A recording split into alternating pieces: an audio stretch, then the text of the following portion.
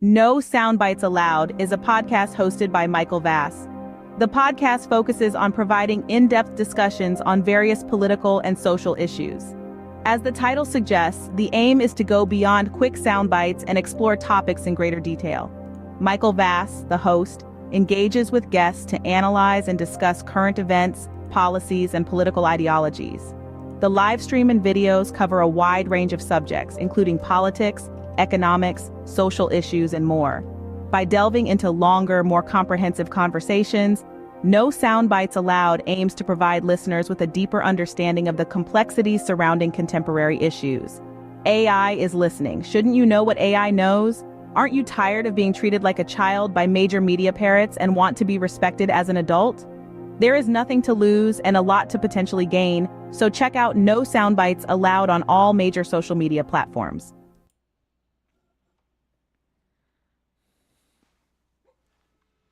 All right, everybody. Thank you for joining us. This is No Soundbites Allowed, and I am your host, Michael Voss, the dragon of the political dragon here in our offices in the Bronx, New York. And I'm happy to be here with you on May 5th. It's 2:30 p.m. Eastern Standard Time, and we are happy to be here to speak with you about so many of the issues that are affecting us all, and we hope you're going to enjoy the conversation. In the background, you may hear my puppy. He is asleep and having a dream right now. So if you hear him whimpering, that's just him dreaming of chasing cats and squirrels. That being said, I want to thank everyone for taking the moment to be here with us. There is so much that is going on this week. We have the problems at our colleges, both not just the fact that there have been autonomous zones, which are insurrectionist by definition, and they've been at our colleges across this country. In fact, every single place that we have seen the colleges doing autonomous zones are also locations where we saw some of the greatest damage in the BLM riots of 2020. There's a reason for that, and we'll go into that in some depth. There's, of course, talking about what's happening overseas right now. One of the biggest things is finally, the American hostages are somewhat back in the news, that there is a ceasefire potentially available. Hamas is reviewing it. We're waiting for their response right now, but it looks like it could possibly happen by Monday, that there would be a ceasefire agreed to, that some 20 to 30 hostages will be released at a minimum, and that may include American hostages that have been held since October 7th, these innocent civilians that have been tortured and sexually abused may actually be coming home, and or we may find out who those 40 hostages that have been killed by Hamas, we may find out who they are. We're going to find out about Trump. President Trump is going to be having some big news this month, a little later in May, as we are passing the 6-month mark, 6 months until the 2024 election. So let's talk about what's going on there, what's happening with the United States economy. There's a lot of these issues that we want to talk about with you, and we want to hear your comments. As you can see above the screen here, you can call into the program. Matter of fact, thank you for reminding me. The phone is fully charged right now, and it is now plugged in. So our phone... Oh, wait a minute. Could you guys hear me before? I apologize. I hit the wrong microphone button. So let me start over that. I want to welcome you and thank you for being here, part of the audience. I apologize if there was a technical issue. You couldn't hear me for a moment there, but there's so much that we want to talk about today, about what's happening at the colleges, the arrests, who's been organizing that, because we do have evidence or belief that there are organizations that have been involved. The individuals who've been arrested, we'll talk a bit about that. The 6-month mark, 6 months until the 2024 election. We're going to talk a little bit about that, and the announcement for later this month, what President Trump is going to be doing. That is a major, and I believe it is a first, a historic event that'll be happening later this month. Hopefully we'll be able to cover that live for you.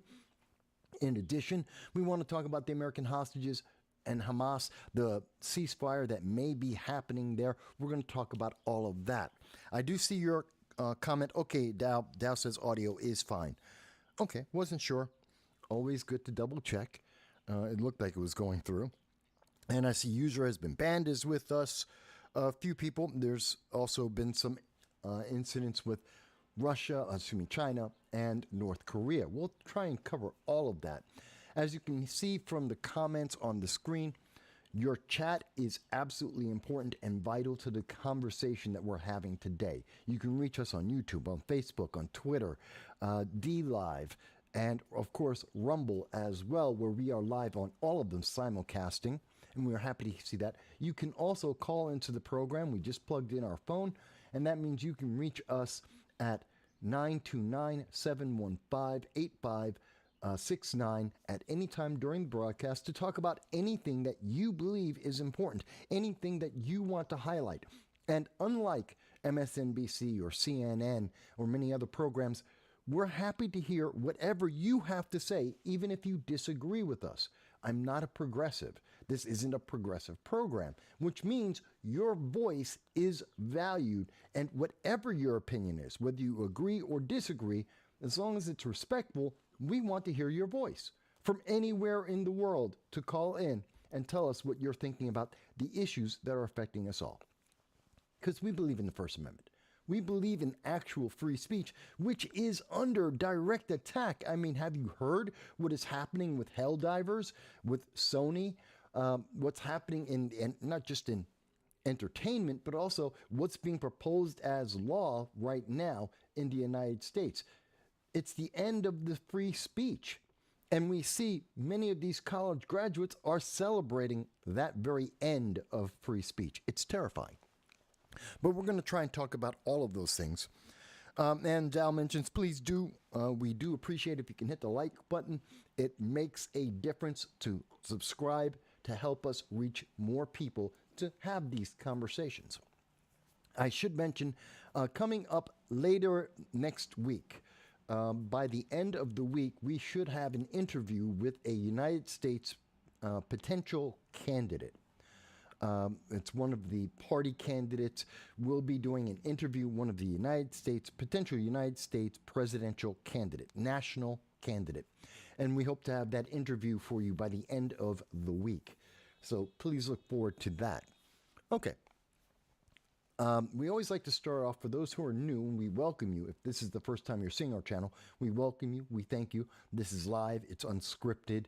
This is a conversation with you, so we appreciate that you're taking time to be here with us today. And I know it's a rainy day in New York City, so better to be here with me than be out in the rain. But we like to start off with any breaking news that may have been happening, and then we go into the international, talking about how the United States is affecting the world and how the world is affecting the United States. And then we go into the domestic issues of what's happening here internally within the United States, which again still affects the rest of the world, but is more focused on us, our nation, directly. Now, starting off, I want to take a moment. It's a bit of somber news. You may recognize this individual from the Lord of the Rings episode. The Two Towers was probably the movie that made him most well recognized. This is Bernard Hill. He was the king of Rohan, and he did a fantastic job. He's a great actor. He's been acting for many years. He was phenomenal as the king of Rohan, and he has passed away at the age of 76. He will be missed. He is beloved for many, many people in that brilliant film, The Two Towers, which I think The Two Towers was the best of the original Lord of the Rings trilogy by Peter Jackson, which I've read the books back in the 1980s. I first read The Lord of the Rings, and I later read The Hobbit and The Silmarillion, and I've been a fan of that fantasy genre created by J.R.R. Tolkien so many years, for over 4, almost 5 decades. And I thought that Peter Jackson did a great job there, and I think that Bernard Hill was a wonderful representation of the King of Rohan. as were all the actors in that entire trilogy of films. They just hit the nail on the head. It was picture perfect, and it's really sad to see that he has passed away. We are all getting older day by day. So I did want to mention that news is breaking. It's just coming out, and it is kind of sad. I know he has many fans in the world. We give our condolences to his friends and family, and to all of his fans around the world. We share in your grief at his loss. Something else that just came out within the last, roughly a last hour. Earlier today, John Fetterman, Senator John Fetterman of Pennsylvania. This is the Democratic senator who has had a stroke, has been diagnosed with mental deficiencies because of his stroke. Someone who we have long said on this channel should not be in the United States Senate because of his mental deficiencies due to his medical condition. Again, we're not picking on him because of that, but it is a fact that he has this medical condition, that he has a mental deficiency. And therefore, we believe, and have always believed, that he should not be a United States Senator. But it is funny that as time has gone forward, as he has recovered from his stroke, and we hope that he gets a full recovery, but as he has recovered, he has become less and less of a progressive, which is the very thing that he ran on. The very thing that he promised and was his motivating factor, the thing that got him into Democratic politics and into the Senate, was the fact that he was a progressive. He ran on that, and he has been running away from that as we get closer to 2024. Now, I think part of that is because the progressive movement has been shown for what it is over the last several years. And as people have learned more about what it is to be a progressive, what are the progressive policies, well, they've been less and less in love with it. The promises do not sugarcoat all of the bile that is in the progressive movement. And so we see John Senator moving away from that. But he had an interview earlier today at Face the Nation. The transcript is out on that, and it kind of relates to what we're talking about in terms of the international aspects of what we're going to talk about the Americans being held hostage by Hamas, the college campuses, the arrests that we have seen taking place there, and the movement to support terrorism and genocide in the Middle East. And I thought this part, which was very early in his discussion, he is asked the question by Margaret Brennan on Face the Nation. I know that she knows that Senator Fetterman said, while it's great American value, it's a great American value to protest, that Fetterman does not believe living in a pump tent for Hamas is really helpful. Do you consider the flying of the Palestinian flag to be anti-Semitic, or have you actually seen the Hamas flag in some of those protests? Now, to be fair and direct, we know for a fact there have been Palestinian flags at protests. In fact, at graduations right now, University of Chicago, we know today and yesterday that students who are graduating are wearing the Hamas scarves, that they're holding on to Palestinian flags as they graduate, and they are in the crowd. These are the graduates doing this. So we know for a fact that Hamas flags, that Palestinian flags, they are flying at these protests, which is an insult to America in and of itself.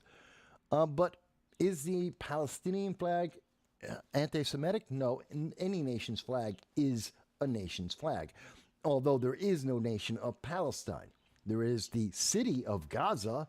There are Palestinian people in Gaza, but there is no nation of Gaza. They don't really have a flag.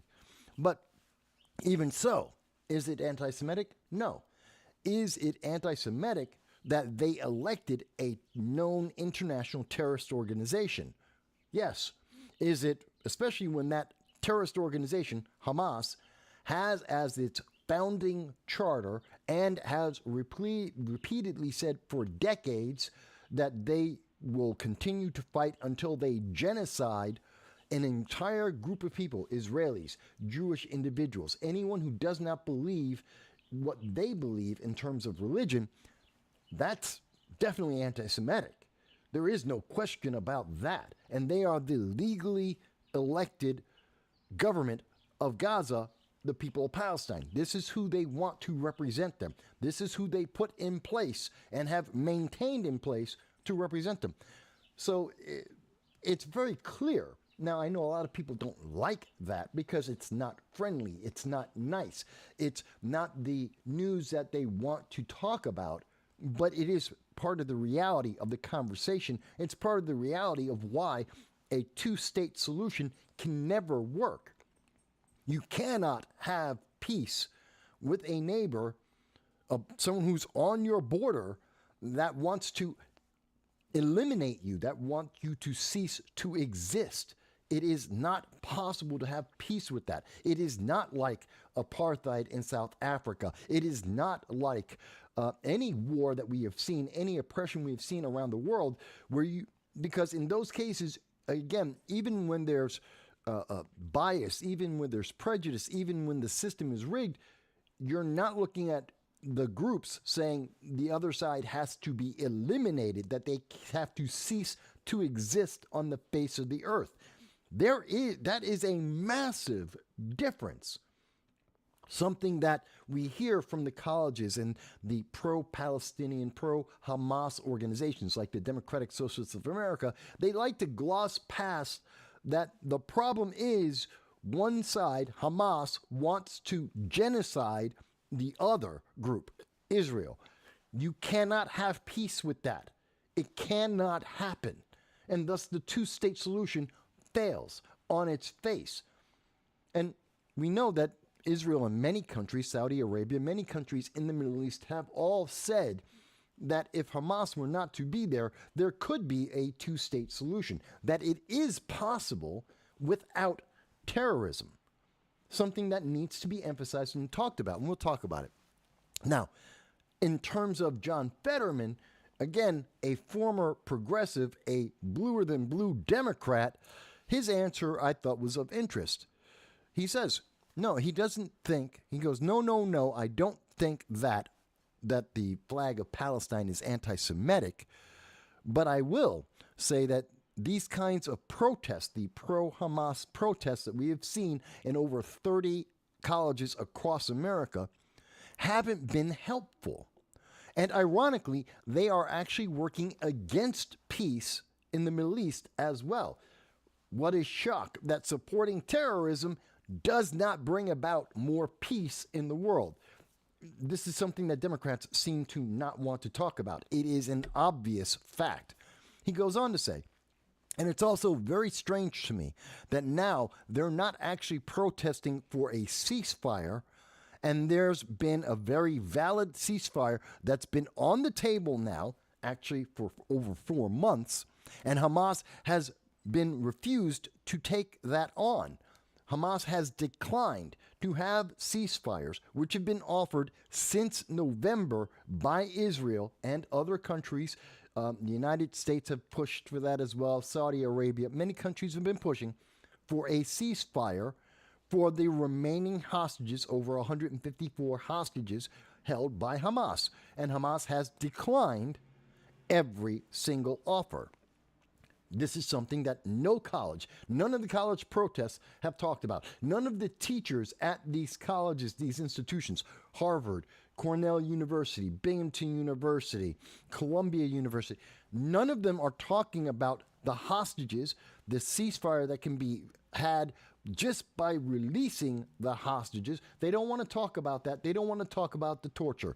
They ignore that for some reason. And the fact that Hamas has an out. They could end the war in the Middle East. The war they started on October 7th by attacking civilians from 54 different nations simply because they were at a concert. And they decided to attack, to kill them, and to capture them as hostages. They could end this war they started just by handing over the hostages. Everyone in the world has agreed to that, including Israel, and Hamas seems to not want to do it. Okay, let's go on. He goes on to say, and I don't know why we're not. If we're going to protest, why aren't we protesting that you're demanding Hamas to take that kind of a ceasefire? Why are the students who demand to have an end to the war, why aren't they putting pressure on Hamas to simply give back the hostages, alive or dead? We know at least 40 are dead, alive and or dead. Give back the hostages and have a ceasefire. Why will they not do that? And why won't these college students put pressure on Hamas to do that? They're putting plenty of pressure on Israel. They're demanding the colleges, the United States government, to divest from Israel, which is stupid. That's our only ally in the Middle East.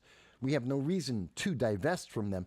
But they want this divestment to support terrorism, but yet they won't tell the terrorists to take the easily available out of the war, the ceasefire and out of the war, end of the war, by simply giving back the hostages. They won't mention it. It makes no sense. Why is it that John Fetterman, an individual with brain damage, is the only Democrat that seems to understand this and is willing to say it publicly? The Democrats, all of the Democrats who are elected, cannot be that dumb that they can't see that this is the simple solution. The Democratic Socialists of America, the supporters of Ilhan Omar and Rashida Tlaib and Alexandria Ocasio-Cortez, the Progressive Caucus, they know this. It's not something hidden. Everyone in the world has been talking about this for at least 4 months. Anyway, he goes in and he finally says, and that would end all of the trauma, the chaos going on in Gaza. It is that simple. The first question asked of John Fetterman today on Face the Nation, and it was that simple a solution. This is what the Biden administration should be emphasizing. This is what the CIA director, who is in Egypt right now, trying to have hostage negotiations, that's what he should be talking about. This should be the emphasis that we hear around the world, and yet it is not. It makes no sense, folks. It just doesn't make sense. Let me go back to some of the comments here. So Dal is with us, and User Has Been Banned is with us, and User Has Been Banned also gave his condolences to Bernard Hill. And User Has Been Banned also says, Bernard Hill gives him hope that I too can, John Fetterman. He's saying that John Fetterman gives him hope that he too can be in the Senate. Inspirational. It's really inspirational. I know there are many people who are inspired, kind of like a backhanded compliment to say that, well, if John Fetterman, who is mentally deficient due to his medical condition, if he can be in the Senate and if he can get certain issues correct and match up with his constituents, if he's able to do that, well, then anyone should be able to get into the Senate and do at least as well as him, if not far better. And I think that's always been true. And it is inspirational to see that even in the 21st century, that we are seeing the vision that the founding fathers had, that anyone in America can be elected to any position in America as long as they are willing to stand up for their constituents. I think that's important, something that's people have forgotten. I mean, there's a reason people have fallen under this belief that everyone who's in Congress must be some kind of lawyer, that they have to be involved in politics or a family of politics, nepotism. It's not real. There is nothing in the Constitution. There has never been anything stated that says that you need a college degree, that you need to be a lawyer or an attorney, that you need to have some kind of profession that you never work in to be a member of Congress. That's it. Nowhere does it say you have to have a career in politics for you to be elected to Congress, whether it's in the House of Representatives or the Senate. That's just not a reality. Anyone can be there. And yes, there is AOC as an example. I think she's a poor example of that. But yet she is an example of someone who is a bartender and she's in Congress. I do applaud the fact that she highlights that regular people can be members of Congress. Now, does that mean she's good and effective? Absolutely not. She's miserable. She's a political tool. She's a hack that was put in there just to promote the Democratic Socialists of America. Fine. But I think John Fetterman is a far better example that someone who is, even with mental issues, is still standing by constituents more today than before his mental issues took place, but he is standing by his constituents more and more in promoting their values in the Senate, and that is something that we can commend and we should see more of. I don't know. Maybe all the Democrats need to have strokes and have mental deficiencies, and our nation would be better off. I would never wish that on anyone, but if the result of having a stroke and then looking at the world after that fact is that you become more centrist, again, I don't think John Fetterman is on the right. He isn't. He's not a Republican. He's not right-leaning, but he's definitely more of a centrist today than most of the entire Democratic Party, which is why so many on the left are so upset. They think that he's abandoned them and run over and he's trying to become a Republican. John Fetterman isn't. He's still a leftist. He's still a Democrat. He's just not as far left as AOC or Ilhan Omar or Hakeem Jeffries, the Progressive Caucus. He's just not as far left as the rest of the Democrats are running left. He stopped running. He decided to stand still. And when he stopped running to the left, he suddenly found himself in the center. It's amazing. So I do see and understand why User Has Been Banned says he could be inspirational in that way. Mike Bowie says, it's interesting article today in the New York Post about who's funding these student protests, which is coming out of Qatar. And yes, I saw that. That is something I wanted to get into. But again, we started with the breaking news, which is Fetterman's comments today, just a few hours ago on Face the Nation. And I wanted to present that to you. Now, I should also mention links to everything that we are talking about today will be in the description of the live stream after the show is done. Once we're done, you can go in and you'll see links to every single source that we're using so that you can read it and find out for yourself in full detail, in full context, because we want you to be informed. I don't want you to take me at my word. I want you to be informed and to know for yourself. But I thought it was important to hear what John Fetterman had to say, because it's where I think most of the world is, most of the United States and the rest of the world. And it's just not getting enough attention. But we'll talk a little bit more about that in just a few moments. But I do see, and this is something that's important, and we'll talk a little bit about this more on the domestic side of the show, but there has been a lot of evidence that there is outside influence. We've been asking on this program for since April 18th, we've been asking about the tents, about the funding, that these students who consistently have been saying they need food, even though food is available to them, they wanted more food. They wanted donations of equipment like the tents, living supplies. They needed more money. They were asking for money and supplies.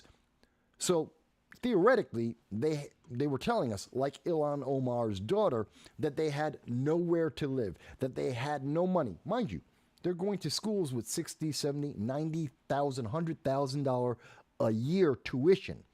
They're from rich families. Ilhan Omar's daughter is the daughter of a member of Congress who gets $200,000 a year as a salary. She's not in poverty. But yet she says she has nowhere to go. She has no food, no money. then where did all those brand new tents come from? All the same model, the same make. They all arrived on the same day. Where did that come from? Where did that money come from for them to afford all of these amenities that we have seen in these autonomous zones that were started in these college campuses across this nation, all within the same week? Within a week, we saw hundreds of these same tents, these same models, brand new, all appear in college campuses where these students can't afford to feed themselves. So we knew there was an outside influence just by observation and simple logic. If they don't have the money to feed themselves, they don't have the money to get a hotel room to stay in, according to the students themselves, then if they can't afford to do that, how did they afford a tent? All of these tents. They don't. They can't. They don't have that money, according to the students themselves. So that means someone is giving them the money. Well, as we have heard in New York City, from New York City Police Department, and from other institutions, we are hearing that, yes, funding is coming from overseas, from Qatar. What's in Qatar? The headquarters of Hamas, the terrorist organization.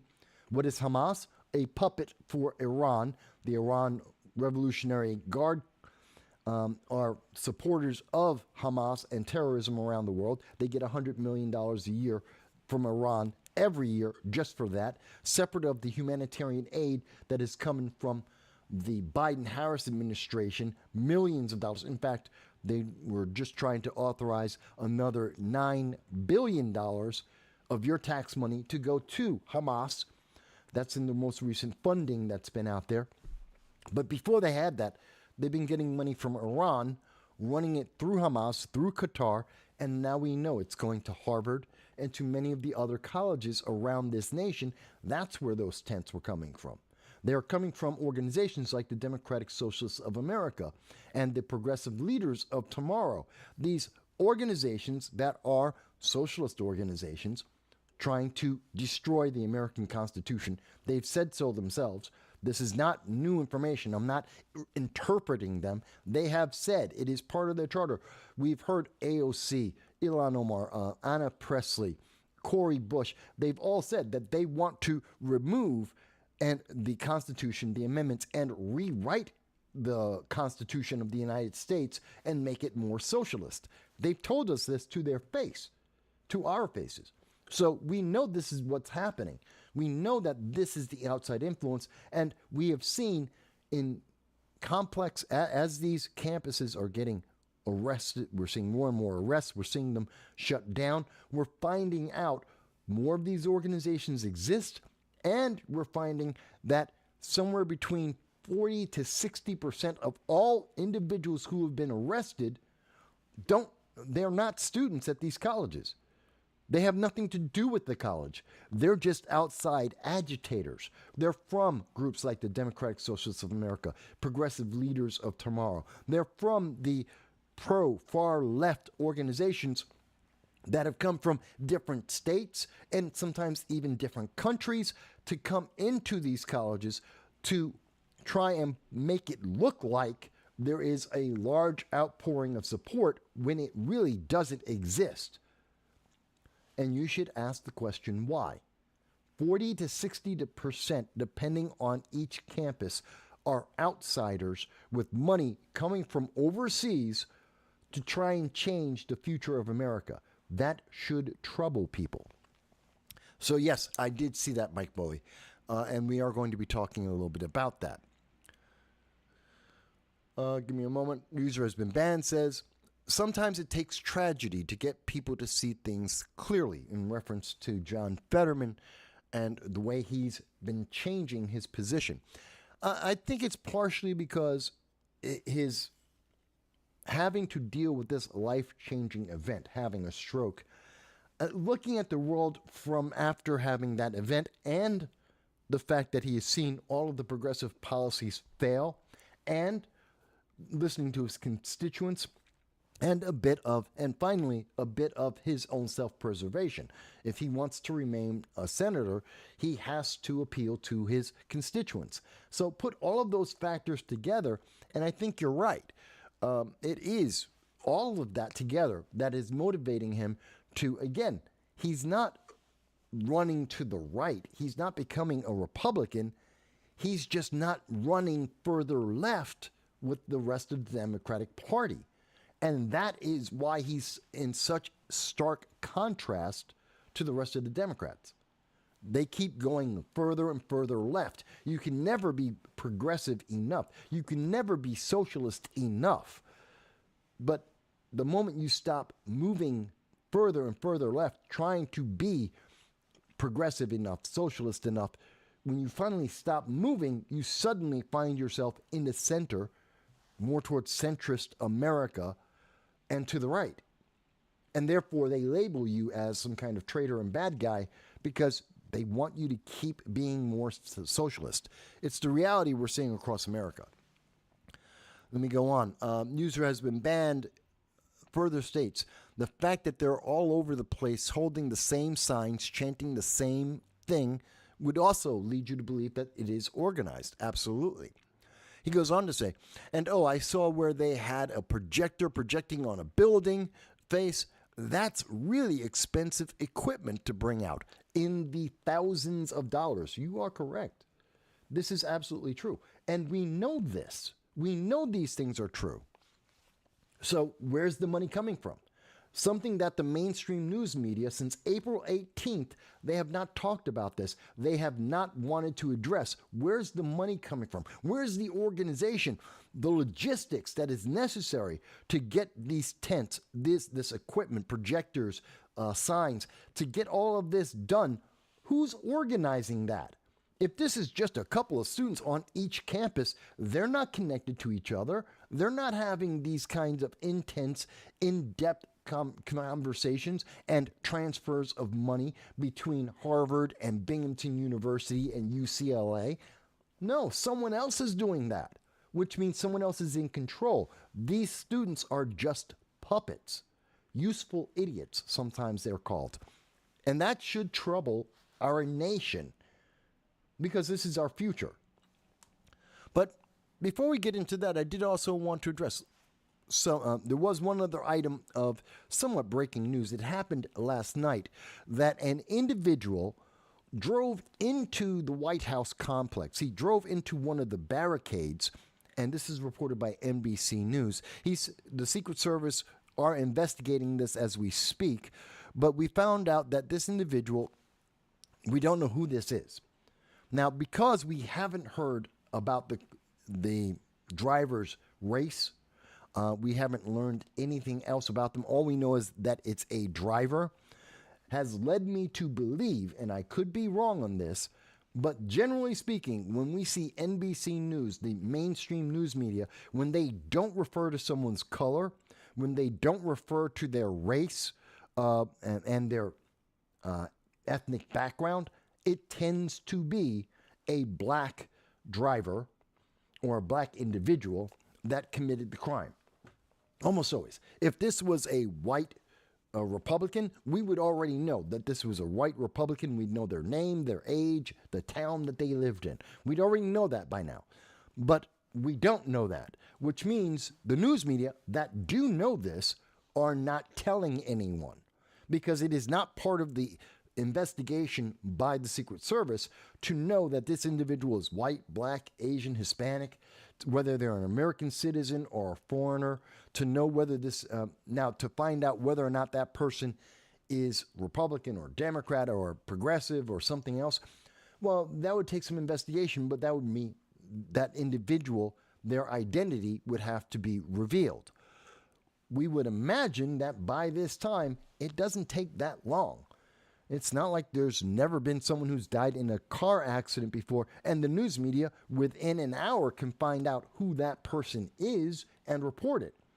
Even if it's a very violent death, which we don't believe this is, according to the news, it wasn't disfigurement that would prevent this individual from being identified.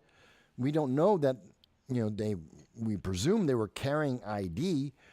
So we don't know who this person was at 10:30 last night. It's been over 12 hours. The news media, who has some idea who this is, they're not reporting it, which makes me believe that this person probably not only is black, but also probably Muslim. Just tends to feel that way. Probably a progressive. I believe, and I would, again, I'm guessing here, but going by the trend in the mainstream news media, they tend to hide individuals based on if they're color, if they're not white, if they're not Republican, then they tend to hide all the information about that individual. And the more that they are either aligned with or can be seen as aligned with the left, the less information we get, the longer it takes to get that information. So I think that's interesting, and maybe we'll see more of this as we go throughout the show, but I want people to know about that because I don't think a lot of people heard about this, that this is yet another. We've had, I believe this is the 5th time now that we have had an individual drive into the fences and the defenses of the White House under the Biden-Harris administration. I believe this is the 5th time that we've had someone try that and have been stopped. And in every single case, as I recall, please, correct me if I'm wrong, chat, but as far as I can recall, of the 5 cases that have happened in the last 4 years under the Biden administration, every single one of those individuals has been black, and I believe 3 out of the 5 have been confirmed as Democrat progressive, which should tell us something about the way the left is looking at the Biden-Harris administration, even before we had the hostage situation with Hamas. Even before that, they were upset with the Biden-Harris administration, and even more so now. So I did want to bring that up. I think it's important. Moving forward, here's something else. We've heard all these students, they're so upset. And one of the key motivations that we have heard at these college campuses is, oh, well, the people of the Palestinian people, they're starving. They're starving because their government, Hamas, isn't distributing the food, the water, the fuel, the aid that is coming from around the world, that they are impeding it, that they're taking the food, the fuel away from the people, the Palestinian individuals, and they are hoarding it for their military purposes to try and genocide Israel. That's a fact. But the argument that we hear from Harvard University, Columbia University, Binghamton University, what we're hearing is, well, it's about being humanitarian. We have to help those people who are starving. What about the help for the people in Sudan? This is a nation in Africa which has been plagued for decades now, for well over 2 decades, with wars and civil war, strife, and genocide that have been happening. Under the Obama administration, it was happening. It's happening right now. It started last year, literally 1 year ago. You can go back, and 16,000 Americans were abandoned in the Sudan 1 year ago because of ISIS being released from Afghanistan, went into the Sudan, and started up a civil war. This is directly tied to the policies of the Biden-Harris administration. Their foreign policies led to the current genocide and war in Sudan, which is directly affecting 16,000 Americans in that country who have not come home because they have no way to get home, and the Biden-Harris administration stopped talking about them. The news media stopped talking about them. This is not to be spoken about. But yet, these college students who are setting up these autonomous zones in these colleges, where is their comment saying, what about the people starving in the Sudan? What about the genocide in Darfur? Why do those people, that suffering, why is that not worth talking about? Why do they not care about those people? And it's not because they're brown skinned because the Palestinians are brown skinned. The Africans are brown skinned or black skinned. So it's people of darker skin color. So if they're willing to shout out and demand that we have to divest money, we have to divest and we have to take our national debt, our taxes, and invest it and make sure we send humanitarian aid, which we already do send, to send even more humanitarian aid to these countries, then why aren't they talking about Sudan and Darfur, which is desperately in trouble?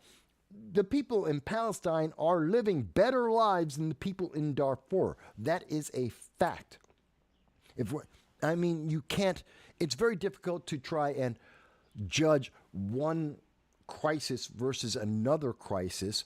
But if we're looking at the number of people who are being affected, the number of children that are dying, the number of children that are starving, there are more children who are dying and starving in the Sudan, in Darfur, than in Gaza. That is a fact. And so if we're talking about the magnitude of need, there is more need in the Sudan and Darfur. Even if you're ignoring the Americans, even if you want to ignore the 16,000 Americans, just like those same students want to ignore the American hostages. If you ignore the Americans abandoned by the Biden-Harris administration for the last year, just in the Sudan, not counting the Americans abandoned in Afghanistan or the Ukraine or in Haiti, just those in Sudan, ignore them, there is still greater need in the Sudan, in Darfur, than there is in Gaza. It's just going by the numbers, pure, simple numbers. Why don't those students protest or even mention anything about this? Why do they not care? Because it's not politically expedient for places like Qatar or for Iran who are funding this. And I say this not to pick a fight about that, but to highlight that this is political. People like to say, well, I'm not being political. This isn't. Yes, it is. It is absolutely 1,000% political. And whether or not CNN or MSNBC want to talk about it in political terms, because that might affect the way you vote in 2024, does not change that it is, in fact, political. They just have a political... The reason why CNN and MSNBC, the New York Times, why they don't want to highlight the political aspect of this and the hypocrisy about it, politically about it, because it would affect votes for their pick, their guy, Joe Biden, the Democratic Party. And they're trying to fortify the 2024 election. They're trying to railroad or funnel everyone into the single choice of Democrat, just as they did in 2020, as revealed by Newsweek. We know there was a shadow cabal that did that in 2020, and they're trying to do it again in 2024. There just happen to be less shadows this time because we know what to look for. And they're trying to do it again, but that doesn't change. It is still political. And the influence that we are seeing in our colleges, in our students, the indoctrination that has affected, mind you, it's still a small percentage of the college students, but enough of them to impact our nation. Look at what they're doing. Shouldn't they be, if it's all about starving children, if it's about people who are under extreme need, about war and saving people and ending civil strife, Sudan is far more important than Palestine is. It's just that Palestine's more politically palatable to those who are supporting the underlying cause. And so I wanted to bring that up because nobody likes to talk about this. You don't see this.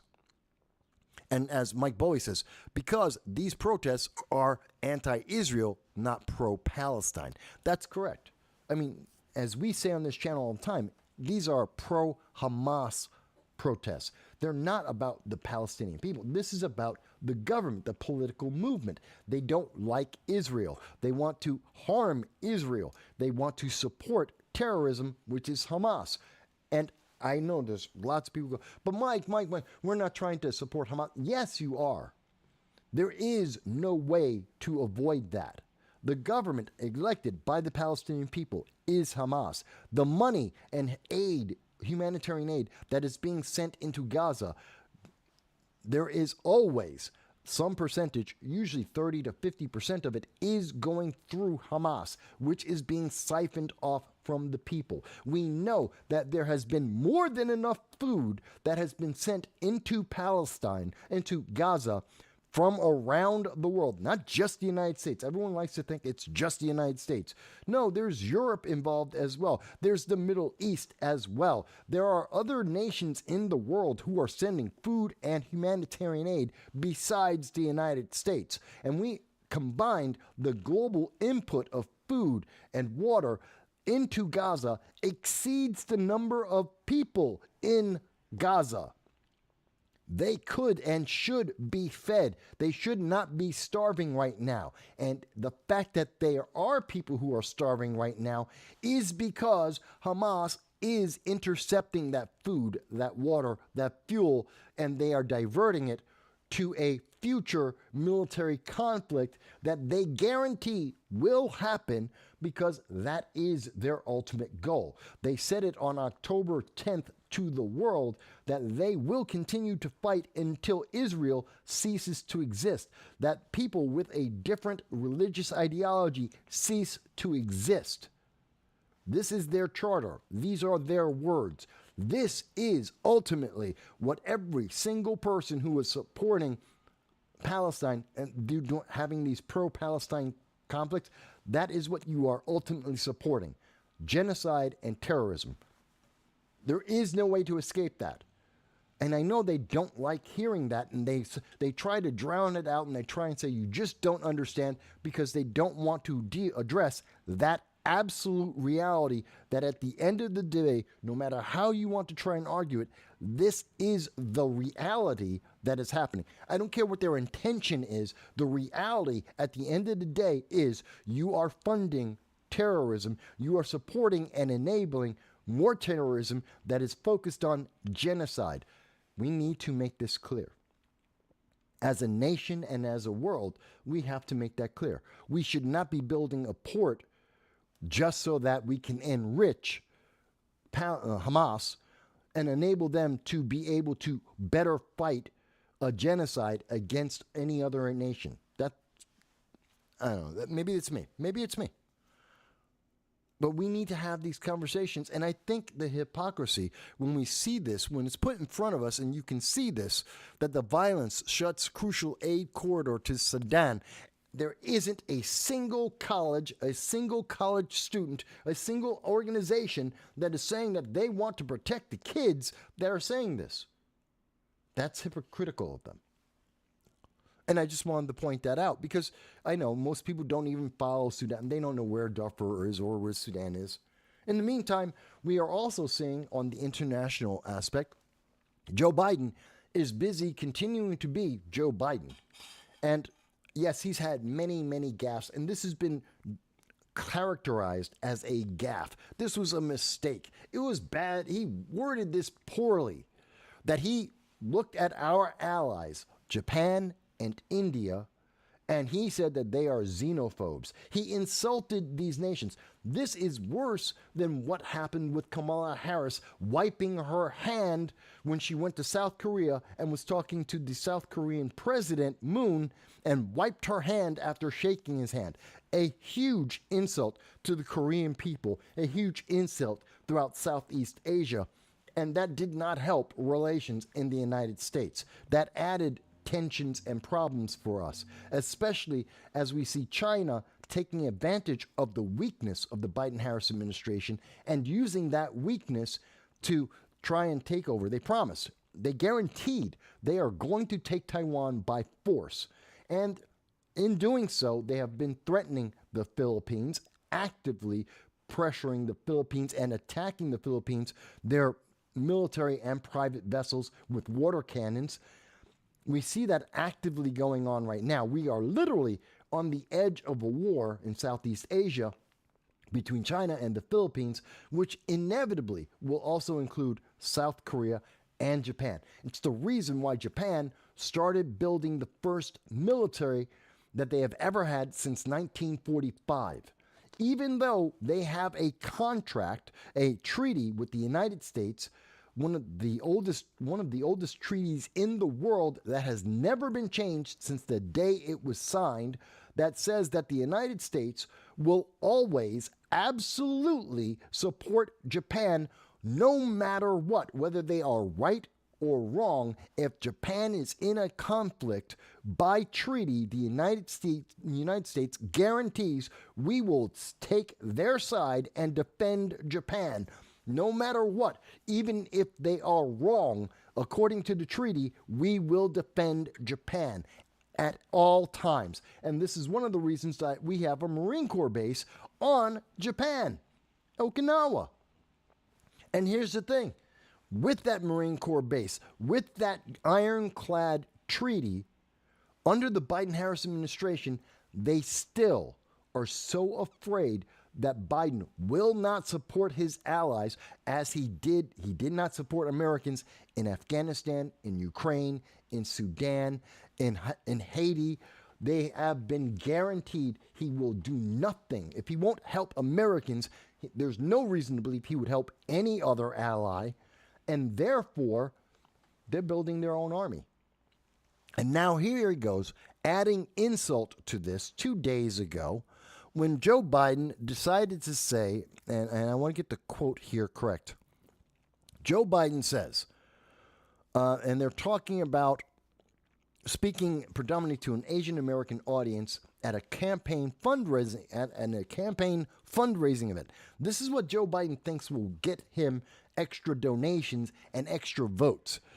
He said that the U.S. election this November was about freedom, America, and democracy. Well, that sounds like the talking points of Donald Trump, not Joe Biden. But let's go on. He goes on to say, why?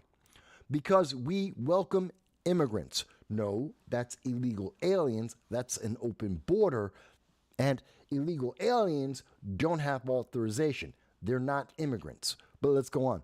He added, think about it. Why is China stalling so badly economically? There's a lot of reasons why they're stalling economically. Part of that is that they're communists. That's why. He goes on to say, why is Japan having trouble? Why is Russia? Why is India? Because they're xenophobic. He just said that Japan and India, allies of the United States, are exactly the same as Russia and China. China, a communist nation. Russia, who is actively fighting against interests of the United States and Europe in Ukraine right now, that we are in a proxy war with. China, that we are in a cold war with, that we are battling at this time. And he includes Japan and India in that same category as nations that we are fighting with either economically and or physically, that these are nations that are threatening to destroy America and eliminate the Constitution and eliminate the American government. And he puts our allies in that same statement and says that they're doing it because they're xenophobic, which is a negative. That's an insult. That's a slap to their face. It has ignoring their culture, ignoring their religious beliefs, ignoring their economic systems, their government. No, they're just xenophobes. It has nothing to do with any other aspect of their lives or their culture for the last 1,000 years. No, they're just xenophobes because they're not doing what Joe Biden and progressives in the United States want them to do.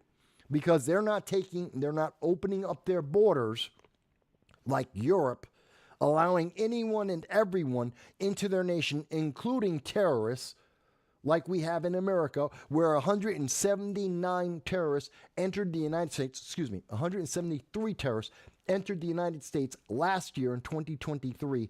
Over 69 known or suspected terrorists entered the United States in the first 3 months of this year, 2024. And we want Japan to have that same kind of problem like we're having here in the United States, which may cause another 9/11 or an October 7th, could happen to another nation in the world because of open borders. We know that we have seen in France, in Sweden, in Switzerland, in Germany, these areas in their countries that are being gangs are running roughshod across these areas, attacking women, attacking businesses, and Joe Biden and progressives want Japan to share in that turmoil, that civil strife. And because they won't open their borders to anyone and everyone and destroy their infrastructure, as is happening in the United Kingdom, as is happening in Germany, as is happening in the United States, because they're preserving their national identity, their infrastructure, and their legal system, they're xenophobes. This is stupid. Can I emphasize how dumb that is? He's pissing off all of our allies around the world, especially in the major hot zones that we need to be dealing with. We have long said on this channel, it's not World War III that you have to worry about. It's 3 simultaneous regional wars. And Joe Biden is pissing off all of our allies in each of the regions. In Europe, in the Middle East, and in Southeast Asia. And he's doing so this isn't a misstatement. Again, listen to his words. He said, why is China stalling so badly economically? Why is Japan having trouble? Why is Russia? You see, Russia's in the middle of a war. That's why they're having economic problems, because they have sanctions against them. That's why they're having problems. China has sanctions against them. They're communists. That's why they're having problems. Why is Japan having trouble? It's not because of sanctions. It's not because they're communists. It's not because they're actively in the middle of a war. It's not because they're in the middle of a Cold War or tariff war with the United States. None of those factors. There's entirely separate reasons why Japan is having problems with their economy. It has nothing to do with China or Russia or allowing illegal aliens to enter their borders open without any repercussion, destroying the infrastructure of Japan. That's not the reason why they're having a problem. That's not the reason why India is having a problem. So Joe Biden, his statement makes no sense. There is immigration into Japan. There is immigration, legal immigration into Japan and India. Joe Biden's talking about open borders. He's talking about what's happening here in the United States with our southern border and our northern border. Don't forget that, the border with Canada wide open. And again, terrorists are entering into the United States. In March, one of the terrorists that was caught was a member of Hezbollah who was caught, and we know he's a designated, identified member of Hezbollah who was caught entering the United States through the southern border, stating to the authorities, U.S. authorities, that he wanted to go to New York State so that he could build bombs and kill Americans. That was March. We reported it on this channel then. And Joe Biden is saying because Japan isn't willing to have that same problem, that they don't want to allow international terrorists into Japan so that they could go to Tokyo and try and blow it up. Because they're not willing to do that, they are somehow xenophobic. That makes no sense. That's not a gaffe. That is stupidity. That is someone who is mentally deficient. That John Fetterman, with his mental issues, wouldn't say something so dumb. He hasn't said anything that dumb. And he had a stroke. He has a medical injury, and he is mentally deficient because of that medical injury. And he has never said something that stupid. If anyone disagrees with me, you can call in to 929-715-8569. Do not mistake my passion for the inability to hear an argument, to very, very politely and professionally hear what you have to say. Don't confuse my authoritative speech as if I am not listening. I am. If you think I'm wrong in this, if this doesn't make sense to you, if you think I'm missing this, that the conclusion I'm coming to based on the evidence that is before us, please call in. Call in and tell me why. Or leave a comment. Dow, Hot Chicks, Mike Bowie, user has been banned. We have people from around the world that are making comments. I'm happy to hear your comment as well. Tell me why you think I'm wrong. If you are one of the progressives, one of the Democrats, the socialists out there, Democratic Socialists of America, progressive leaders of tomorrow, if you're one of these individuals, please tell me, how am I misunderstanding the evidence that we have in front of us? I understand how the news media wants to soften this so that Joe Biden will continue to get votes. But separate of that, when we just look at the facts without the softening influence, just looking at what he has said and what he has done at its face, we see the problem. And that problem is that he's trying to promote progressive social ideology versus promoting America and America's interests first. If you think I'm wrong, I'm happy to hear the reason why. I will give you the time to hear why. So going back to the conversation, some of the comments here, I know there's a few of them. I know, folks, I don't miss the comments. I have to turn my head to see your comments. So let me see here. Mike Bowie mentions... Okay, I mentioned that. Dow said, May 3rd, Hamas seized the first humanitarian shipment across the Erez corridor. Well, to be fair, Dow, we knew back in January, as reported by the Hindustan Times, that much of the humanitarian aid being given directly to Palestinian people by the NGOs, about quarter of a mile down the road, Hamas was stopping those same Palestinian individuals and their vehicles and taking the food and the supplies given to them by the NGOs and taking it for Hamas. So this has been going on for a long time. This May 3rd may have been the first time it was reported as a direct stealing of the supplies, the humanitarian aid, but it has been happening indirectly, continuously, and we know that from as early as January of 2024, according to Hindustan Times. And we did present that on this channel as well. Dow goes on to say, Biden's comments emboldened the left in Japan, seeing many populist nationalists watching the effects of multicultural identity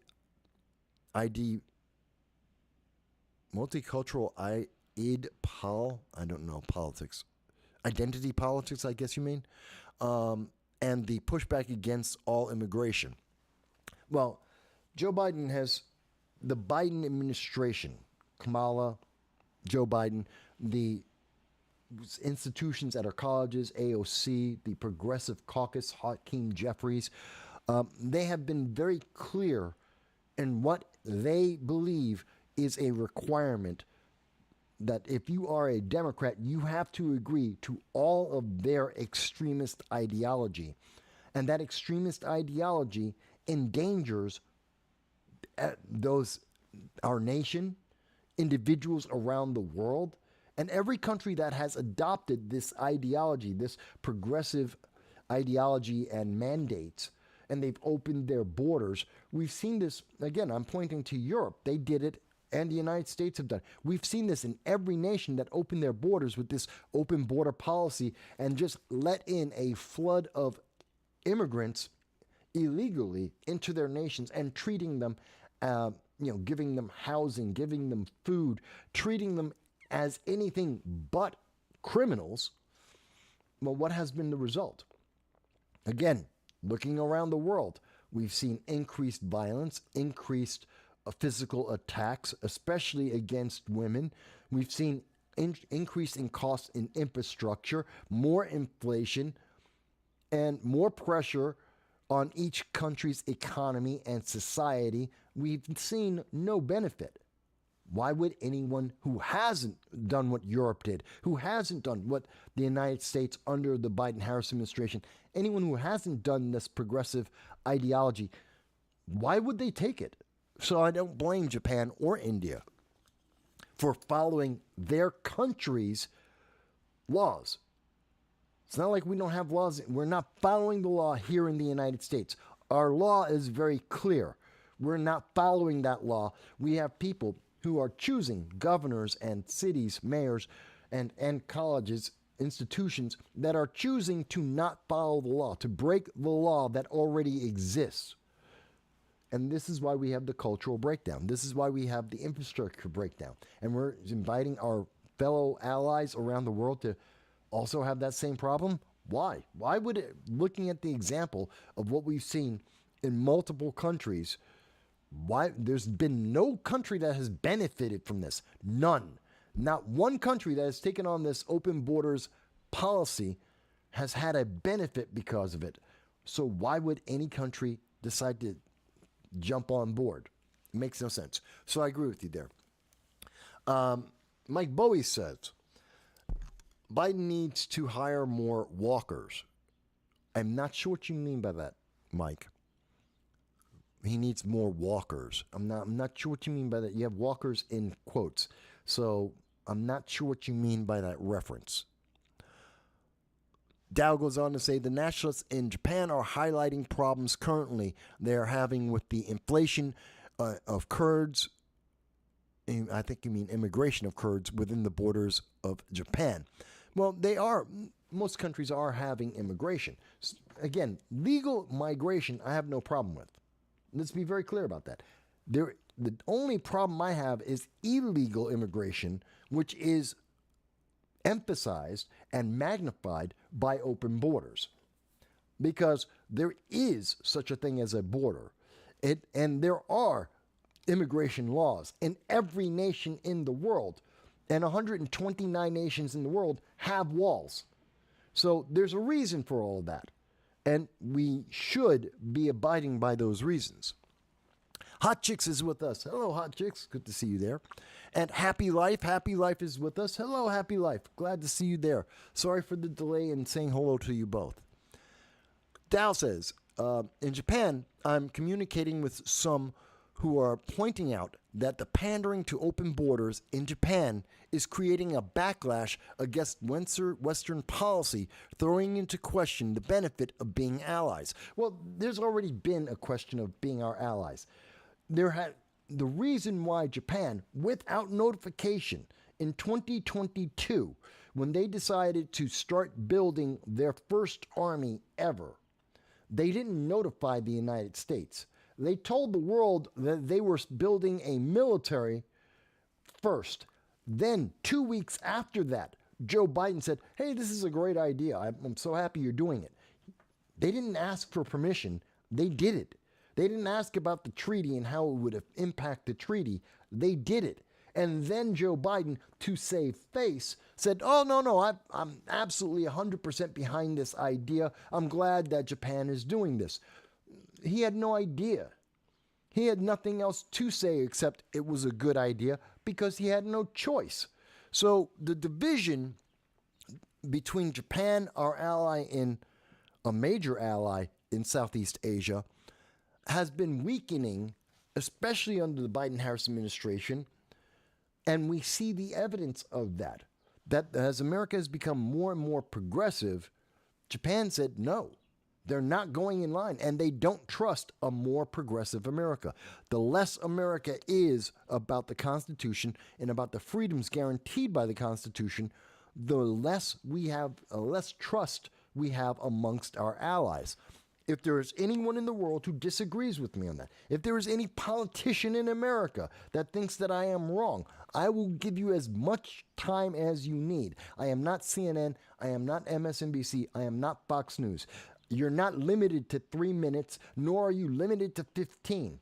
If you need a half an hour to explain it, I'll give you a half hour. If you need 5 hours to explain it, I'll give you 5 hours. I'll do it live. I'm not going to edit a single word of what you have to say. We have never edited a single word of any interview that we have ever done for 18 years. So it's an open invitation. But at the same time, to any and every politician that comes on, don't think you're going to just throw a bunch of sound bites at us. I played the game far too long. I'm better than most at doing this. You're not going to just run a line past me, a bullet point, and think you can get away with it. If you're asked a question, you're going to be expected to answer the question. If you put out false data, you're going to be called on it. and I know the data as well, if not better, than every politician in America. So, but you're welcome to be on and to explain your position. Let's go for it. And folks, I ask this every week. What is it? This is 8 months in a row that we've been doing the Sunday show without a break. No matter holidays or anything else, we've gone 8 months now without missing a single one. We've been doing this for 7 years in a row, and I've been doing political commentary for 18 years. They just don't want to call in. They're terrified. Let me see here. Bear with me. I'm trying to catch up on the comments here. So, Dow is clarifying that when he said what I thought was immigration, he says, no, it's inflation of the population of Kurds within Japan. Again, I still think that word would be immigration. The increase, perhaps it's the increase of immigrants, Kurdish immigrants in Japan. They are highlighting upticks in crime stemming from immigrant-populated areas, defacing of Shinto shrines by Islamic adherents. Yes, I've seen that recently, where individuals, Muslims, have gone into Shinto shrines with knives, trying to cut them down. That was in March.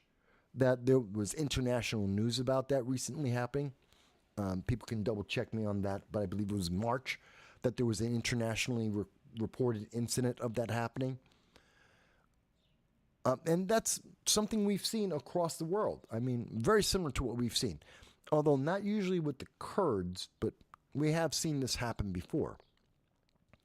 Mike Bowie says, Biden's handlers are hiring walkers, quote-unquote walkers, to block the media from seeing, block the media from seeing Biden stumbling across the White House grounds. Okay, I saw something recently about that.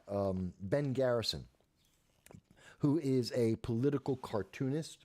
You've probably seen his work in many those political cartoons that you see in newspapers and often cited on various social media outlets. Ben Garrison, we've done an interview with him about his art and where it comes from.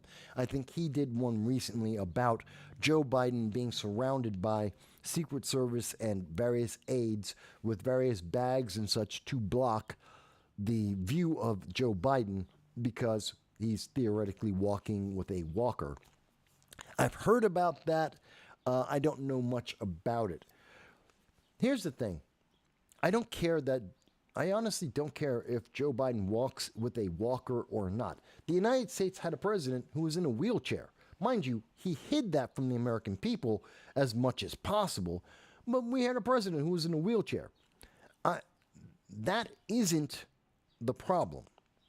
The physicality of a president is not really important. And I know a lot of people may go, Mike, but wait a minute, what do you say? I want to be very clear. Whether a president can run 5 miles or 15 miles, or whether he can go up and down a flight of stairs, isn't important in the sense that are they athletic? There's nothing in politics that requires athleticism. Now, if they are incapable of going up and down a flight of stairs because of their fragility, because they are breaking down mentally, their body is breaking down, because of not just being weak, but failing, their health is failing, that is important. Now, if Biden is using a walker because he is falling apart, that his health is falling apart, that he is no longer of sound body and mind, that concerns me. If he's using the walker because he's almost 90, a lot of 90-year-olds use walkers. A lot of people who are 70 and 60 use walkers. I'm not upset that he's using the walker if it's because, he's just old and he gets tired. Fine.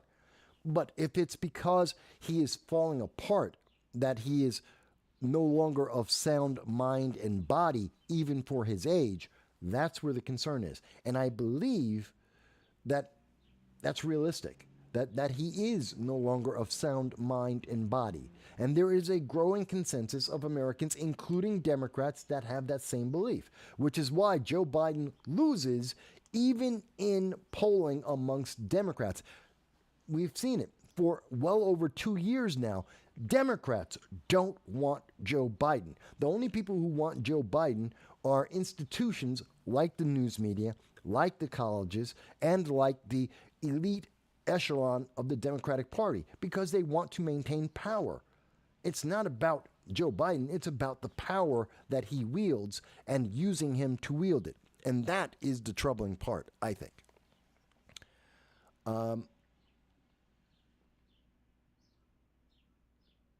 Dow goes on to say,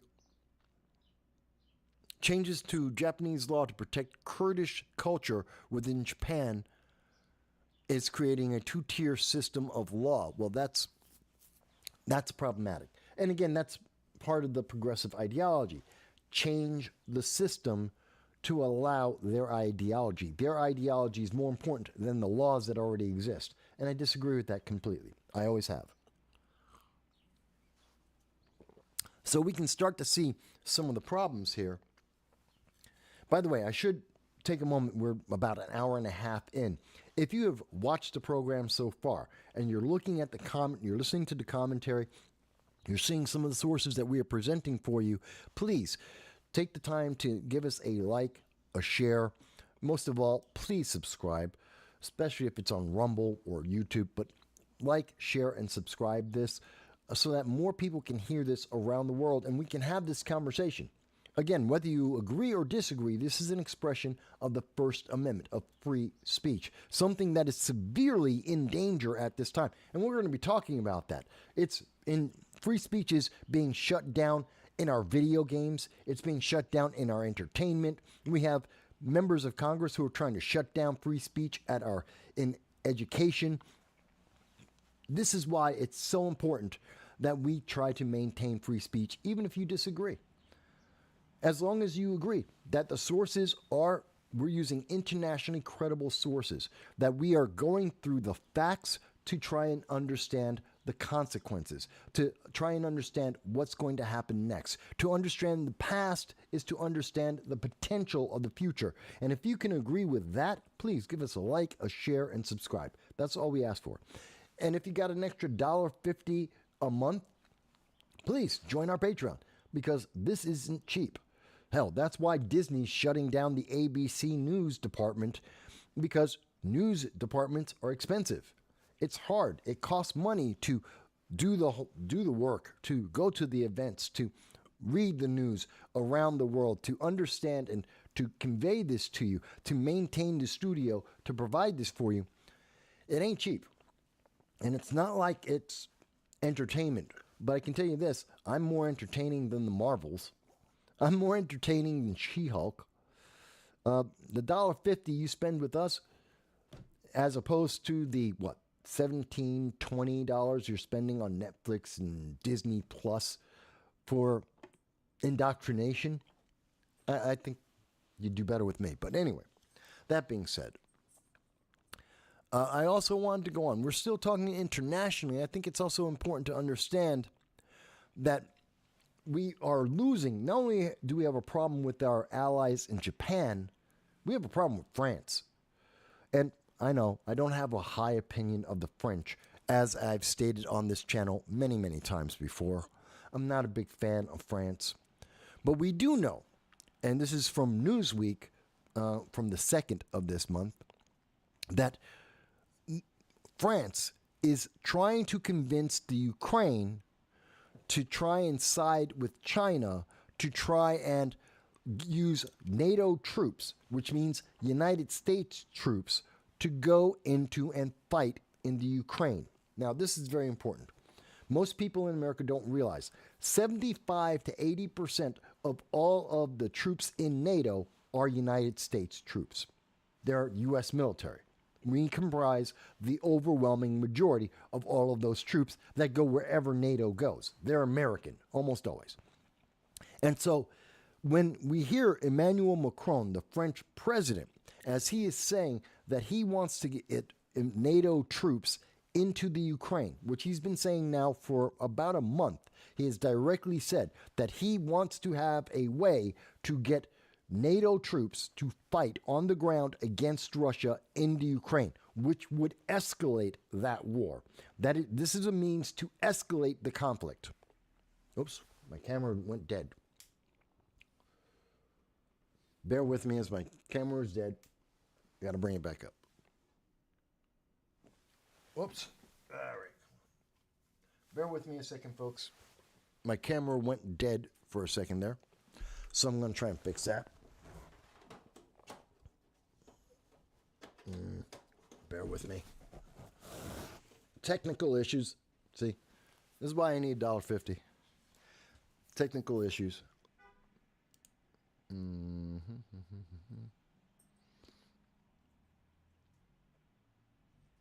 I'm trying to fix this. I'm doing this live. I'm doing it live. So bear with me as I'm trying to fix this here. 1 second, folks. 1 second.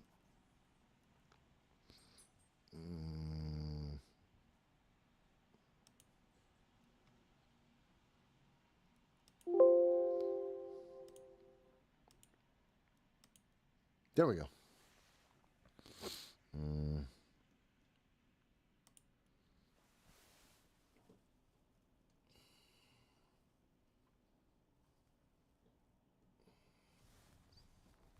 Sorry. All right. Less than perfect, but okay. Sorry about that. This is why I have backup cameras. My camera died, don't know why, but that's okay. I'll try and fix it in a minute. So I'm talking about what's happening with, can I get this up? Let me fix this one here as well. There we go. So I'm talking about Macron. Now, it was last year, about this same time, about March last year, that Macron was trying to convince the European Union to divest from the United States and to support China, to become more closely tied with China. And in fact, Emmanuel Macron, the French president, has been getting closer and closer to the Chinese government, the Communist Party of China, because he seems to believe that China is going to win in the Cold War, that China is on the way up and the United States is on the way down. And that's because America is becoming more socialist, and that is destroying our infrastructure, destroying our nation as it is. And China is just trying to barnstorm with its military prowess to gain more property. So he's made his decision that France should be on the same side as communism. And he wants to use U.S. troops. 75 to 80% of the troops in NATO are American troops. He has said, and he is saying again, that he wants to use NATO troops, U.S. troops, to fight against the Russians on the front lines. And he has been trying to find a way to get a consensus, to get Germany and the rest of Europe and the United Kingdom to agree to this. And he wants to be the one in charge. The one who would be running the troops in Ukraine, these NATO troops, would be the French. It would be him. He is looking to take over the European Union and do so without having to actually fire a single shot, using U.S. troops to make it happen. And he's using his connection with with China, to back him up on this. This is terrifying. This is terrifying, and the news media isn't really talking about this. They're not having a conversation about how this is going to affect us. The Biden-Harris administration is so ill-respected. I mean, do you remember the G20 conversation in 2021 when Joe Biden went over to the G20 meeting and fell asleep and was being scolded and yelled at by Emmanuel Macron, the French president, which is where we got to see his disrespect of America, his disrespect of the American president, his lack of respect of Joe Biden. And that has only resulted in now in 2024 that he is trying to get closer to Chairman Xi and the Chinese Communist Party, that he is trying to use American troops as his personal army to go out and fight his personal battles while giving France more and more power throughout Europe. This is terrifying, and this comes from the failure of the Biden-Harris administration. This goes back to the G20 meeting in 2021 and the scolding of Emmanuel Macron against Joe Biden, who was falling asleep on the job. This is yet another consequence of the Biden-Harris administration. But no one wants to talk about it. Even though if this continues, we are going to see U.S. troops fighting in the Ukraine because of Joe Biden and Emmanuel Macron. We're going to see troops there. We're going to see Americans die in a conflict for a war we have nothing to do with it.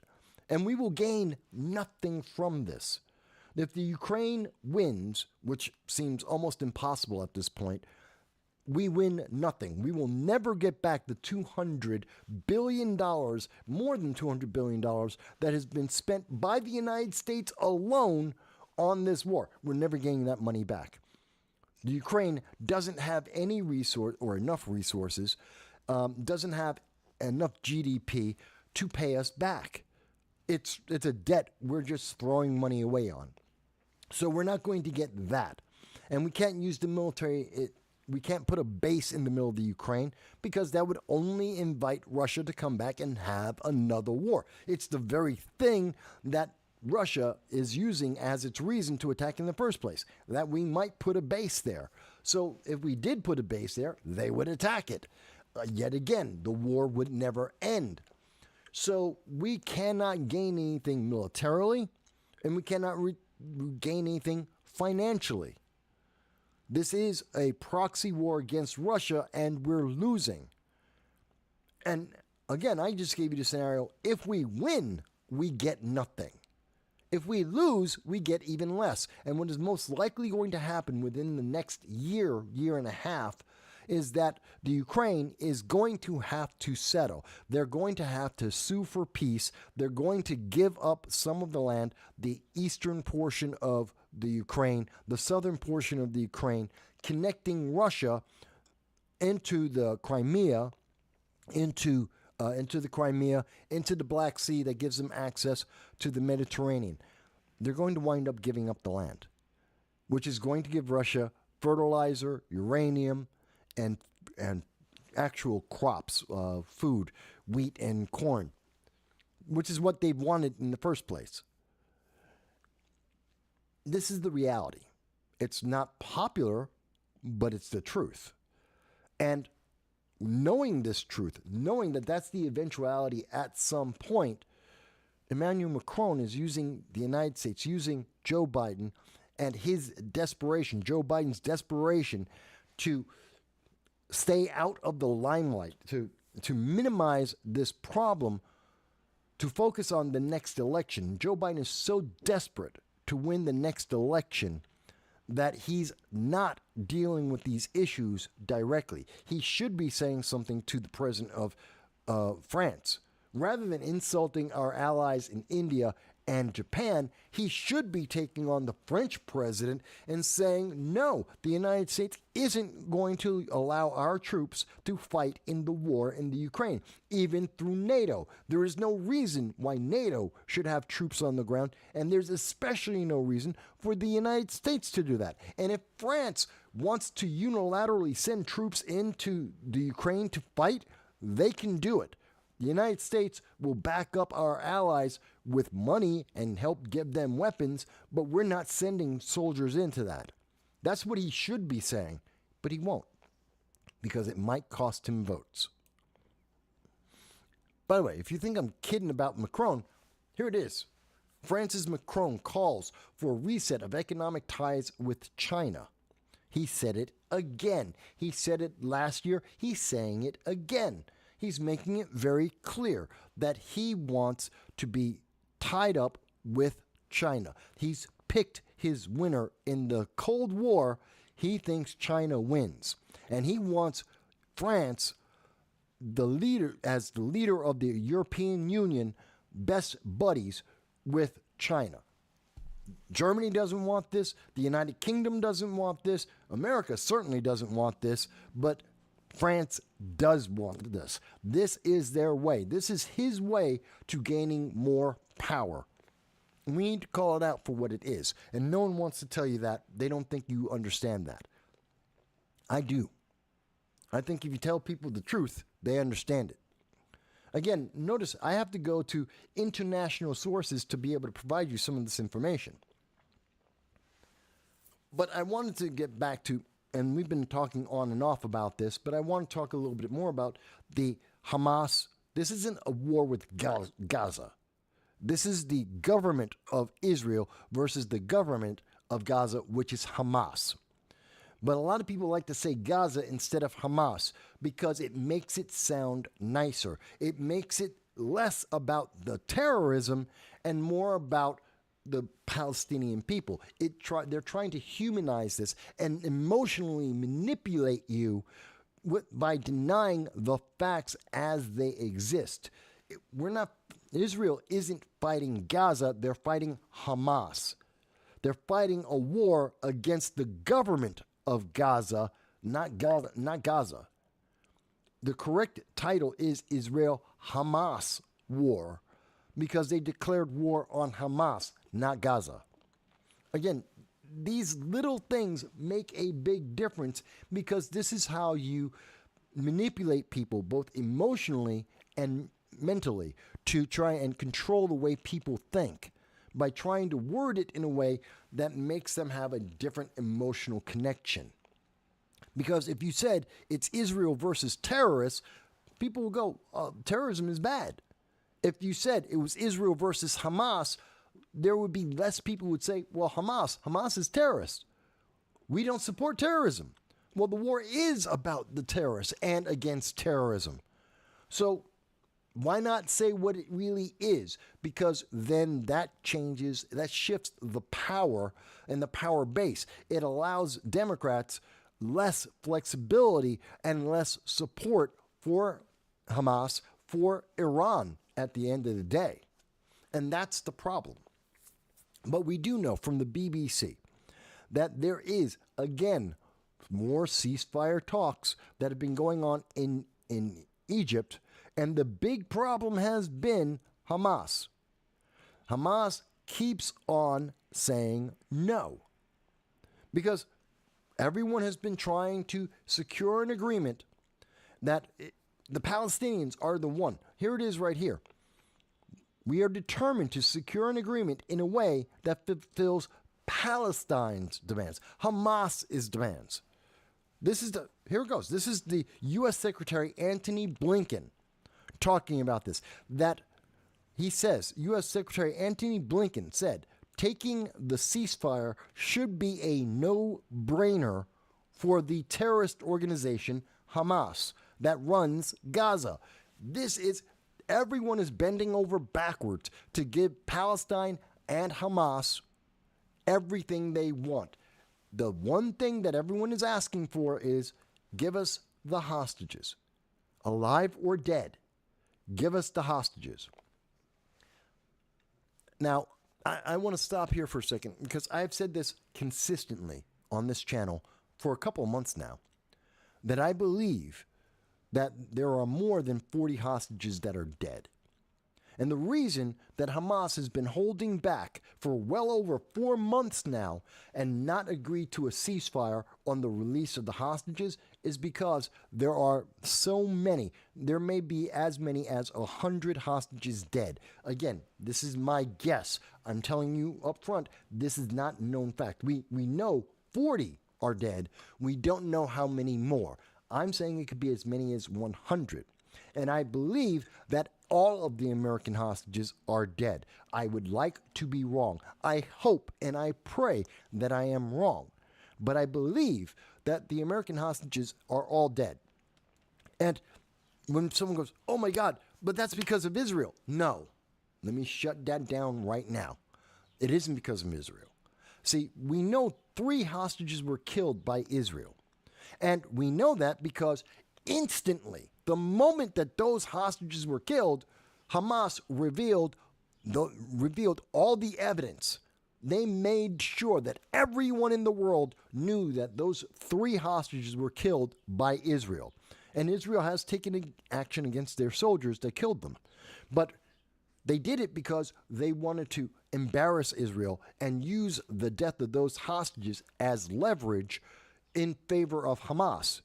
Hamas will not hold back. If those hostages died because of Israel, they would have told us in a heartbeat. If 40, 100, if any hostages, even one more hostage had died because of Israel, they'd have been handing over all of the evidence to every news organization in the world to try and help their argument, saying that Israel is evil and demonic and that they are being, this is a genocide. All of the protesters, the pro-Hamas protests at every single college in America and around the world would have been using that evidence to browbeat everyone else in the nation to say, oh, genocide, genocide, genocide. But Hamas hasn't provided any evidence. They haven't talked about it. In fact, it took 4 months of constant pressure from every country in the world, at the UN as well, saying, the hostages, we want the hostages. Just give us the hostages. Tell us the hostages are alive. Give us proof of life. For 4 months before we found out 40 are dead. They've been hiding this. And the reason why they're hiding this information is, I believe, and again, this is my belief. You may say I am completely wrong, but I believe the logic is Hamas is trying to get a ceasefire agreement wherein, when they release the hostages alive and dead, that it is part of the terms of the ceasefire that no nation can retaliate against Hamas for their hostages having been killed by Hamas. Since they know they have no evidence to tie the death of these additional hostages to Israel, and everyone knows that they were tortured and sexually abused by Hamas consistently, as confirmed by the UN, and all outside agencies have all confirmed this. We know that it's Hamas that is responsible, so that they do not get further retribution. They want, as part of the agreement, that they will be absolved from any future retaliation. Because they're terrified that upon Americans realizing that a dozen or 24 of our civilians were killed as a hostage, that they were tortured to death, that they were sexually abused to death by Hamas, a terrorist organization that is more than happy to kill Americans, more than happy to genocide anyone that does not believe what they very specifically believe, on the orders of Iran, that the United States government will go ballistic, that the American people would go ballistic. It's kind of like the world held their breath after 9/11, because Americans are considered cowboys. We don't believe in, there is no gun too big. There is no bomb too big. And we will use the biggest gun we can. We will use the biggest bomb we can. We go overboard. There is no such thing in the American lexicon as overkill. That's what the world believes, and they're not really wrong. And I have no problem with that.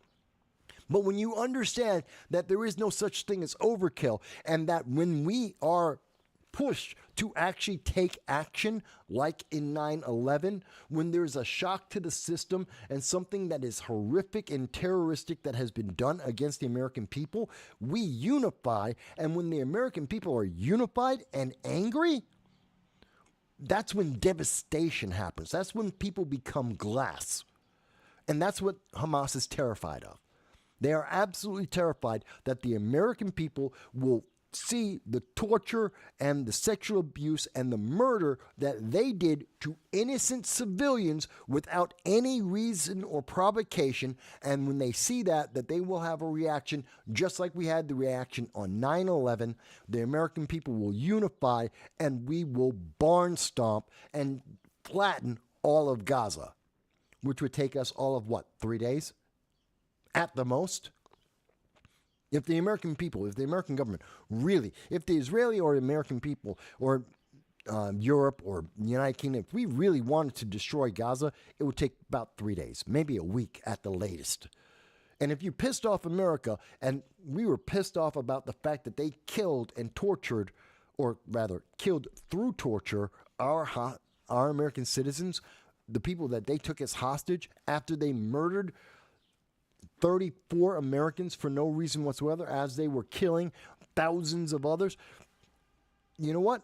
Yeah, they have a legitimate fear that America will go, wait a minute, why are we getting back 22 dead bodies? You took these people alive. Why are they dead now? You killed them. You tortured them to death. And they're terrified that the reaction to that would be, oh, and now we're going to flatten all of Gaza. Forget about Israel. We will level the entire place.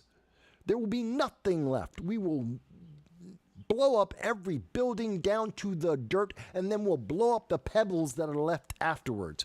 It's a legitimate fear. So I believe that the debate, the discussion that is going on behind the scenes is with the U.S. Secretary Antony Blinken and with Netanyahu's representatives, Israel's representatives, saying that if we give you dead hostages, you can't do anything. I think that's the one thing that is going on in Cairo, that is being discussed in Qatar, that is being pushed by Iran, that you can't attack Iran and you can't attack Hamas because the hostages are dead. I hope I'm wrong. I want to be wrong. And I know none of the college students want to talk about this. You ever notice that? None of the college students want to talk about this. None of the colleges want to have the conversation about anything that relates to the American hostages. They jump off of that subject instantly. They refuse to even address it. All the pro-Hamas groups will not talk about the Americans that were killed, the Americans that were taken hostage, or the torture and abuse of those Americans that continue to this second, even as the ceasefire is being offered to Hamas. If Hamas wants to end this, they could end it tomorrow. Give up the hostages and it's done. Every nation in the world supports a ceasefire if the hostages are released. Every nation in the world, including Israel. And we see it right now. We see this. The conversation, as we see it from the BBC, is telling you directly that the conversation exists. There are ceasefire talks, and it's all about the hostages. Give back the hostages. Why won't Hamas do the very, very, very simple thing of just give back the hostages? Because they're dead. That's the answer. Meanwhile, the United States is finally doing something else that I suggested, and you can go back and you can look at this. Back on October 8th, in the October 8th live stream, Sunday live stream that we did, we said at that time that the most essential, the most important thing that the Biden-Harris administration can do is that they can convince the Saudi Arabia to continue to move forward with the Abraham Accords and to have peace, to declare peace, to recognize Israel and move forward with the Abraham Accords with Israel. That would bring peace in the Middle East faster than anything else that could be done. A lasting and critical peace, because this is about Iran. The reason why October 7th happened in the first place is because of Iran. Iran's influence, because we were literally within weeks of Saudi Arabia saying that they were going to have a deal to extend the Abraham Accords to Israel. And because they were about to announce that, which would have made Saudi Arabia a stronger military and financial partner with the West, with the United States, that would have put them into a superior position. And Iran, who hates Saudi Arabia and wants dominance in the Middle East, they couldn't allow that to happen. They need the conflict. They need Saudi Arabia to be independent or separated from Israel or the United States. And so October 7th happened, a week before the final announcement of a Abraham Accord, of a peace deal, of a recognition of Israel by Saudi Arabia, which would change the Middle East. And so on October 8th of 2023, I said the most important thing the Biden-Harris administration could do at that point was to put pressure on Saudi Arabia to move forward and to have a declaration of peace. To move that forward, because that would defeat Iran in its goal and its machinations, and it would take power away from Iran, and then we would see more peace. That's what I said then, and now we're finally starting to see that. And so, as we're going through this now, finally the United States is trying to get a peace deal. But the problem is that it seems, depending on your source, the United States, the Biden-Harris administration, is trying to make an American, a U.S.-Saudi defense pact, not with Israel. You can't do that. The most important factor in this is it has to be with Israel. Saudi Arabia has to recognize Israel for this to work, for this to affect Iran and diminish their ability to commit terror around the world and in the Middle East. You have to have Israel in there. But some sources, and this is coming from Haaretz, this is coming from Israel, so I both think that they're more credible source, but at the same time, they could be playing politics with this. They could be trying to use this statement that Saudi Arabia wants a mutual defense pact without Israel being involved, that they may be using that just for politics to get a better negotiation. It is absolutely possible. But we know that the United States is vested in this. And supposedly, the United States is saying, no, we're not going to do it without Israel, depending on who you talk to. And here we are. This is the South China Morning Post saying that the U.S. says defense pact with Saudi Arabia is not possible without normalizing Israeli ties. Again, this is the most important part. We have to have, because this affects Iran, this affects the Middle East. This takes away what Iran has just done. Let me try and explain this a little better. Let me try and make this make more sense for people who haven't been following it. So, the reason why Iran attacked Israel is because Iran is saying they're the big dog. The reason why they use Hezbollah and the Houthis and they use Hamas to attack Israel is to say that Iran is stronger, that they have more troops, that they have more power in the Middle East. Because the strongest part of the culture that we see in the Middle East is a display of power. The more powerful your display, the more respect you tend to get. That is the nature of what we see in the interactions throughout the Middle East when they're dealing with each other and they're dealing with the rest of the world. It's about this bravado, this display of power. And so when Iran attacked Israel, they were saying that they were strong enough to attack Israel and withstand any retaliation. See, everyone else who's attacked Israel had their ass handed to them. There is no other way to say that. Every other, Egypt, Jordan, everybody who's attacked the 7-day war, the 10-day war, every time that the Middle East has attacked Israel, Israel has beaten them consistently and taken land, lots of land. They wound up giving it back, but they always take the land. So it's Everyone's afraid of attacking Israel in the Middle East. But Iran did it.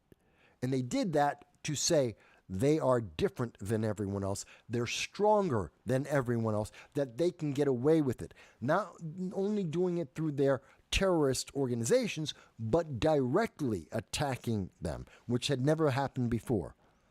They said, because they were saying they're stronger than Israel, they're stronger than America, the ally of Israel, that everyone expected is going to back up Israel. To an extent we have. So that's why Israel had to strike back against Iran. But with Saudi Arabia, which is an enemy of Iran, and they are big enough, they are strong enough to be, and de facto, the two big dogs in the Middle East outside of Israel are Saudi Arabia and Iran. And so Iran is trying to make themselves look like they are stronger than Saudi Arabia. If Saudi Arabia has a defense pact with Israel, if they are on the same side as Israel, Iran is on the outside. Iran no longer is the biggest, most powerful force in the Middle East, even with Hezbollah and the Houthis and Hamas. Even with their terrorist cells, they're not the biggest and strongest anymore. It would be Saudi Arabia and Israel in their unison. And that would help to defeat terrorism in the world, and it would help to reduce the impact and power of Iran, which reduces the impact and power of the terrorist cells that they control. This is why the United States must have a peace deal, a defense deal, not with the United States and Saudi Arabia. It has to be Saudi Arabia with Iran. And again, this is something that I identified on October 8th of 2023, a day after October 7th, when the rest of the world was just starting to figure this out. It was the first thing that I said about this entire event, and I continue to have said it, and now we are starting to see that. So this is a good sign. This may mean more peace in the world if the Biden-Harris administration doesn't screw it up and doesn't go forward without Iran. Without Israel. But, again, just like we saw, and I want to be very clear, as much as we're hearing people say, we're hearing from the Financial Times and we're hearing from South China Morning Post that the U.S. won't go forward without Israel being involved. But we're hearing from Israel and we're hearing from The Guardian that the Saudi government is pushing for a plan B that excludes Israel from the deal with the United States. So as much as we're hearing some people say, no, don't worry, it's okay. Joe Biden has this in hand. Israel's going to be supported. Iran's in trouble. Yeah, but we're also hearing people say, well, no, that's not really what's happening here. This is a Biden-Saudi Arabia deal, not an Israel deal. This doesn't work without Israel. It just does not. It cannot work without Israel. It absolutely must include Israel. All right. With that said, let me take a sip of coffee here and let me go back over some of the comments. And again, if you think I am wrong, if you think I have misunderstood, if you think that my conclusions do not make sense based on the evidence, tell me why. You can call into the program at 929-715-8569, or you can leave me a comment. As you can see that Dal and Mike Bowie and user has been banned, Hot Chicks, Happy Life, like everyone else does. You can leave me a comment on YouTube, on Facebook, on Twitter, on Rumble. I'm happy to hear your comments. Please let me know. Also, by the way, you can send us a super chat on Rumble. I recommend $2, but it's up to you. You can spend more if you want. But if you want us to notice your comment faster, you can send it as a super chat on Rumble, and it's like $2, and we'll be able to see that comment faster, and we'll highlight that for you. All right. That being said, Dow says, I've said it before, the war would be over if the Palestinians wanted to be free of Hamas. Palestinians would march Hamas to the front lines and right in front of the IDF, either hand them over or release them, and the release of the remains of the rest. Okay. Look, if the Palestinians got rid of Hamas, we'd have an entirely different Middle East. If the Palestinians voted in anyone else, or they put pressure on Hamas to release the hostages, we'd see the world would be different. We'd be having different conversations. It is that simple.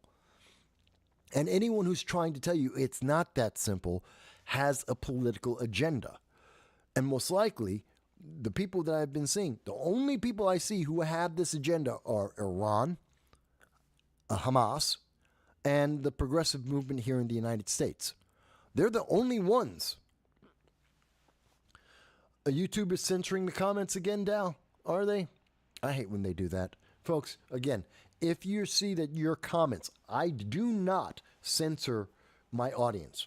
If you disagree with me, as long as you're not cursing me out, you're not using vulgarity, fantastic. I'm perfectly fine with that comment. If you disagree, or even if you do agree, and if you find that your comments aren't showing up in the feed because of YouTube, go to Rumble. Put your comment up on Rumble. I will still see it. We won't see it on the main grouping here on the page, but I will see it, and I will read that comment, and I'll be more than happy to have that comment. That's okay. But if you're being censored on YouTube, which YouTube does on their own, regardless of what I think, YouTube will do it on their own, then no problem. Go to Rumble. Please do. But thank you for that. All right, so let's try and wrap up a little bit about what's been happening overseas to make sure we all understand before we start talking about what's happening with the college campuses and how this interacts. What we are seeing right now is France is trying to get closer to China and distancing their being allies with the United States. And they're trying to drag Europe with them towards China and communism. That should terrify people. That should be a massive taboo, something that's going to drive people crazy, that we're seeing France, a nation that we have saved twice, a nation that is part of the formation of the United States, is moving towards communism and the communist Chinese government rather than be aligned with the United States. And that has a lot to do with the progressive movement here in the United States. It has a lot to do with the economics, the failure of the economics here in the United States. And it has a lot to do with the leadership in the United States as it has been. We've seen that Macron, France, the European Union have been the least respectful of the United States and the most interested in China when we have had weak presidents. That would be Biden and Obama. And far less so disrespectful and far less interested in supporting China when we have strong governments. So that's important. We need to understand that. Dow does have his comment now, which was now allowed by YouTube, but let me address it here. Dow says that the Palestinians would march Hamas to the front lines and right in front of the IDF, either hand them over or render judgment and execute them, then release the remaining hostages, and the hostages remains in Hamas's possession. So there is an edit that YouTube put in there to delete that they could have a revolution in Gaza. And if they had the revolution of the Palestinian people against Hamas, that, Palestine, the Palestinian people would be far, far, far better off. So we're seeing, because France is trying to distance themselves from America because France believes that they can control Europe. They have been pushing all of Europe, to try and use American troops to fight in the Ukraine war, which has no benefit for the United States. There is no reason why the United States needs to be involved in that conflict. The Americans weren't targeted. We weren't killed. It's not our fight. Mind you, 10,000 Americans were abandoned in the Ukraine. And if we were to try and get them back, that would be one thing, but the Biden administration won't even address the fact that they exist. So that's a different problem. But France is trying to use the United States to advance its geopolitical position and its leadership, and using the United States muscle to get it done while they are economically abandoning the United States. That is aggravating. That's terrifying. And the implications of that are long-lasting. This isn't something that they're doing just now. This is going to have an impact going down the road. We are going to continue to see this. This is the direction that France is trying to take the entire. Think of it like a union. Basically, France is the union, and they're trying to join the communist union, and they're trying to bring everybody in Europe with them to the communists. And if they can, France thinks that they'll be raised up to a manager's position because of all the people they recruited for the Chinese communists. That they're going to get a bonus and a benefit for bringing everybody along with them, giving up the American capitalist ideology. It's not going to happen. That's not the reality. We've seen that throughout the world. That isn't how communism has rewarded anyone. In fact, they kill the people that actually convert. We've seen that in China. We saw that in Russia. We see that in Venezuela. We see that in Cuba. That the very people, the strongest ardent supporters of communism and socialism, are the first people that are killed when the communists and socialists get in power, every single time. France is forgetting that very key fact that we've seen throughout history. And I think that will be a problem for Europe in the future, but it's a problem for America right now. In terms of what's happening in the Middle East, it cannot be said more clearly than this, that Hamas give up the hostages. Don't try and make the deal don't wait to try and make a deal that says, no one can attack you if the hostages are dead. Look, you killed them. Hamas killed our people. They are accountable to the consequences for that. Now, yes, we will give them I don't expect that the Biden administration is going to turn around and go, you killed all 22 of the American hostages, so we're going to bomb you. That's not going to happen. That's not a reality. What is a reality is we'll say we're not going to finish building the port that will only help Hamas and will only bring in money and weapons to Gaza. We're not going to do that.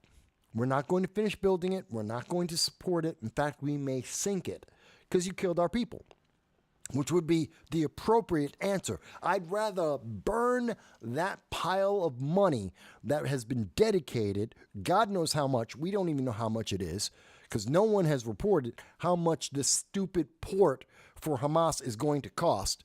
It's in the tens of millions of dollars, but no one knows how much it is. I'd rather take $20 million and have the United States government burn it and cook marshmallows than build the port for Hamas, especially if they killed the American hostages. Burn the money. Burn the port.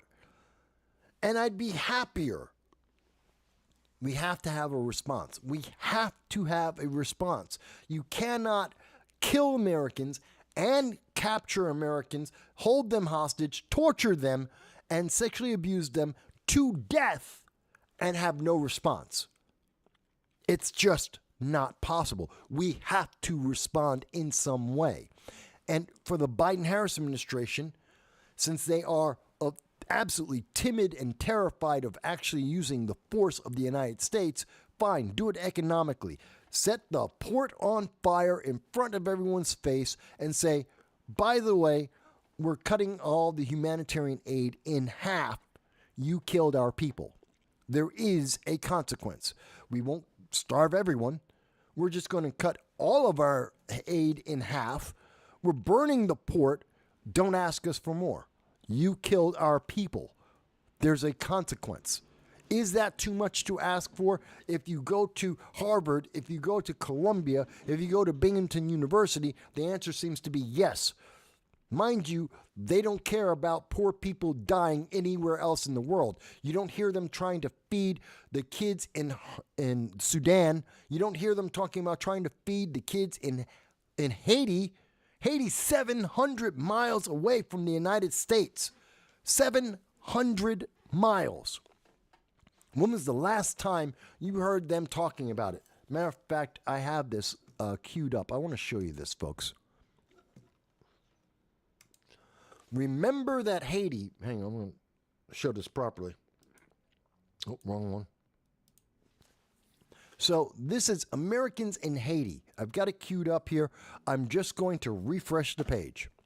So you're seeing this live. Americans in Haiti looking at the news. Let's see, 1 month ago, 1 month ago, 1 month ago, 1 month ago, 2 weeks ago, Haitian Americans worry about Haiti, but are worried of foreign intervention, okay? 1 month ago, 1 month ago, March 4th, 1 week ago, Florida has helped rescue 700 Americans. There were 40,000 Americans, over 40,000 Americans in Haiti. Haiti is still a hellhole that is in war-torn. Gangs are taking over the government of Haiti. It's been happening for over a month. 40,000 Americans were abandoned.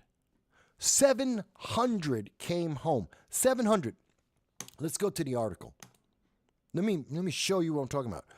Ron DeSantis flew home 722 Americans out of Haiti. Not the federal government, not the State Department. The state of Florida rescued and got 722 Americans home. Okay. Where's the news about the rest? Where's the rest? There's 40,000 Americans that were in Haiti. And the news doesn't want to talk about any of them. They are not being spoken about. No major news media will talk about them. Why? How about this? All these students, here it is, Americans in Sudan. And again, I'm going to do this live in front of your face. I just updated it. And here's the answer. U.S. troops stand ready to help diplomats as Sudan conflict expands. And what do we see here? 450 people killed, 4,000 wounded. There is an estimated 16,000 Americans in the Sudan, April 24th of 2023. They didn't come home. If you look at the latest news, State Department issues travel warnings to Americans in Sudan, Tunisia, amid anti-U.S. violence. That was 2 days ago. Guess what? And it says September 16th. I don't know why the Singapore News is giving something from September 16th as if it was from 2 days ago. But okay. U.S. helping from afar as Americans flee fighting in the Sudan 2 days ago. They're not coming home. This is from the Arizona Daily Star. This isn't coming from MSNBC, CNN. They're not talking about this. This isn't national news. This is regional news. And this is this is 2023. U.S. helping from afar. 15,000 Americans were left behind. That's it. And this news is old. This is from April 24th of 2023, updated July 30th of 2023. The Americans didn't come home. Why is Google showing you news from September 16th and from April 24th of 2023, a year ago? Why are they showing it as if it is new news? Because they want you to think that something is happening. They want you to think that the Biden-Harris administration is doing their job. They haven't. And I just showed you the actual article and the dates on the article and the updates on the article. It is a year old. The Biden administration abandoned 15,000 Americans. Not one kid, not one person at Harvard, at Columbia, at Binghamton University, Cornell University, UCLA, University of Texas, none of them have said a single word about these 15,000 Americans, about these people in the Sudan who are starving, about these children who are being murdered and killed and are dying. They said nothing, not one word. They're not bringing up the fact that the news media is willing, that Google is willing to lie to your face. I am showing it to you live, that Google is lying to your face, saying that this is news from 2 days ago. It is a year old, that they're saying that this is news from 2 days ago. I showed you that is from a year ago to make you believe that Joe Biden, Kamala Harris, the progressives are doing something to help, and they aren't. They abandoned these people. And the kids don't care. They don't care about Haiti. They don't care about Haiti. 40,000 Americans, thousands upon thousands, tens of thousands of children that are starving and that are being killed, that are being threatened with death as that nation is at war, 700 miles away from America, a 3-hour flight from Columbia University, Harvard University. In 3 hours, they could be over in Haiti right now. Their $90,000 tuition could save hundreds of families. Just one of their tuitions could save, okay, let's be realistic, dozens of families could be saved in Haiti by one Harvard tuition for 1 year. They could save hundreds. I don't see them camping out for any of those kids. I don't see them trying to protect any of them. They want to save kids in Palestine with Hamas as a government, and people who didn't, their government fell apart in front of them. Their president resigned, running away from a bunch of gangs. It's not even their fault. They're not exporting terrorism, and they don't want to help them, and they're closer to us. They're more closely aligned with us. There are more Haitian Americans than there are Palestinian Americans, that's for damn sure, and they don't care.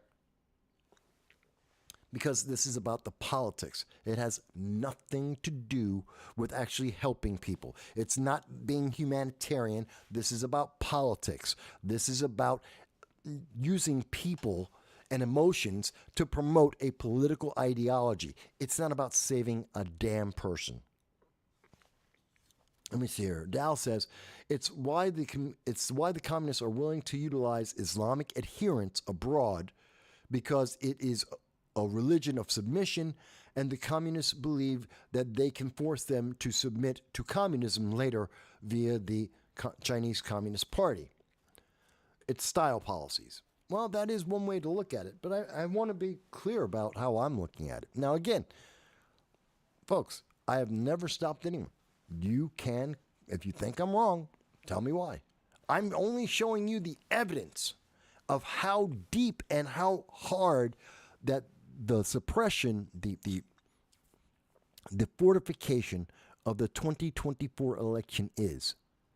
That if you are looking for information about Haiti, no one's talking about it. No one's talking about the Americans there. No one's trying to help Haiti. It's just out of the news. They stopped talking about it a month ago because it makes Biden and Kamala Harris look bad.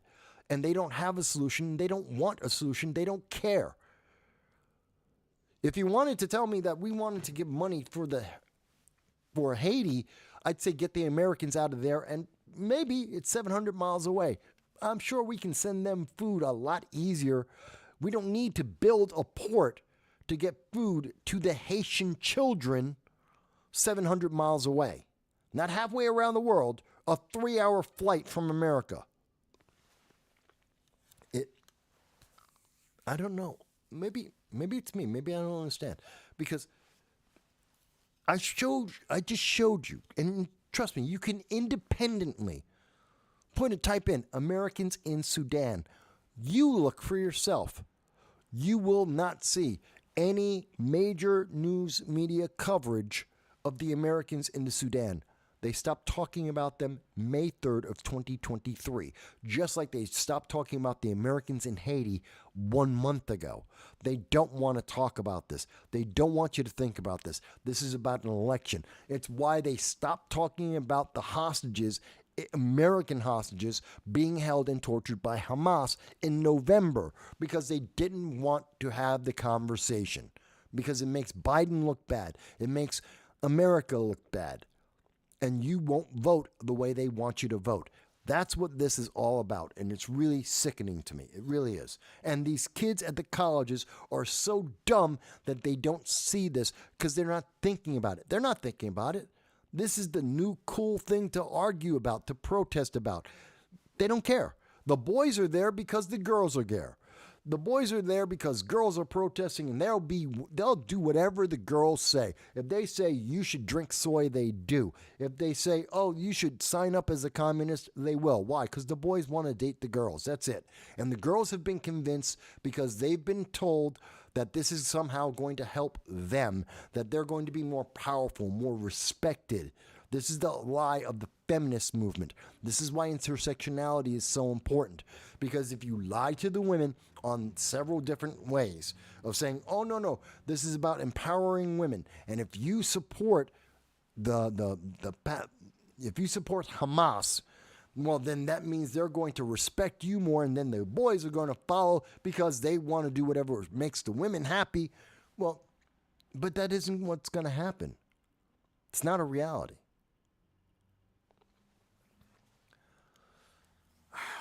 Let me see here. Dow says, media ran away from the news from Haiti faster than Biden had us flee from Afghanistan with similar results. Mainstream media hasn't even touched the Russian troops and U.S. troops having civil interactions at the base in, the Niger during the handover as our troops are being told to leave. The American government, and yes, I am familiar with this, the American government got kicked out of Chad and Niger last week on this channel.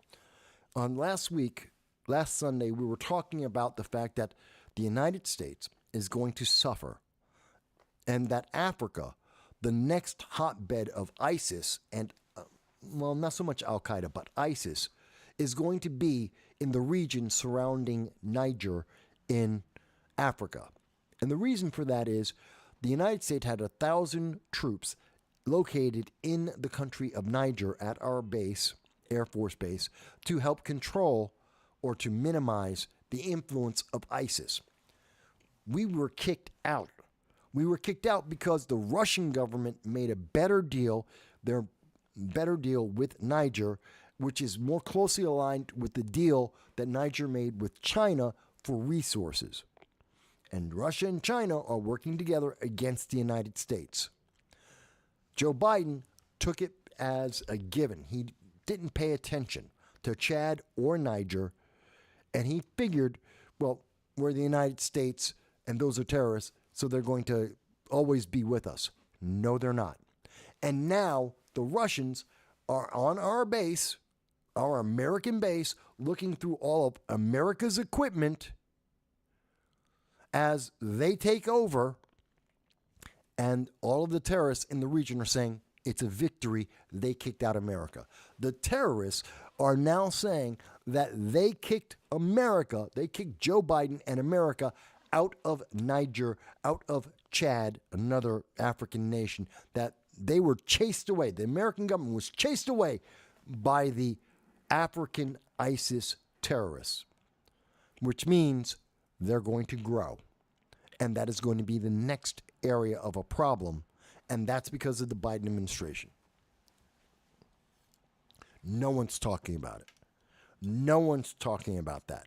That is your next cell. That is the next region of terrorism coming to the United States from Niger and from Chad.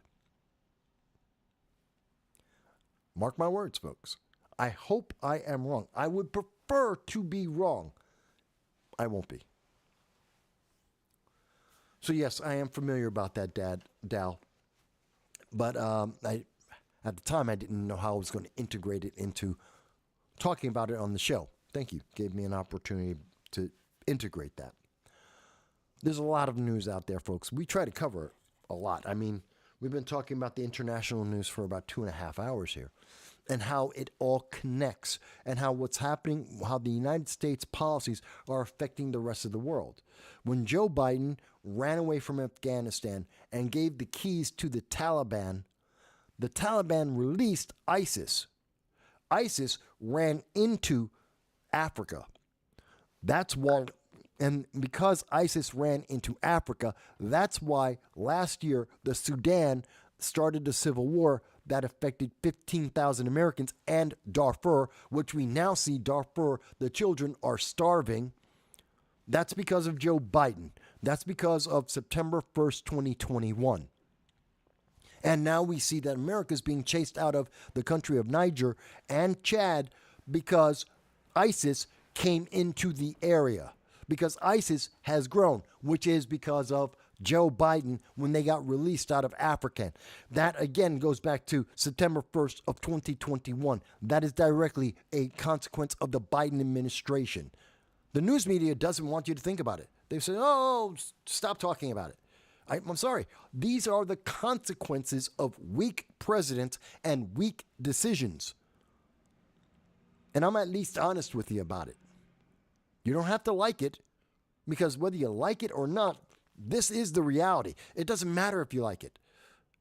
Whether you like it or not is immaterial to the reality that is happening in the world. You don't have to like it. It is the fact. And it's kind of scary. This is what happens when you have weak presidents. Is there anyone who disagrees with me? Is there anyone who looks at this news and doesn't understand how this ties back to the Biden-Harris administration? How the actions of Joe Biden running away from the Taliban in September 1st, 2021, do you not see how this has caused the Al-Qaeda to go into Syria, which then led them to attack Moscow? How because we gave the keys to the Taliban, they released ISIS, and ISIS went into Africa. This is why we're seeing the Burkina Faso, and that nation is having civil unrest. We're seeing it throughout Africa, Central Africa. And there are international news reports that I can pull up for the last 3 years that confirm exactly what I am saying. And you can go back to many of the programs on the show, and we have been telling you about that for at least 2 years. MSNBC has 10,000 people who work for it. The New York Times, ABC, they all have 10,000 people working for them. Even Fox News have 10,000 people working for them. They know this too. They can read the international news reports just like we do. And they have better contacts, and they don't want to tell the world about the factual evidence that is happening because they are trying to promote a government that has more control over you. I want you to make decisions for yourself. So this is the international portion of the show. And if you've been watching for the last 2.5 hours, I hope it has been thought-provoking for you. We're not done. We're about to start talking about the domestic issues and how the United States is dealing with internally with some of the problems that are going on here. But I hope that in the last 2.5 hours, in talking about how the Biden administration is affecting the world and how that therefore affects you, how your safety is in danger because of these progressive socialist policies. I hope it makes sense for you. I hope this puts in perspective for you. I hope you understand why I despise weak presidents and what weak presidents mean to you, how this affects and endangers Americans around the world, and how the Biden administration has been abandoning Americans around the world in a manner that no president I have ever seen has ever come close to doing. And because of that, I hope you give us a like, a share, that you subscribe. No matter what format that you're watching this on social media, that you just give us a like, a share, and a subscribe. And maybe if you consider it, if you have the money available, and I know money's tight, $1.50, extra $1.50 a month, join the Patreon. We'll never ask you for more money, just $1.50 a month. And if you can afford it, it would help. If you can't, I understand, because we are in a recession. In fact, they're finally starting to admit, since August of 2022, we have told you that we're in a recession. In February of 2021, we were able to identify that the United States was going into an economic slump. I can show you the video, the article, the video essay that we did, pointing over all the data that we knew. And we were able to tell you, because of the policies that Biden had been instituting, how that was going to affect America. We told you in August of 2022 that the reason why they redefined the word recession was so that they could protect Joe Biden and the midterm elections, and that America was going into a recession.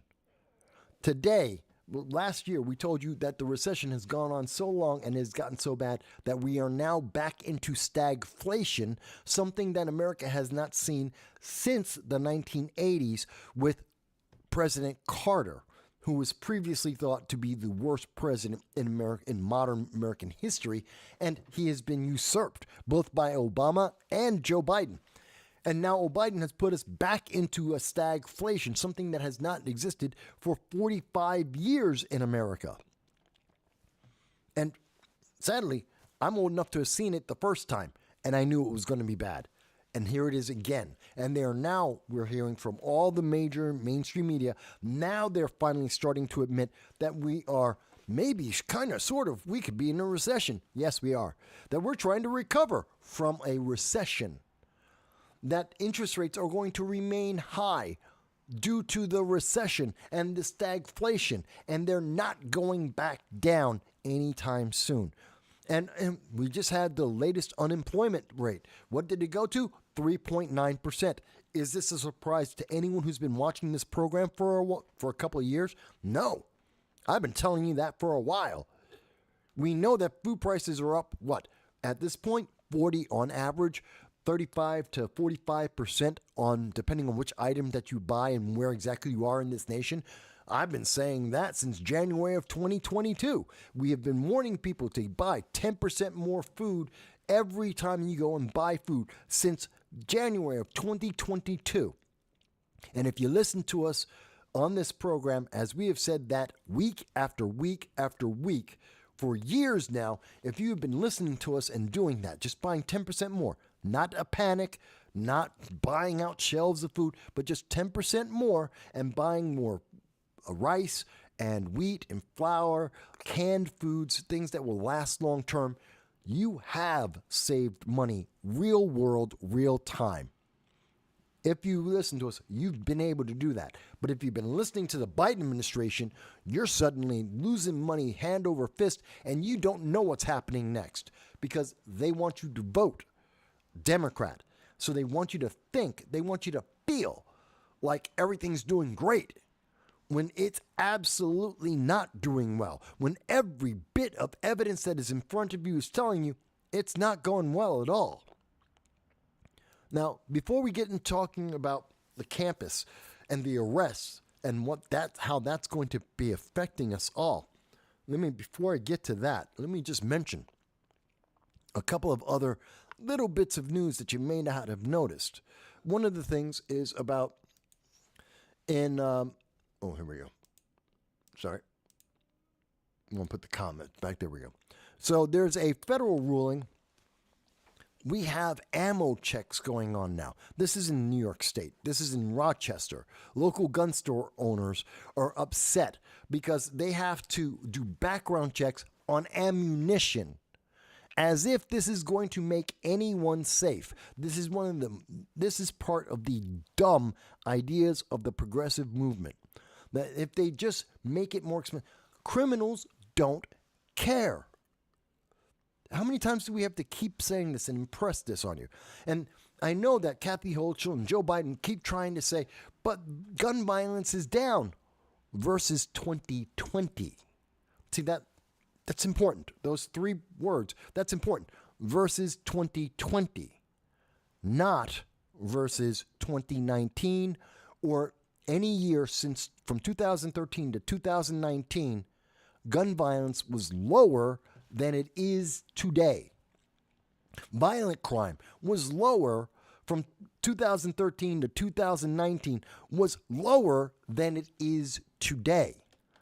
The only thing that violence and crime today is lower than is 2020, when we had riots across the country, when cities were burning down, when we had billions and billions of damage because of BLM and Antifa. So, excluding the riots, 120 days of riots in Portland, the autonomous zones in Seattle, in LA, in Austin, Boulder, Brooklyn. Take out those events, and guess what? Crime is up. If you're looking at it empirically, if you're comparing America to what was normal from 2013 to 2019, crime is up. It's not down. Anyone who tells you it's down is lying to you, or they don't know how to read a chart, or they have a chart that doesn't look past 2020. They're not looking at the data. We've been doing it for 18 years. We've been showing you all the data multiple times a year. We've been following it for multiple times a year, not just for New York State, but for the entire United States. And I can tell you unequivocally, every news source, if you go to the FBI, the Crime in the USA, you go to the New York GIVE report, the Gun Involved Violence Elimination report of New York State, they will all tell you that the problem is up, not down. And these ideas of having ammo checks, that you have to be authorized and approved to get ammunition, limitations on ammunition, limitations on the type of firearm you can own, the magazine size that you can own, every violation of the Second Amendment, even when they're fighting with the Supreme Court, none of that has made you safer. None of it. Red flag laws, the New York SAFE Act, none of that has made you safer. Even if you're not counting on the fact that Chicago, a city that has every single possible regulation that progressives and socialists and Democrats have thought up, every one of their laws and regulations that they've ever wanted exist in Chicago, in Detroit, in Baltimore, and have existed for years, if not decades, and not one of them has reduced the amount of violence and gun crime in those cities ever. It doesn't work. And yet we see New York saying, oh, well, we just need one more law. California, we just need one more law. New Jersey, we need one more law. And eventually the criminals will just listen. By the way, each time we do one more law, we take away one more right. We take away just a little bit more freedom. Mind you, you don't get anything for it. You get to feel safe for a few minutes. And they love to tell you, you'll feel safe. Everyone feels safe. They do. There was a recent study in for the New York subway system, 1 year study under Eric Adams, came out 3 weeks ago, saying people feel like the New York subway system is safer. Yeah, they feel safer. That's why that same week we saw that the National Guard was activated by Kathy Hochul because people realistically and absolutely were not safe. You may feel safe, but you physically and actually were not safe. That's why we have National Guard activated in New York right now. Because with all the gun control laws, you're not safe. With all these promises of how safe you're going to be, you're not safe. And these ammo checks, restricting people on how much ammunition they can get, is not going to affect the criminals or the deranged. Because they'll just pick up a knife, just like they did in Australia, just like they do in China, just like they've done in London, like they've done it in the United States. Criminals don't care. It shouldn't be that hard to understand. It seems like it is, but it shouldn't be. There are comments here, so Dow says, it's not even part of NICS. It just goes to the state police, so ostensibly, it's just a registry of suspected firearm owners. Yes. Why buy ammo unless you have something to use it in? But the bigger part is, and the only people who are affected by this are law-abiding citizens. The criminals don't care. The criminals aren't affected by this. Therefore, you're not safer. They're going to promise you yet again, but this will make you safe because this time the criminals will follow the law. No, they won't. No, they won't. And yes, Dow highlights, and he is correct, and the people who suffer the most because of this, poor and women. The poor and women suffer absolutely the most because they're the ones who can't protect themselves. They're not being allowed to protect themselves. The very people that they're saying, you're going to feel safer, aren't safer. Women and children, the poor. But you don't hear anything about that at the colleges, right? None of the colleges are saying, hey, let's look at a study and let's see how much safer women are with these laws, because they're not. Oh, well, they won't do that. They don't care about that. That's not important.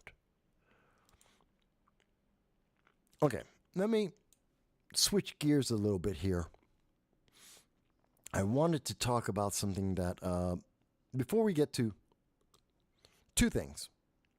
Well, three things, really. Three things. Let me go to, first of all, I was talking to my friends over at the Liberty First Foundation. Every Friday at 9 p.m., we have a live stream with, and I'm part of a panel discussion with the Liberty First Foundation. And we usually go about 2 hours on Fridays talking about all the various issues and how it affects, how this is interacting with the Constitution and our laws, the overreach of government and how that's affecting our lives. And we brought up, and I didn't know it at the time, but on May 3rd, Friday, Mark Hamill was speaking at the press, the podium of the press secretary. He was giving a speech to the press. Why? Why do we have this entertainment break in this? Why are we having entertainers waste the time of the American press and the American people? The time that Mark Hamill is wasting trying to convince people that they should like Joe Biden like he likes Joe Biden, the time that he's trying to make jokes, American hostages are being held in Hamas, by Hamas. We have Americans in Haiti that are starving and want to come home.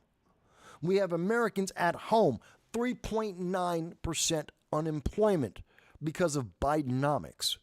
The cost of food in America is up at a minimum of 30%. Inflation is up at a minimum of 20%.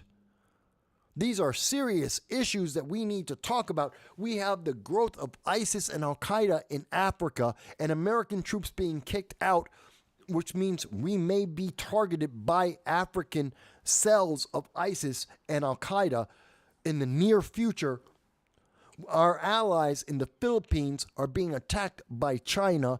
We just sent $29 billion to the Ukraine, and they're wasting our time with Mark Hamill making jokes about Star Wars that no one is watching anymore because it has been ruined by Disney.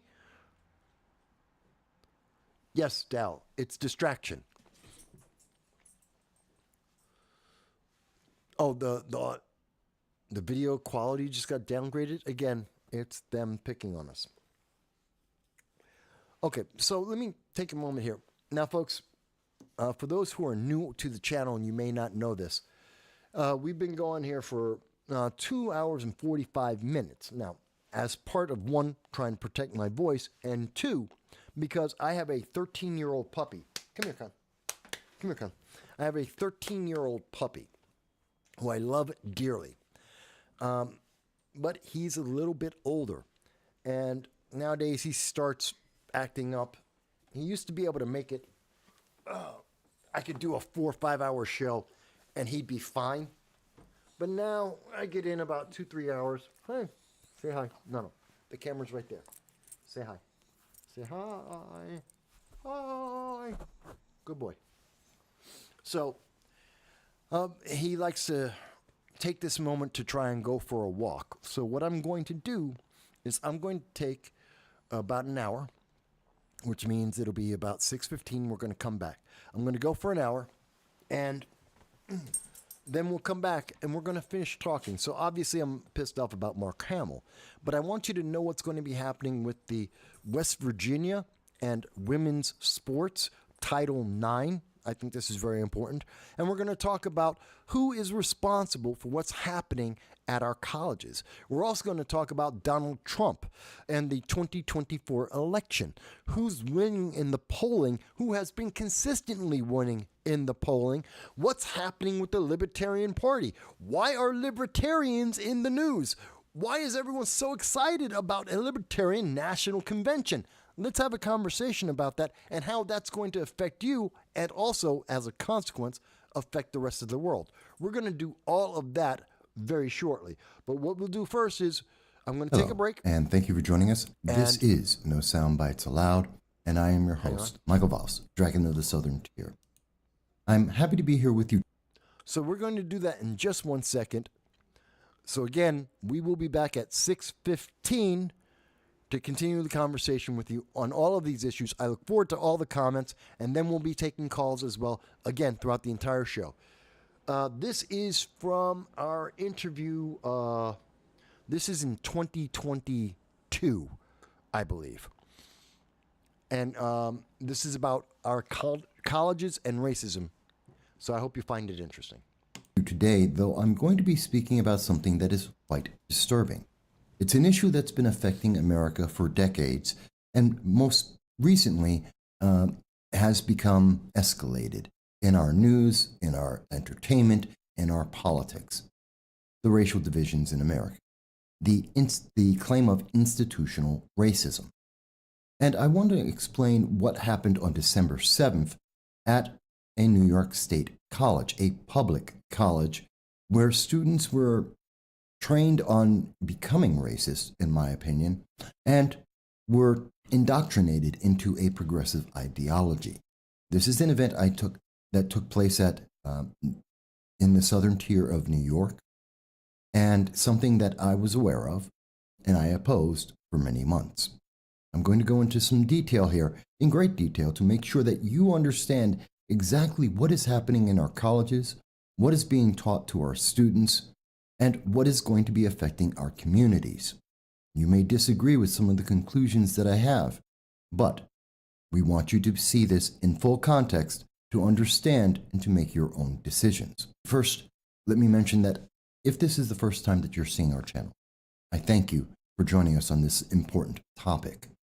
We want you to know that we do long-form political commentary, and every Sunday at 2:30 p.m. Eastern Standard Time, we do a live stream with you. We reach out on all the social media, in YouTube, Facebook, Twitter, DLive, everywhere that the internet overlords will allow, and sometimes they don't, to speak to you about the issues that affect all of us from anywhere in the world. Because we believe in the First Amendment. We believe in your right to speak. It is inalienable. And we believe that for everyone, whether or not your government agrees, whether or not the internet overlords agree, we believe in your right to speak up about the issues that affect us all, like this one today. And we hope that every Sunday you'll join us at 2:30 p.m. Eastern Standard Time to take part in this live stream and to share your thoughts as well. Let's get into this. And this is an emotional issue. It's been a very difficult episode to go and bring to you because it's very personal. And I think there needs to be some background so you can understand the full context.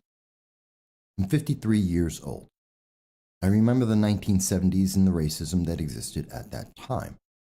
And I've spoken about it on this channel from time to time. I remember the riots, the Rodney King riots in LA, which I was present for. I've lived overseas in Moscow, and I've explained some of the experiences I've had there. In 53 years living across the United States, there's been a lot of events, and I will tell you that I have experienced racism firsthand. And I've also experienced the racism that progressives have been pushing in the last decade. They are very different things, and they have very different outcomes. Given that, I also want you to be aware that this year, 2021, I joined the SUNY Broome Civic Engagement Board. SUNY Broome is a New York State college located in the southern tier of New York in Broome County. And the Civic Engagement Board is an organization, a group of individuals, both some faculty members of the university as well as private citizens like myself, that seek to encourage the public to be involved in their politics and their communities. It is nonpartisan, and its goal is only to encourage people to be involved, to make whatever decisions they wish, and to make the most informed decision they can. When I joined this board, I first became aware in May of an event that was being planned. The preparations for the event had started before I joined the board, before April of 2021. That event took place today, December 7th, the same day as when America was remembering the Japanese attack on Pearl Harbor, the event that actually caused the United States to join World War II. That is not lost on me. This event, after more than 8 months of planning, came about. Now, before it came to the public, as a member of the board, I was aware of this event. I was aware of the materials and the subject matter. I opposed it. I denounced the event, and I, again, denounce what you're going to see and what was done. I do not agree, and I have disagreed strongly. Members of the Civic Engagement Board are aware of this. This is not a denouncement of the Civic Engagement Board. It is not a denouncement of any of the members of the Civic Engagement Board. But it is a denouncement of the material and its impact and what I believe is the increase of racism that is a direct result of this presentation. And I will explain in detail in just a moment. Again, please follow with me here. There's a lot to this. We need to give it the respect to understand the full context so that we can have a clear understanding. And in doing that, I want to understand, in part, what is it we're talking about? Because we hear in America constantly that we must be talking about institutional racism. We must confront and defeat institutional racism. It is assumed by many of progressives that this is an inherent fact. It is inescapable. Whether it's the applications of critical race theory or it's intersectionality, gender identity politics, there are many words for this. It effectively comes down to the same thing. And we're told that this is about social justice. But what does that mean? To understand anything else, we must first take a moment to understand what are we talking about? Justice is defined by Merriam-Webster as the process or result of using laws to fairly judge and punish crimes and criminals. Well, that's an interesting term. That's the more common definition. The full definition is the maintenance or administration of what is just, especially by the impartial adjustment of conflicting claims or the assignment of merited rewards or punishments. It is about fairness. It is about equality. It is about the impartial dispensation of the law to all those who are involved. And in fact, it is an aspect of what is just. And what does that mean? Just, also defined by the Merriam-Webster dictionary, is having a basis in or conforming to fact or reason. In other words, being reasonable. Conforming to a standard of correctness. Proper. Acting or being in conformity with what is morally upright or good. Righteous. Being what is merited. Deserved. Legally correct. Lawful. Justice is reasonable, proper, righteous, deserved, and lawful. That's what being just is. And justice is the maintenance and application of being just in all of its aspects. Social justice, though, is not that. It is more than just an adjective describing justice. Justice by itself needs no descriptor. Justice is universal, and it is not defined by someone's color of skin or their race or gender or sexual preference. It has nothing to do with that. But social justice is defined in terms of race. It is defined in terms of categories. In fact, it is required that individuals no longer exist and that any individual is only a part of a category. It is based on categories of people, not individuals. And San Diego Foundation defines the many definitions. There are many definitions of social justice. Those different definitions vary depending on the group that you're looking at. One of the definitions I want to focus on is social justice is the view that everyone deserves equal economic, political, and social rights and opportunities. Social workers aim to open the doors of access and opportunity for everyone, particularly those in greatest need. It's an interesting definition from the National Association of Social Workers. Social justice is the view, so it's an understanding, it's an impression, it is subjective, not objective. Justice is objective. There is no subjectivity to that. There is no impression. It is the maintenance of what is just. It is the education of law. Being just is somewhat subjective, but there are objective criteria as well, because we have to conform to fact and reason. Facts are objective. The law is objective. But again, social justice is not. But that's only one definition of social justice. Social justice encompasses economic justice. So you're defining it with another word that is almost the same. Economic justice. Well, again, that's a subjective subcategory which doesn't truly define the term we're looking at. Social justice is the virtue which guides us in creating those organized human interactions we call institutions. That's an odd wording and doesn't really make sense. In turn, social institutions, when justly organized, provide us with access to what is good for the person, both individually and in our association with others. Social justice also imposes on each of us a personal responsibility to work with others to design and continually perfect our institutions as tools for personal and social development. So it's a goal. Social justice is a goal. It is a cause. It is a political cause. It is inherent in what it's speaking about. It has requirements. It is something that you are obligated to do. It is an action you must take. And you are obligated to do so by other individuals. And this is about the collective. It isn't about you individually.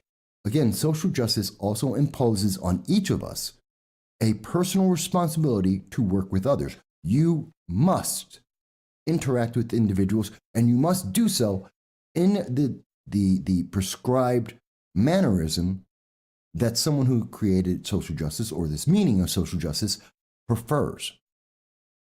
So your individuality, your choice does not exist. This is what we're speaking about. And this is all in the goal of equity, which is fairness or justice in the way people are treated. Fairness. This is about fairness. But here's the thing. Who's determining what is fair? Just like in determining who's saying what is socially just. Who is determining the responsibility, the manner in which we're supposed to be obligated to work with each other? And to what outcome? What is the net end of this goal? What is the cause? These are things that are not understood and they're not explained. And this is important.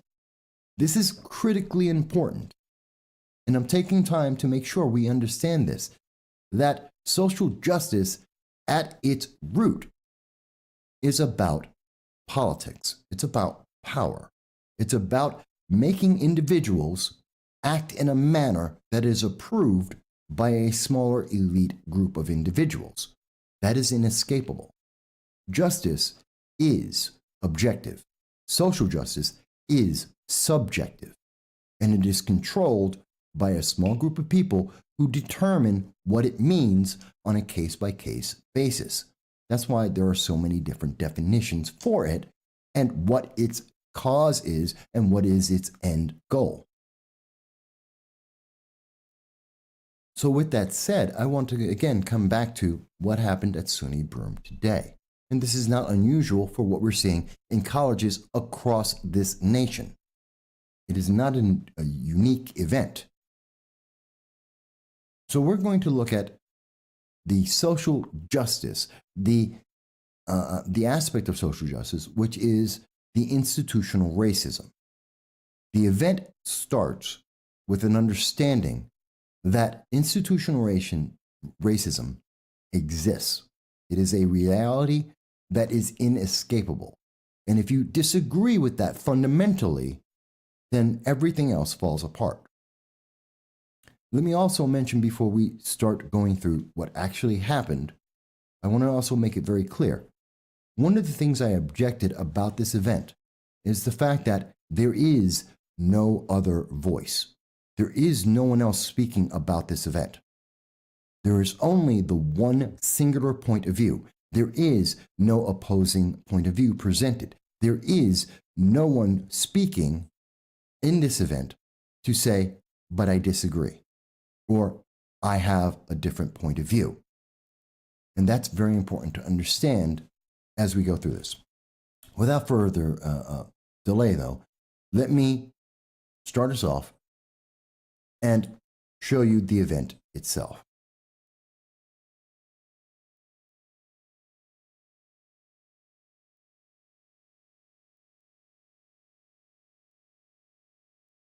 Such a wonderful turnout. We are all really, really excited. So thank you for coming. My name is Carla Mahalik, and I'm doing the introduction today and welcoming you all and telling you what a deliberation is in case you showed up today not having any clue what you're here for. Let me address something about why are people here? Why did they come to this event? Who came to this event? To give full context, there were approximately 30 people in the room as it started. That room was comprised of 75% of individuals that appeared to be white. There were 25% of the people in the room that appeared to be people of color. One individual was apparently Asian. and there were a couple of people who were perhaps Arabic or Hispanic, with the remaining group looking to be black. So that's the breakdown of the room. The room is comprised of students. This is a test run, as you will hear attested in the video. And this test run was presented to students who were given extra credit for taking place. I can tell you that the students that I interacted with, to each and every one of them, mentioned that they were here because of the extra credit they would receive in various classes at SUNY Broome. That they were not here of their own volition, but that they were brought to be able to get credit. So they were bribed, and that's how they got the students into the event, apparently. Let's continue.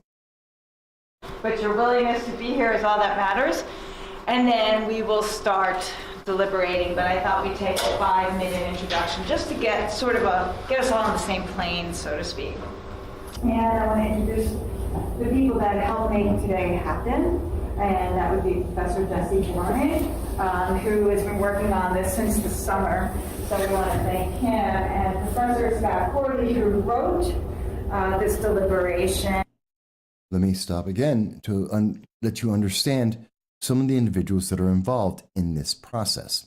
Again, we're not picking on any individual. We're not attacking the professors for making the presentation.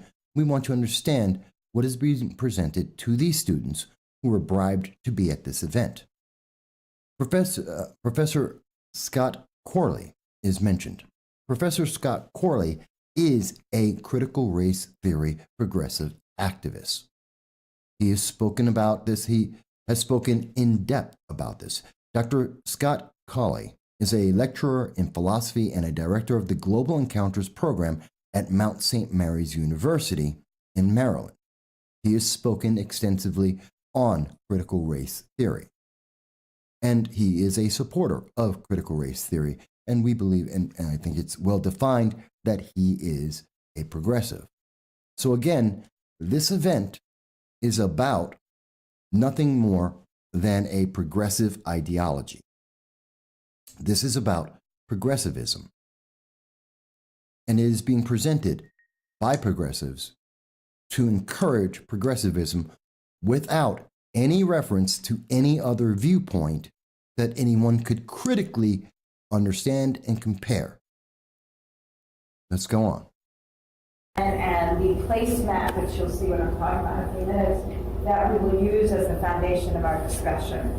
And then we also have some other people here that have helped us along the way, including Professor O'Hagan, who helped bring some of you here today, and also the two Michaels who have supported our endeavors this semester, Michael Vasquez and Michael Woodward. So we're grateful for them, including some of the moderators. And we also have some other people here that have helped us along the way, including Professor O'Hagan, who helped bring some of you here today, and also the two Michaels who have supported our endeavors this semester. Again, I am a member of the Civic Engagement Board. So there are many events that I do support and I have worked on as well.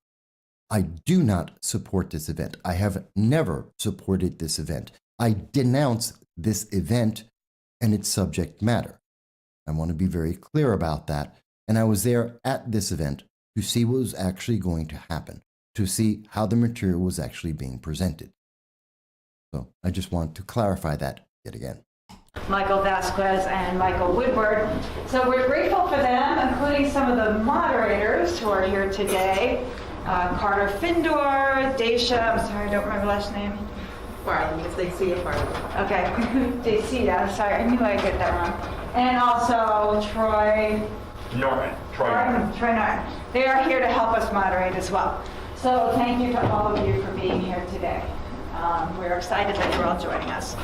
So I want to talk a little bit about deliberation, and so you have kind of an idea of what's going on, and then we're going to get right to it.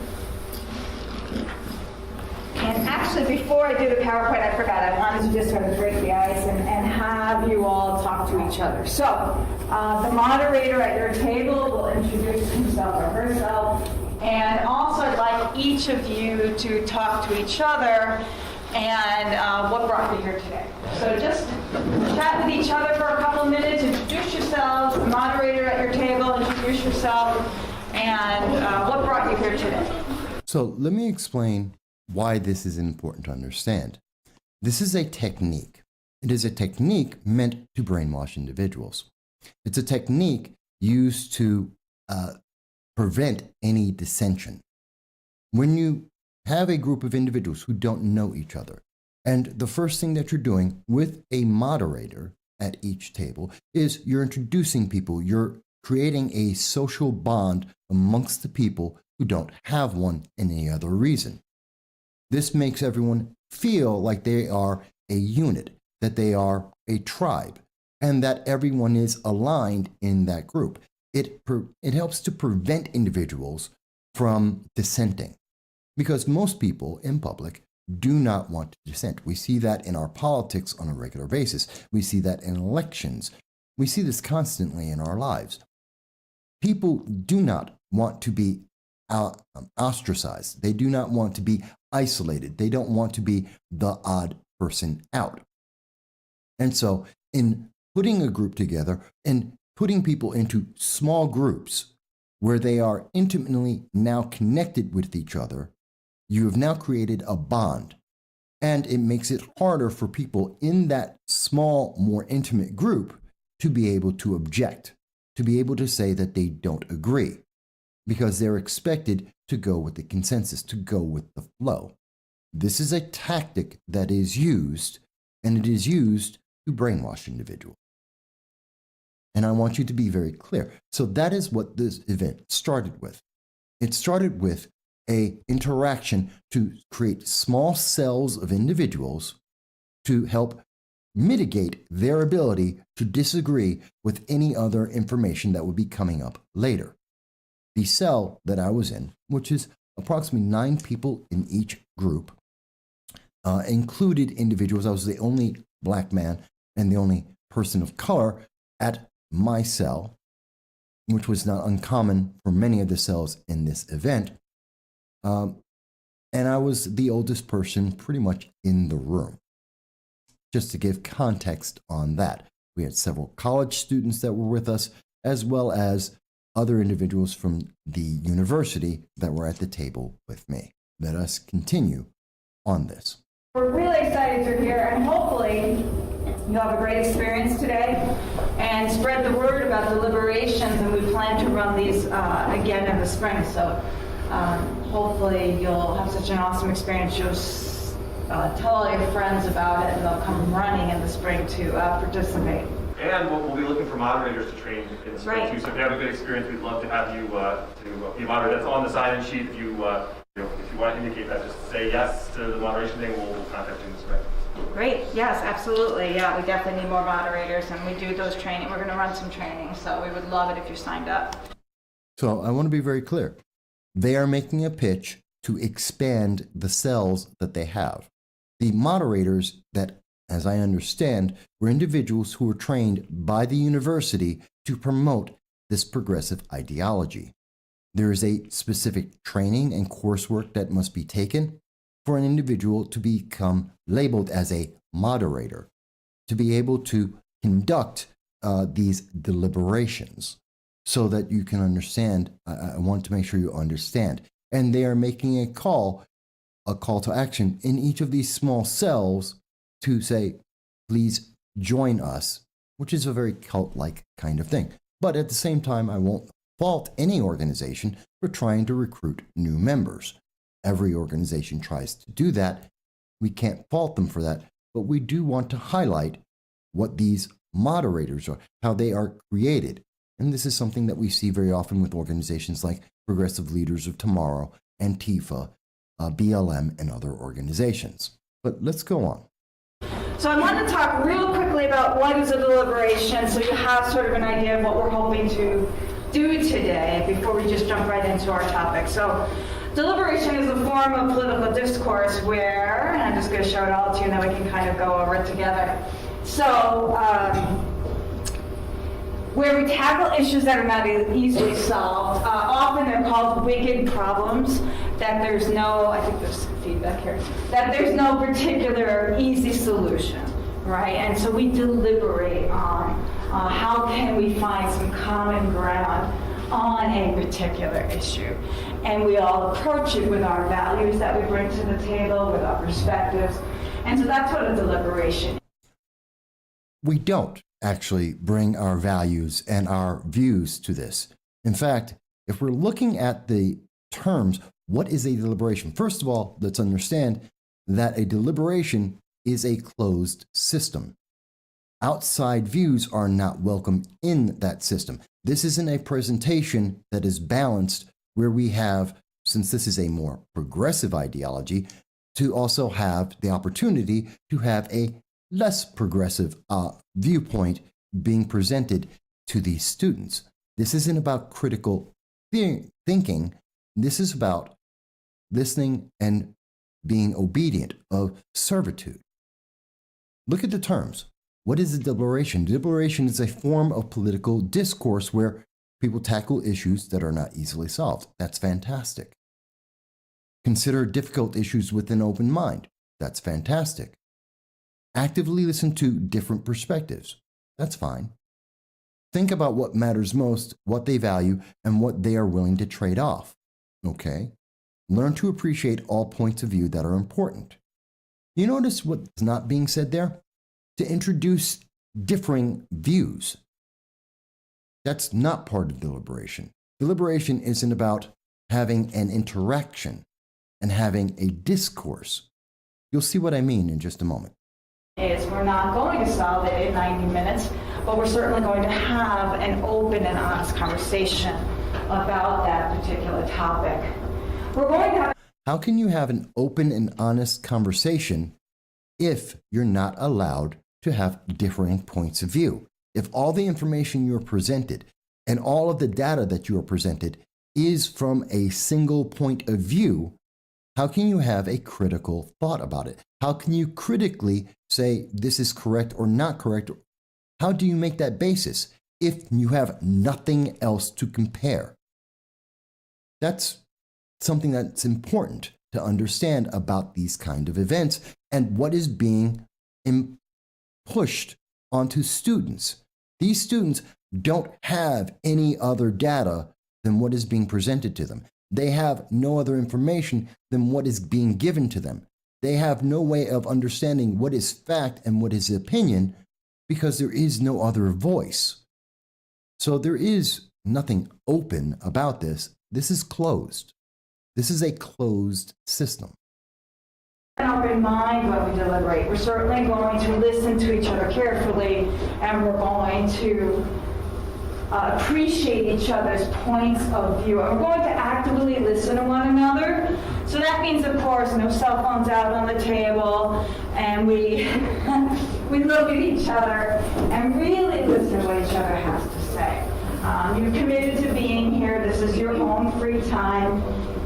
Fully commit to being here and fully commit to listening to what each other has to say about this very difficult but important topic. Thinking about what matters most, what one values, and then what you're willing to trade off to reach consensus, right? That's important. Consensus. What will you trade off for consensus? This is a key term of deliberation. So if you have an objection, if you disagree, you have to give up your disagreement to come to a consensus.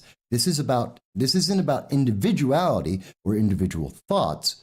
This is about a group, a category, a system that they are creating, that you are now being put into, you're being indoctrinated into.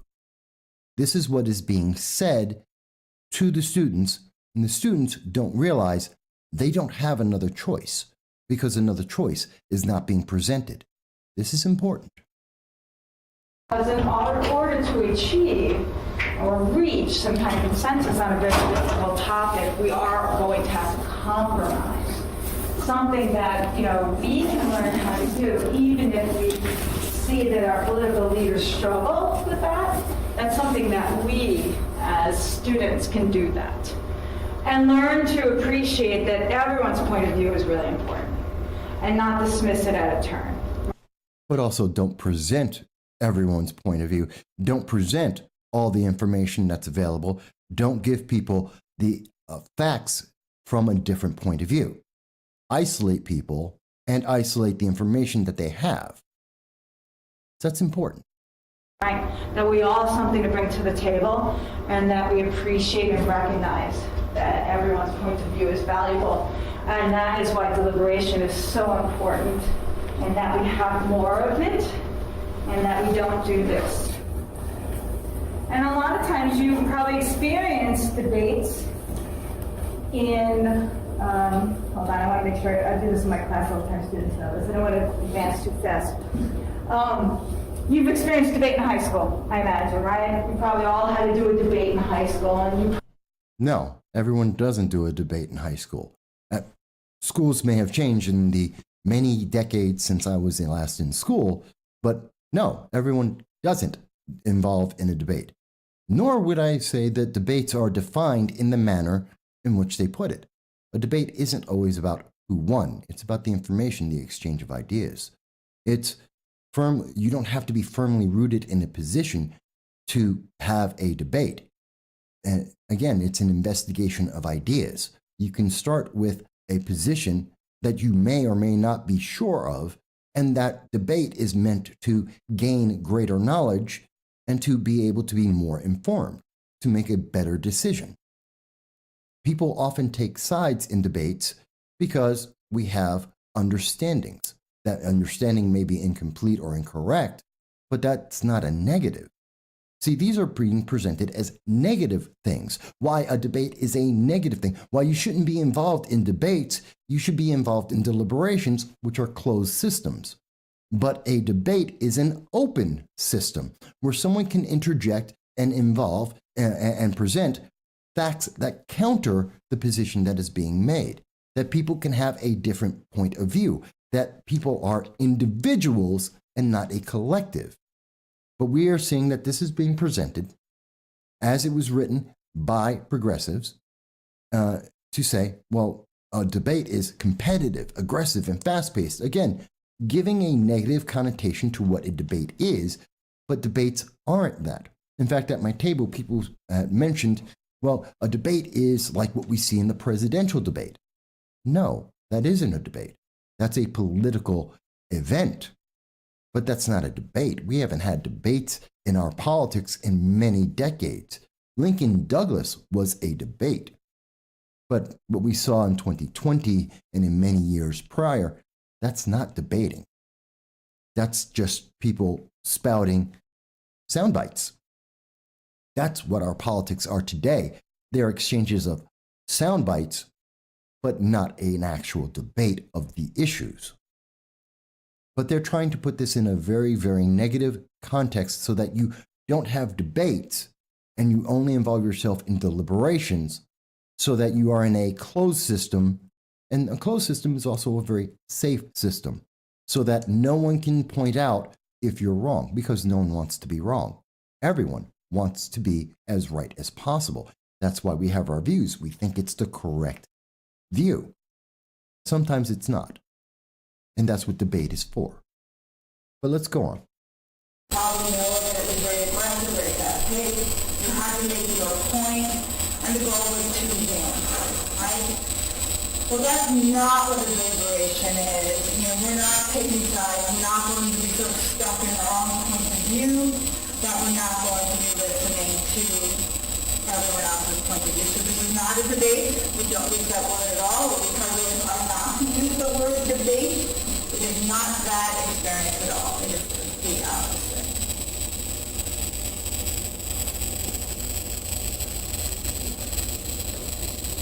And again, some of this is what is similar to what I've just. Again, a deliberation is a closed system. You can only use complementary terms. Well, what if you're talking about something that you oppose, something that you don't agree with? Why should I be complimentary to something that I am against or I think is wrong, whatever it may be? Evaluate actions, drawbacks, and trade-offs. Make compromise. You're meant to come to the same goal. You're going forward. A deliberation leads you to the end goal as created by the person who presents the deliberation. And you need to move towards that and step away from wherever position you may have to get closer to the position of that deliberation, of that goal that has been presented for you. Listening to one another is important, and I agree with that. Respect and consider all viewpoints, nothing different than in a debate. Work to find common ground. Again, move towards a consensus, move towards the goal of the deliberation, not understand and make your own individual voice or your own individual understanding. You are being programmed. You are being taken from wherever you may stand and being shifted to where they want you, the organizers want you to be. That is a very fundamental understanding of what is the basis of this event, which we'll be talking about racism and institutional racism. You're not supposed to oppose this. You're supposed to come to a consensus. You're going to move from wherever your position is to the position of the progressive ideology. And again, they want to phrase this in the most positive. Debates are negative, but deliberation is slower paced. It's more easy. It's nicer. The wording is very important. It is meant to give a subjective seed in your mind saying, oh, but I want to be in a deliberation because that's kinder, it's gentler, it's less harsh, it's less confrontational, it is less thinking involved. It's more of a consensus. It's more protective, but it's also less thoughtful. But that's my thoughts. Let's hear what else she has to say. Said with the opening slide, but it's deliberations are complementary, right? We're not aggressive. We're not looking to attack one another, but to complement one another. And I don't mean like, oh, your hair looks great today, but more about we're open to one another's points of view. We're listening. We're kind to one another. We're going to evaluate the actions that are presented to us. And if Professor Boring would hold up the placemat, just hold it up for a second. We're going to be presented with some options to consider and trade-offs, and I'm going to share that with you in a minute. And we're going to think about what that means, all surrounding this topic of racial deliberation, racial justice, excuse me. Again, we're not dealing with the topic racial justice. This event is being started off, and the main purpose isn't to actually have the discussion yet. You have to be prepped for the discussion. You have to be put into a box so that when you have this discussion, you come out with the right outcome. This is a setup. This is an indoctrination. We have to prepare you to have the conversation. Why? Why not present your facts and let people take that and absorb it? You have to be prepared. You have to be set up. You have to be organized to be able to accept this in a manner to come to a conclusion or get closer to the conclusion that is the goal of this event. That's not very positive. That's not very free. It's not even good. But let's go on. Again, respect and consider all viewpoints, work to find common ground in this very difficult topic, and we're not going to rush. It's not a fast-paced conversation. It's slow, it's deliberate, it's considerate. Okay, so one more diagram, and to kind of reinforce what we're going to do today, we're going to go over the ground rules of our deliberation, which I'm going to put up in a minute. We're going to introduce the issue. We'll talk about how it affects us directly. And then we're going to consider one option at a time. So on this racial justice placemat that we'll be giving you in a few minutes, there'll be 3 options to discuss. You'll each get about 12 minutes to discuss each option. Because we are going to try to keep to our time of 4:30, give or take. That's what we told you. And then at the end, we're going to reflect on our discussions, review our discussions, and figure out, well, what was the best option of the 3? What was the most difficult one to discuss? maybe what's lacking. This is our first time testing this out. Is there something lacking in the information presented, or what could be added? How about an opposing view? How about not guiding people to a conclusion that has already been presupposed? How about having open thought and not a consensus? Again, look at what we're being told. You're going to go through this process and you're going to end at a point that has already been predetermined. The outcome is already known. You have no choice in this system. It is closed. You have no other voices that are introduced into this system. You have only one path, and you must walk down that path to some extent. That's a problem. So that's how we're going to approach our day, our hour-ish that we have left. I gotta keep moving here. These are some of the vocabulary words that we hear when we talk or deliberate. So I always like to let you all know, you'll hear these words as we start today. We don't have an issue guide, we just have a placemat. And the placemat presents the information to you nicely right in front of you, much like a placemat does when you sit down at a... I'll be showing you the placemat in just a moment as I continue. I know this is long, I know this is drawn out, but this is important to understand. This is what's happening to our students. This is what's happening in our educational institutions. This is what is being programmed into people, and that takes time. And it's important to give at least as much time to understand what is happening. Restaurant, the place might... Sorry, my mouth is not keeping up my brain.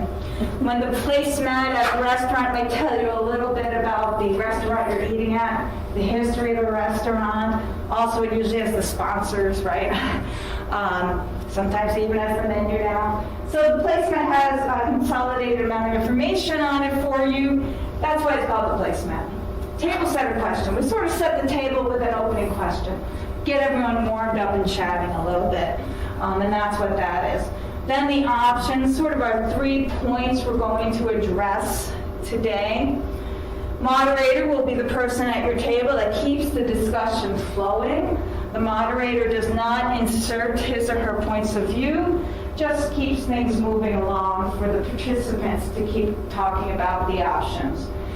And the moderator is going to serve as a note taker today as well. We're just going to jot down some of the ideas that you express so that we can keep track of all of your great ideas that you generate today. Except the moderator's job is to frame the questions and the statements and the ideas based on the end goal. That's something that I observed in the group that I was in, that the moderator was taking certain notes about the conversation and framed it in the most positive manner towards the goal that was being presented to us in the placemat options that were presented to us. It's kind of like McDonald's. You only have the choices that are on the menu. You can't really go off the menu. You have to stick with what is being given to you. And that is part of the job of the moderator, to make sure that the notes, so that when people reflect on it, will be a reflection of the positivity of the path that you have been placed on, of the closed system that you have been put within. That's a bit insidious, don't you think? So those are some of the vocabulary words that come about during a deliberation or terms that we use during a deliberation. All right, here are the ground rules. I doubt they'll surprise you based on some of the things I've just said. Okay, so we encourage everyone to participate. No hitchhikers, meaning, you're not coming along for the ride. We'd certainly like to hear from everybody. We won't force you to talk, but we welcome you to talk. We want everyone to be honest and respectful. We also don't want any hijackers. So we're not going to let any one of you dominate the conversation either. We want to give everyone the opportunity to speak, right? So we want everyone to have equal time, or as much time as they want to talk, without letting one person dominate the conversation. We're going to keep focused on the issue, so we won't be talking about the Monday night football game or the impending snowstorm. We're just going to focus on racial justice. But doesn't racial justice involve the football? I mean, that's what NFL has been telling us, that they're involved in racial issues, BLM and their support. What about the NBA and their support of racial issues and BLM? Aren't they involved? Isn't that something that we can't? I get what she means. Let's not talk about the score, but isn't entertainment now being presented as racial issues? That is just another format? So that's interesting. Going on. And watch, pay attention where everything is in the room. We're going to focus on all of the major approaches, so each option and then any trade-offs attached to the option. Which means that you have to stay on the path. We're going to look at the options that are given to us and the outcomes that are given to us. We are going to stay on the path that we have been told and now reinforced and reinforced again that we must be on. We're not being given choices. We're not being allowed to go to a different direction. We must end at the goal that they have already presupposed. That's interesting. And now we work to strive to reach well-reasoned judgment. So we're not going to be discussing conspiracy theories, or we're not going to do any Alex Jones conversations, right? Well, what does that mean? We're not going to be speaking about conspiracy theories. We're not going to be speaking about Alex Jones. So you've now characterized those that may have a differing point of view as an extremist, as someone who is discreditable. Besides the fact that while Mr. Alex Jones has made many comments that are out there, he's also made many comments that were absolutely correct, that were verifiably absolutely correct. Many conspiracy theories are absolutely true. We just didn't know it. There was as an example of what I mean, when the New York Post in October of 2020 presented the Hunter Biden laptop and emails from that laptop, we were told by most of social media and many in the news media that that was a conspiracy theory, that that wasn't correct, that it wasn't true. And yet, 4 months after the election, those same news media outlets and social media itself told us, oh, but the laptop is real and it is true. So the conspiracy theory wasn't a theory nor a conspiracy, it was fact. What about Russia collusion? We were told, well, this was absolutely true. It's absolutely factual. Except after 3 years of investigations from 4 different organizations, spending over $30 million, we learned none of it was correct, none of it was true, that Rachel Maddow and Representative Adam Schiff, who claimed to have evidence to prove their claims of Russia collusion, were lying to you. They lied to you for 3 years in a row. There were no facts, nothing, no evidence was ever presented. That was a conspiracy theory, but it was promoted. So when I hear someone say, oh, there are no conspiracy theories, there's no Alex Jones, you're saying, don't introduce information that isn't accepted by the news media, that isn't accepted by social media, that isn't a consensus thought, which doesn't mean it's correct. It doesn't mean that it's accurate. You just can't go off the reservation. You can't get off of the path because someone may have more information and it may be valid information. It just may not be widely known. And therefore, that would be claimed as a Alex Jones kind of situation, like the New York Post, as opposed to Rachel Maddow and Representative Schiff. And yet, the truth is very different. Just something to keep in mind when you hear someone say that.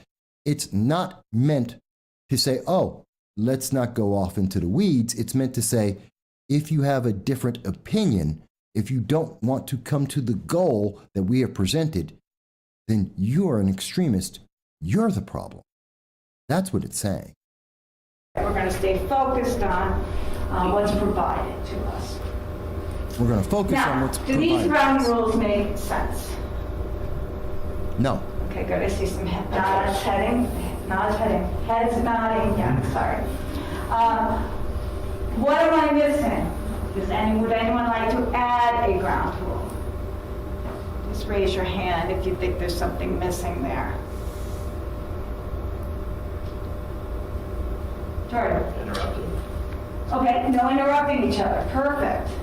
And I already forgot your first name. Jonah. Jonah, what do you see? Have fun while talking amongst your peers. Have fun while talking amongst your peers and don't interrupt each other. Great. No judging. No judging. I should be writing these things down.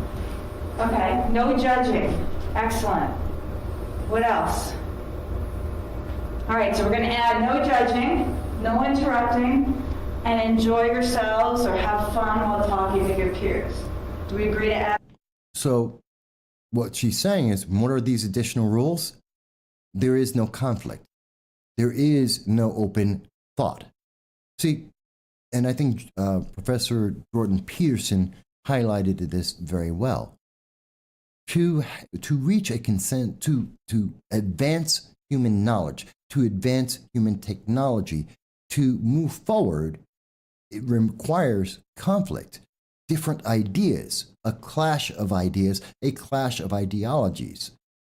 And so if we make it safe, if we make it tame, if we restrict the way people get to speak and what they get to speak about, then we don't get the net outcome of the best outcome, of the correct outcome, if a correct outcome exists.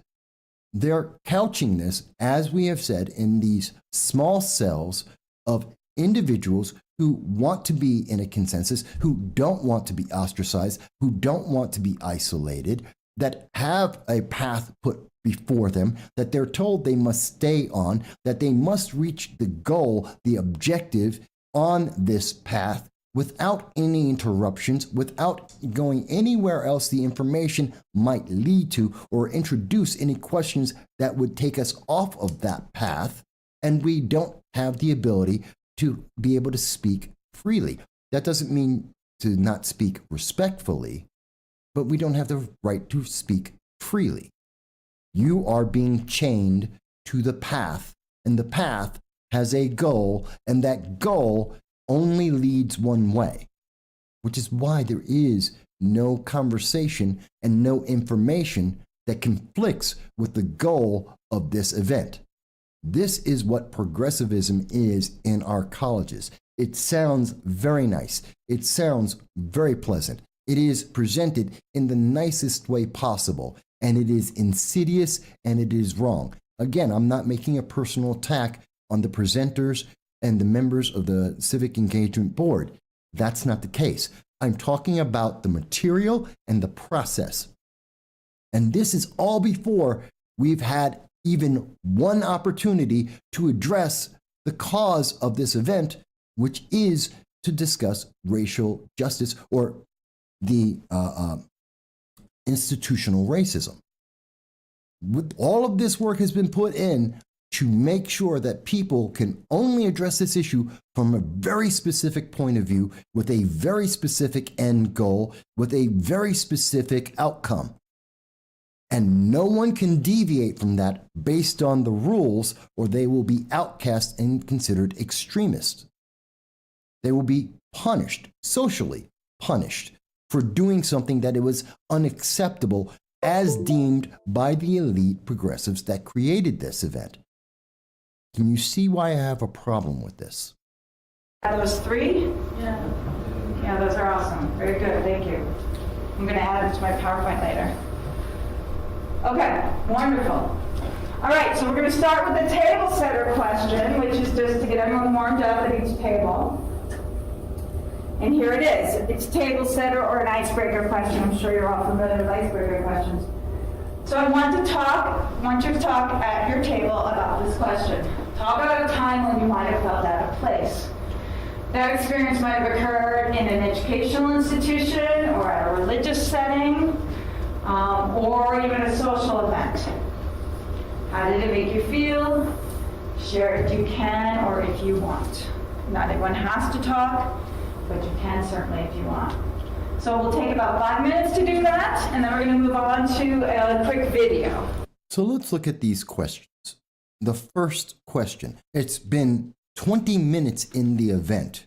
We have been put into small cells. We have been in groups just large enough that no one wants to be ostracized, and the group dynamics works against an individual. We have been given a path that we have been reinforced. We cannot deviate from. We must reach the end goal of the material, of the conclusion that this has all been predetermined. There is no individuality. There is no free thought. And we now, after having that well established and reinforced several times to us, we now have the first actual question that they want us to look at. Talk about a time when you felt out of place. Is that inherently racist? No. And that has nothing to do with race or racism. No Soundbites Allowed is a podcast hosted by Michael Vass. The podcast focuses on providing in-depth discussions on various political and social issues. As the title suggests, the aim is to go beyond quick sound bites and explore topics in greater detail. Michael Vass, the host, engages with guests to analyze and discuss current events, policies, and political ideologies. The live stream and videos cover a wide range of subjects, including politics, economics, social issues, and more. By delving into longer, more comprehensive conversations, No Soundbites Allowed aims to provide listeners with a deeper understanding of the complexities surrounding contemporary issues. AI is listening. Shouldn't you know what AI knows? Aren't you tired of being treated like a child by major media parrots and want to be respected as an adult? There is nothing to lose and a lot to potentially gain, so check out No Soundbites Allowed on all major social media platforms. All right. Hello, everyone, and thank you for joining me back. This is your host, Michael Voss, the political dragon, here in our offices in the Bronx, New York, on May 5th. It's currently 6:15. We're happy that you're all back with us. And we've been talking about a lot of things today.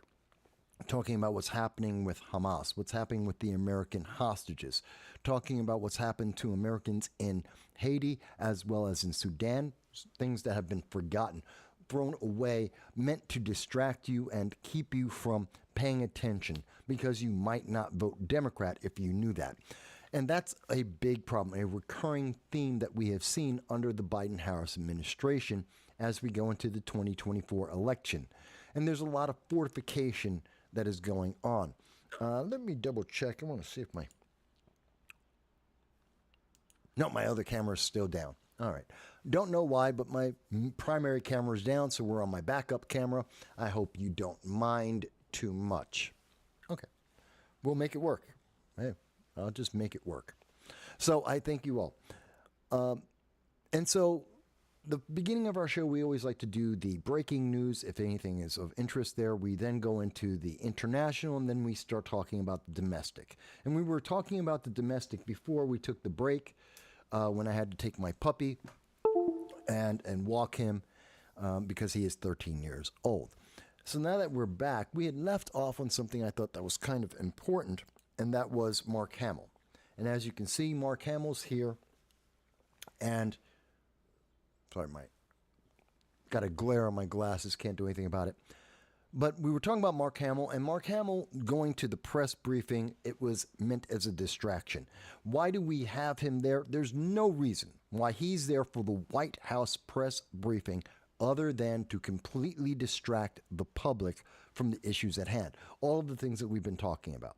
All of the concerns that are affecting the world as well as the United States, to distract us from unemployment that is continuing to increase at 3.9%, something that we are not surprised by distracting us about the inflation and the bills that have gone nothing but higher and higher.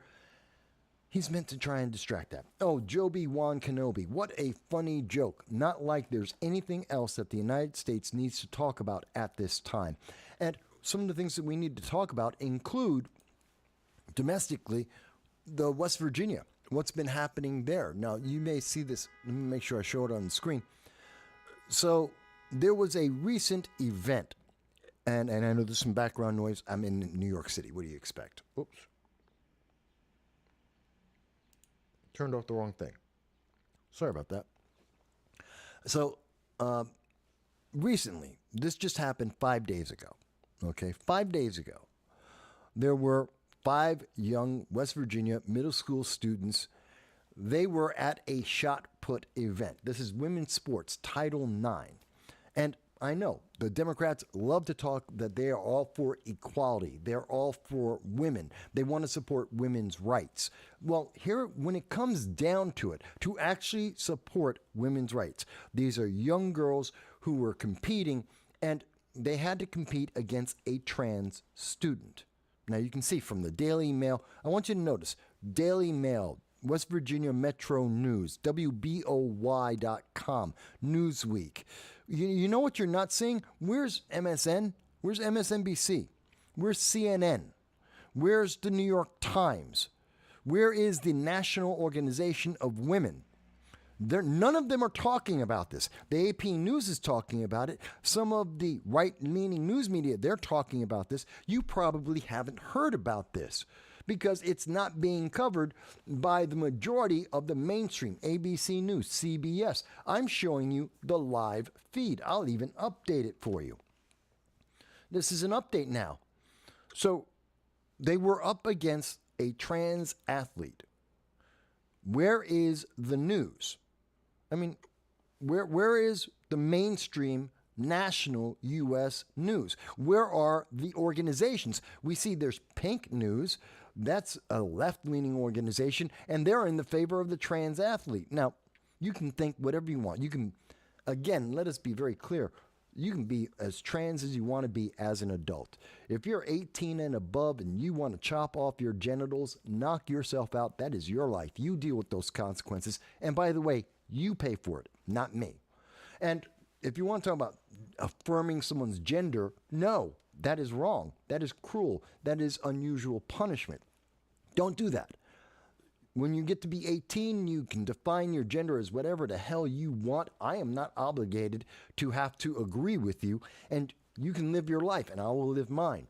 But we're talking about young teenage middle school girls who had to compete with a boy or a trans girl, an athlete, who absolutely destroyed them. That was beat everyone on the field, not by a little bit, but by a huge mile. Now, when we look at the actual story about what's going on here and what happened in this competition, the girls who could not compete with this young trans athlete because of genetics, let's be honest, the genetics were not in their favor. And this individual, this trans athlete, middle schooler, young kid, was destroying the entire event. And they had no ability to compete against that. So they said they were going to not participate. They chose to not be involved in the event. Now, this is important. They chose to not participate, to not be in there, to protest against this because this wasn't in their favor. This was against women's rights. It was against Title IX.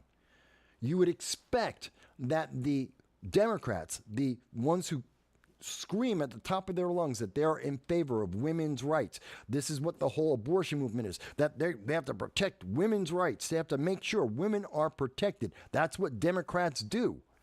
And those very same Democrats threw these girls under a bus.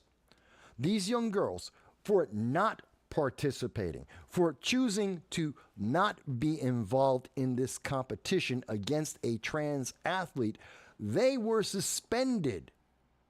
They were punished. They are being punished in their sport, in women's sports, something that we see these left-leaning groups, they want women's sports to be subsidized and to be promoted. We're talking about women's soccer. We're talking about the WNBA.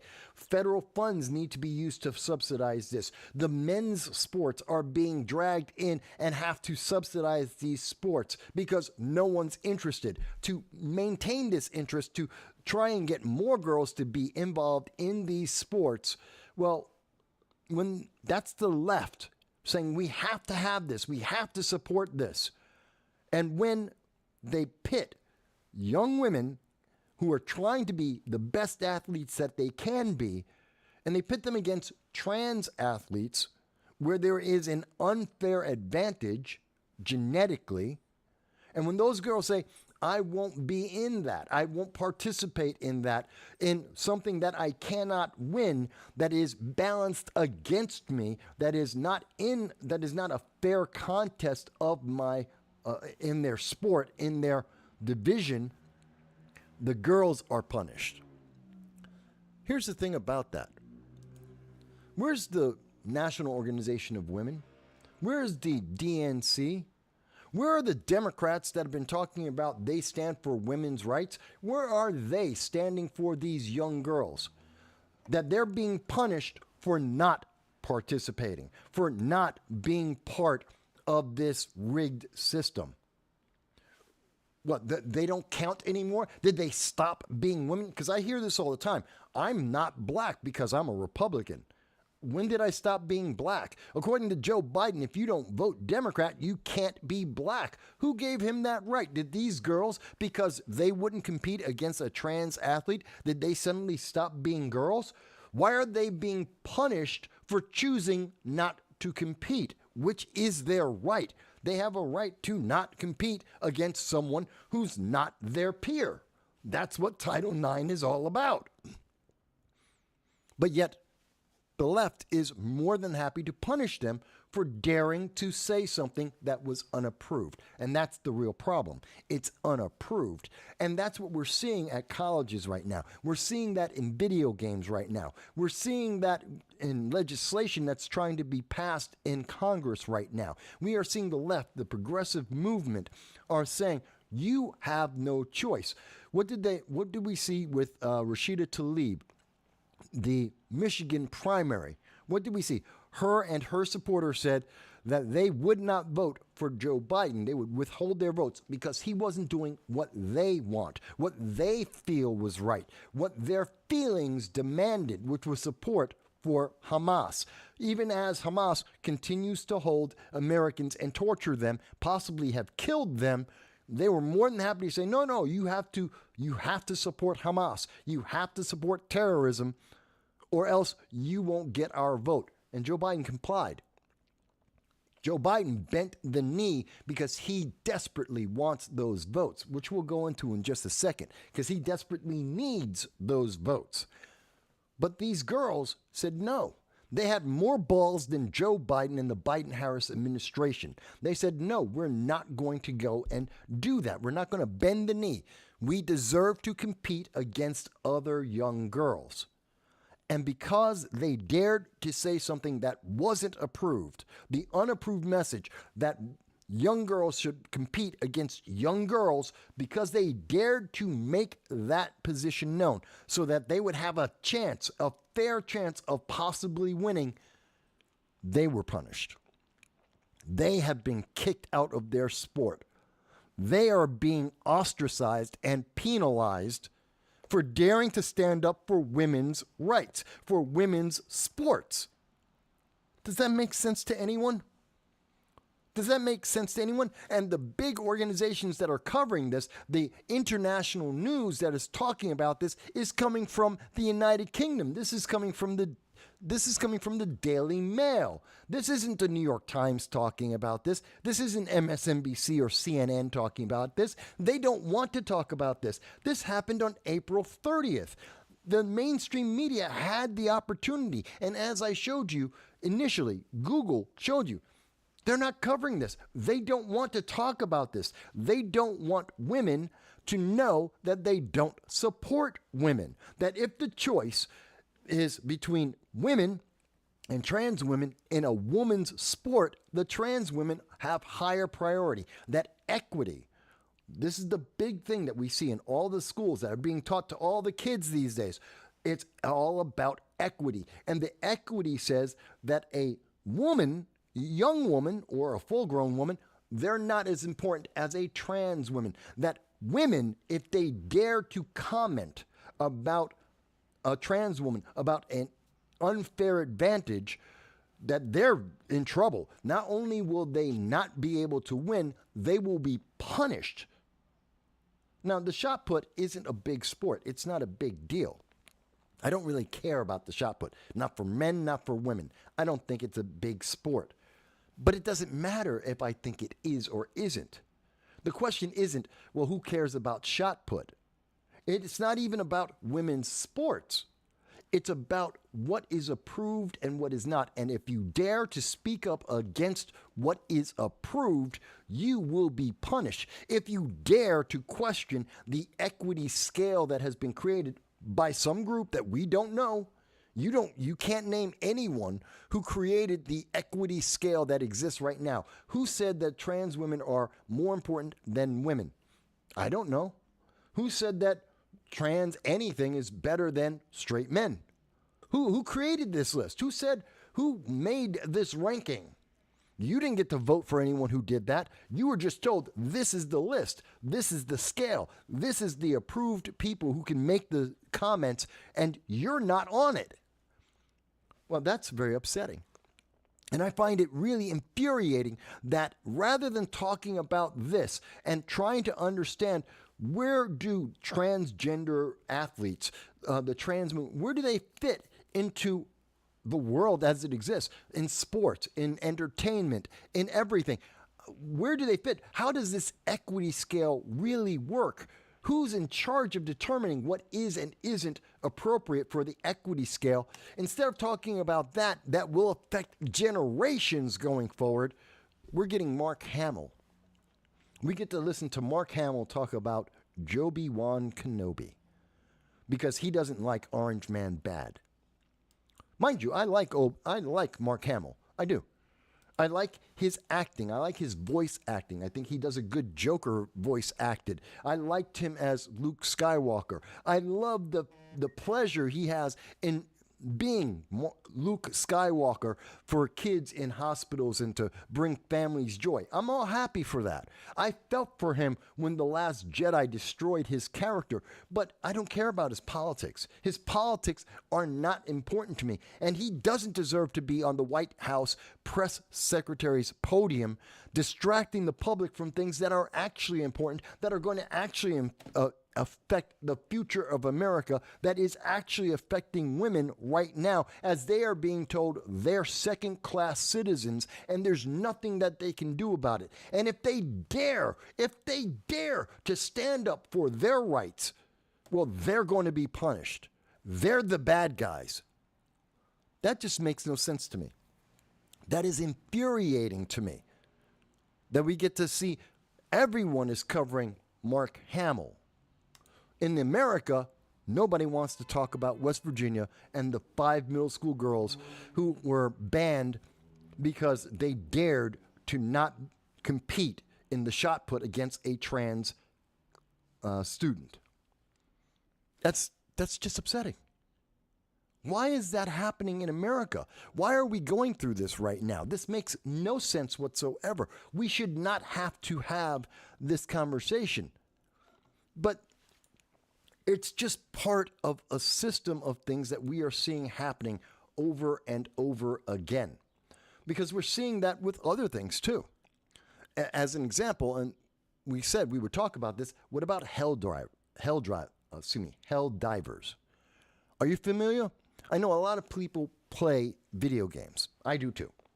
But this isn't one of my video games. I play more of the banished kind of game. I play MMOs and stuff of that nature. I'm not so much into the first-person shooters and all that. That's fine. But Sony is. That's what they do. They make these games. And they've been marketing these games to kids all over the place.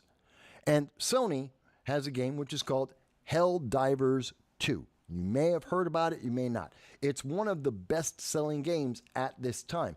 It's not quite as good as Stellar Blade, which is another controversy all its own. But with Helldivers, here's the thing that's really interesting about this. Helldivers came out. The game is sold to everyone. Sony, then after the fact, now that it's been out for about a month, about 6 weeks, it's been out for people. People have been playing the game. They now are forcing players to switch to the PlayStation system. Even if you play this game on your PC, you now must only play it through their PlayStation. And on PlayStation, there are terms of service that you have to abide by, which includes the fact that Sony is going to listen to your conversations. If you and your friends are playing this game together, your group of friends, and you're having fun, you're picking on each other about how much you suck, how good you are, how bad you are, how they just owned you, and you're having that conversation amongst your friends, and Sony is going to listen to your private chat of you and your friends, and if you say something that Sony doesn't like, they will ban you from your game that you're playing with your private friends. Not that anyone is offended, not that anyone was taking offense, but because Sony doesn't like the way you spoke while you played their game that you paid for, that they forced you onto their system so they could monitor how you speak. That's how they're going to punish you. I want you to think about that, because it's the same thing as what's happening in West Virginia. You have lost the right to have free speech. You have lost the right to have choice. You are mandated to the approved message, the approved actions. You don't have a choice. Sony has said you don't have a choice. You must play this game on their system, something they didn't tell you up front. And you can only play the game the way they want you to play the game. You can't say things they don't like. You can't say things they haven't approved of. They have a DEI, diversity, equity, inclusion. They have their list of words that are approved and unapproved. And how dare you use an unapproved word privately amongst your friends? They want to control your speech. Much like they're doing to the girls in West Virginia. They're going to control their speech. They're going to control what they're saying and how they say it. They're going to punish anyone who doesn't do what they are told. Now, the first person who brought this up was Archcast, by the way. Arch, Warhammer. And he brought that up to my attention, but he's right. The terms of service, which isn't being addressed by Forbes, most of the mainstream media doesn't want to talk about this. They're avoiding it because they don't want you to have to consider that we are building up a society of plantation. People on plantations. You can only speak what is approved. The First Amendment is being destroyed, whittled away. You are losing the right to choose life, liberty, and the pursuit of happiness. You don't get that. In fact, you're not going to get happiness at all. The government is growing in its power and its choices, and they're telling you what you should be happy with. They're making the choices for you, and they're telling you that if you do not go by what they have approved for you, you are the bad guy. You're the person who's a problem, and they're going to attack you, whether it's your entertainment, which is a game, a video game, or whether it's going to play sports. Isn't that something that should upset people? And let me see here. We got a couple of comments here. So Dow says, Helldivers 2 is a third-person shooter, squad-based MMO. Yes. It's chaotic fun, mayhem, and cinematic feeling moments. So for the average person who doesn't play video games, who doesn't know what a squad-based shooter is, it's you and a couple of friends, it can be up to you and 4 friends, running around shooting stuff in a video game. That's as simple as I can make it. It's overly simplified, but that's what it is. You and 3 or 4 of your friends go on out and you're playing these characters and you're shooting bugs. That's the game. That's what you're doing, okay? And Sony is saying, while you and your friends are running around playing like you're Starship Troopers, you can't say what you want to say. You can't talk to your friends like you would do in person. You can't talk to them like a human being. You can only use the approved language. Dow goes on to say, not only that, by forcing PC players to log in through a mandatory PlayStation account, they have divested a large portion of the player base because the PlayStation 5 is not offered in almost 171 countries. That's true. They're targeting a specific group of first world nations, nations where people normally have choice, where they normally have freedom, like the United States. You have to. You don't have a choice. And why did they make that choice? Why do you have to go to the PlayStation platform? Because if you're using it on your computer, then they don't have a right to listen to your conversation. They don't have a right to go in and monitor what you and your friends are saying with each other. Again, I need to emphasize that. They are listening. It is the PlayStation rules say that they can and they will, either by a human being or an AI, listen to your conversation, your private conversations. You have no choice. You cannot opt out of it. You cannot stop them. If you're playing the game, they have access to your computer and to your voice, your communications. They get to hear everything you say, and they get to hold it against you. They get to penalize you for daring to not use approved language. This is thought police in force. And it's just like what's happening in Virginia. You have to obey, otherwise you're in trouble. And who made these rules? Who said that? Why can't I, in a private conversation, say whatever it is I want to say to my friends who are not offended, no matter what it is? If I want to call one of my friends a cracker and he's perfectly fine because I'm talking about his gameplay and I'm dissing him and he tells me I suck, well, guess what?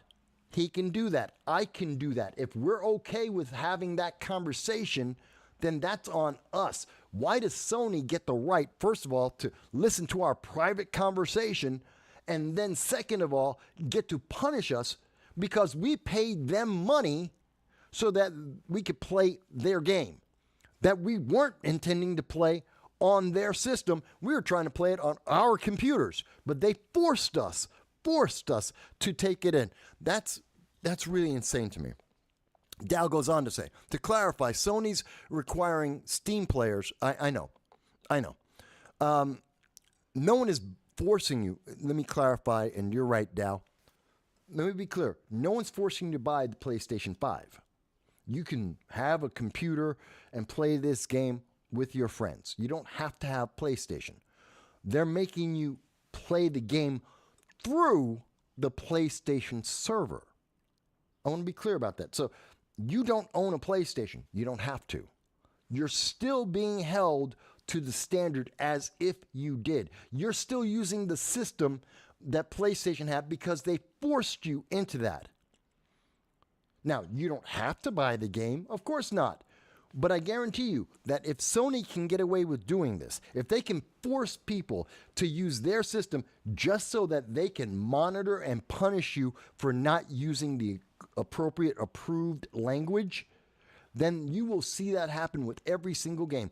You mean to tell me EA Sports isn't going to start penalizing you, punishing people, get them to buy their games, and then they're going to put them on the EA system and say, oh, you just used a word we don't approve of. You have to pay us, otherwise we will cut off all of your games. Oh, no one thought about that, because that's the next step. You'll see that with EA. You'll see that with Microsoft games. You'll see that with all of the major game systems, that there's suddenly everyone in the industry is going to say that. And then maybe, you know what? Maybe you'll see that Amazon will say, well, you know what?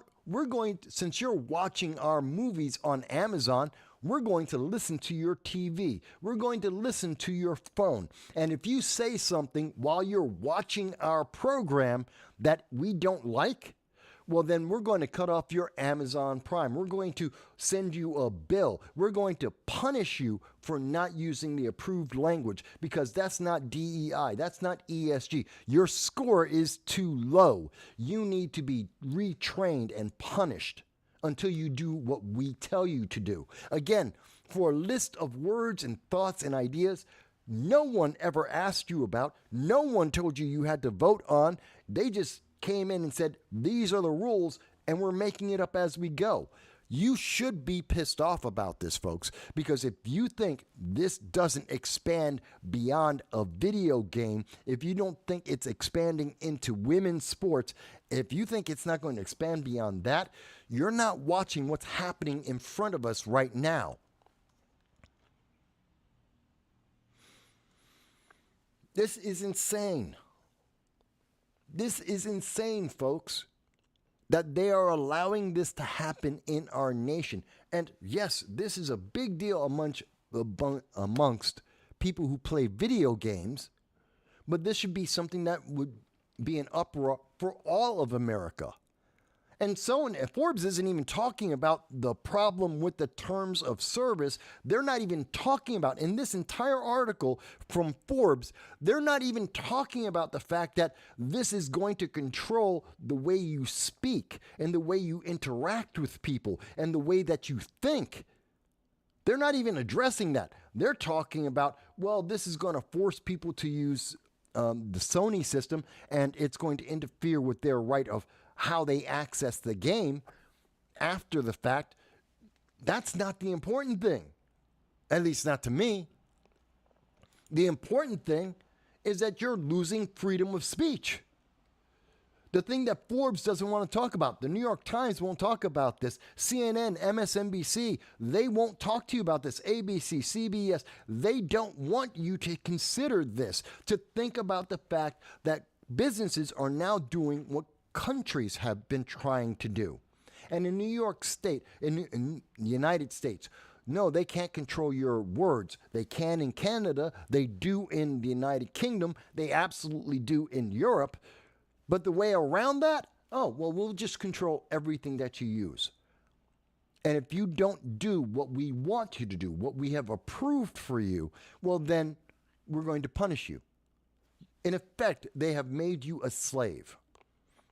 And the easiest way that they can get you used to being this slave that doesn't think and doesn't speak out, is to go into your entertainment and go there. That's why they've been shoving all of this DEI into all of the movies that no one wants to see, in all the TV shows. No one's watching Velma. No one's watching She-Hulk. No one cares about the Marvels. Nobody wants to see Madam Web. These things have failed for a reason, because everyone is rejecting the background, the propaganda that it truly is. No one sees propaganda as entertainment, but you're not being given a choice. You're flooded with this is the only thing every day in every form of entertainment. They're shoving this down your throat over and over and over again until it seems like it's normal. Because it's the only thing that you see. It's in your video games. It's in your movies. It's in your sports. So you're supposed to say, this is normal. This is how it's always been. And the next generation grows up with it. And it's truly, for them, the young kids, they've never seen a world without these things, these restrictions, these impediments, these rules on how you think and how you speak. They've never known anything else. They are growing into the slavery, which is why we should be talking about it, which is why we should be saying no, which is why we should be protesting this, why we should be up in arms, both about the West Virginia, the girls shot put. Do I care about shot put? No. Do I care about those women, those young girls having the right to make a choice? Yes. Whether you agree with the choice or not is not up to you. It wasn't your choice. It was their choice.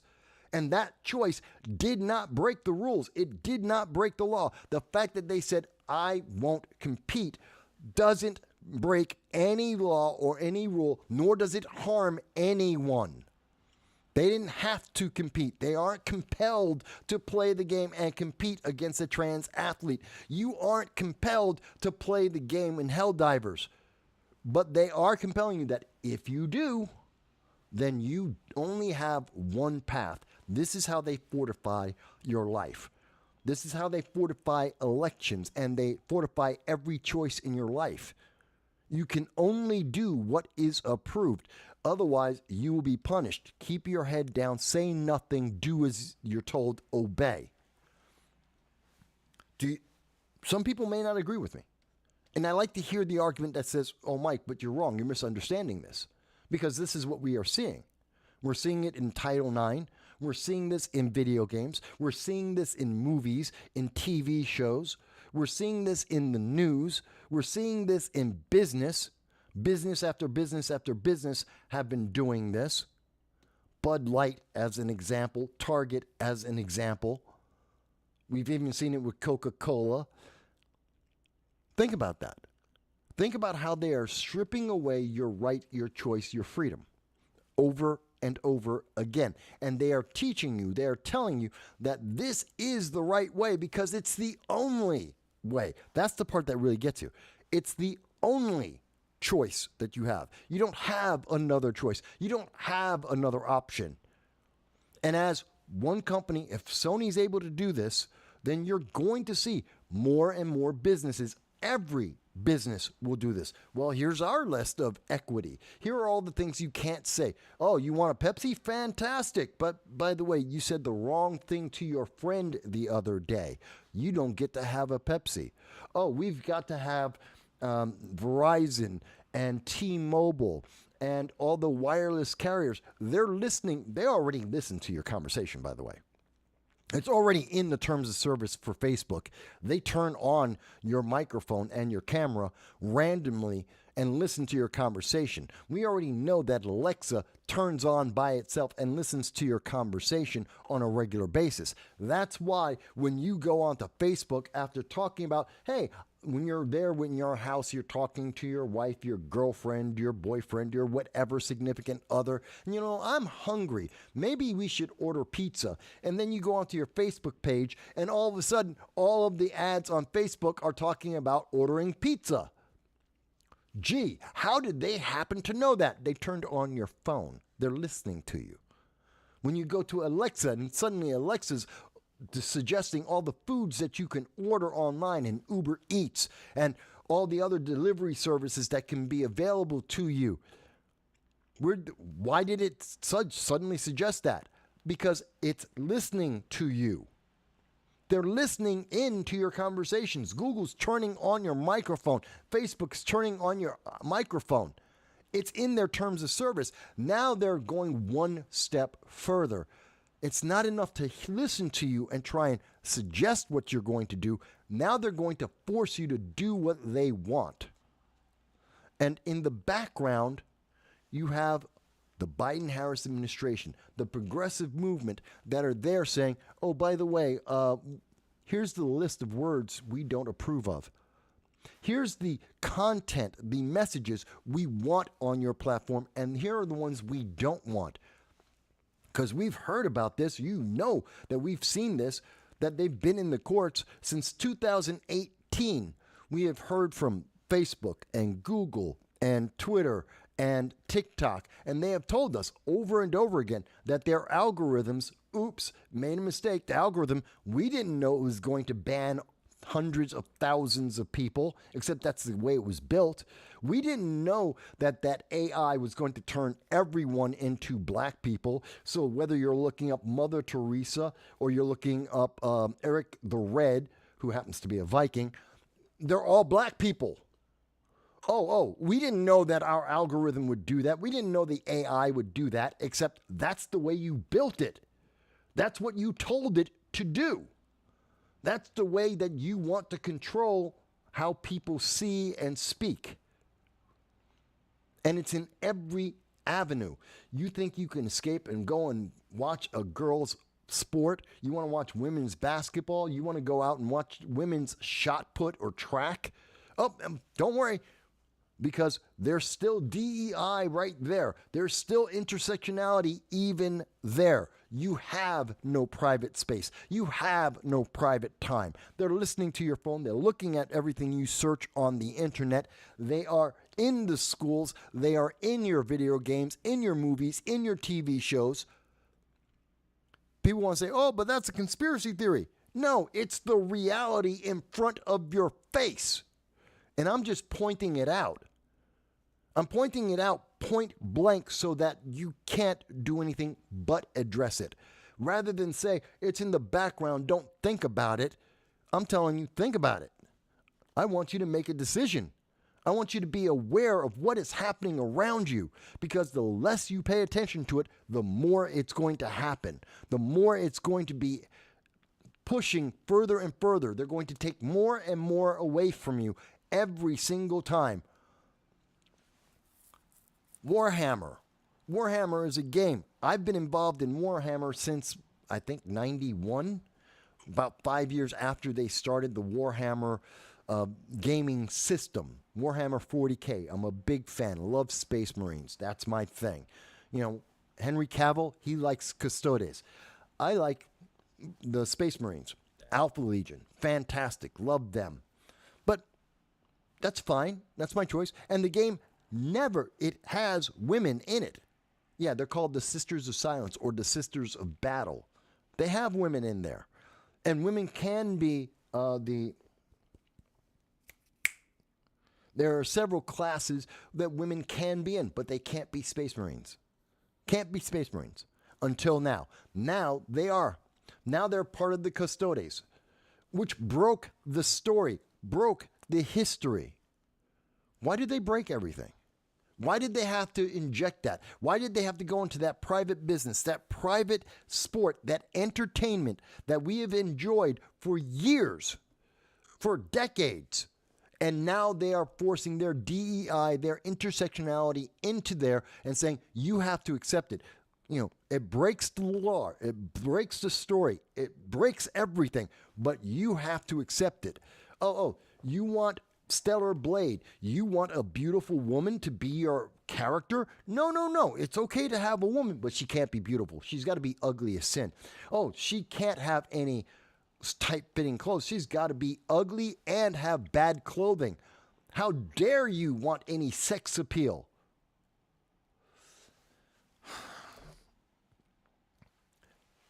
Look, I understand. People will say, but Mike, how's that political? It's freedom. It's choice. It's expression. It's your freedom of speech. It's your freedom of expression. It's your freedom of choice. It's your pursuit of happiness. I know in a lot of places around the world, and this program this live stream gets seen in 102 countries around the world. And I understand in almost all of them, people don't have the right to choose. I understand they don't get it. But for those of you who are in America, for those of you who are in the United Kingdom, in Canada, in Germany, you know, you're used to having some amount of freedom of choice. In America, absolutely. And whether someone likes that choice or not, doesn't matter. It's not for them to decide. It is for me as an American. For all these countries that want to copy America, they want the right to choose. Even if the choice is, I want a cheeseburger with bacon on it, you know, that's my choice. You want to be a vegetarian? Fantastic. Knock yourself out. Be as vegan as you want to be and drop dead eating a bunch of beans and grass. That's your life. Do it. I, on the other hand, want my greasy double cheeseburger with extra bacon. Leave me alone. It's choice, except they're saying you're going to eat the bugs and you're going to be happy with it. And even if you're not happy, you're still eating the bugs. You will own nothing. You will choose nothing. You will comply or else. This is what is happening to our world in front of us. We are seeing the world not just militarize, which is true. We are militarizing and we're getting ready for 3 global simultaneous regional wars. But we are also seeing that it is becoming more and more authoritarian. And the people who are leading the charge towards that authoritarian future are the people who are progressives and socialists who promise you that everything will be fair and equal.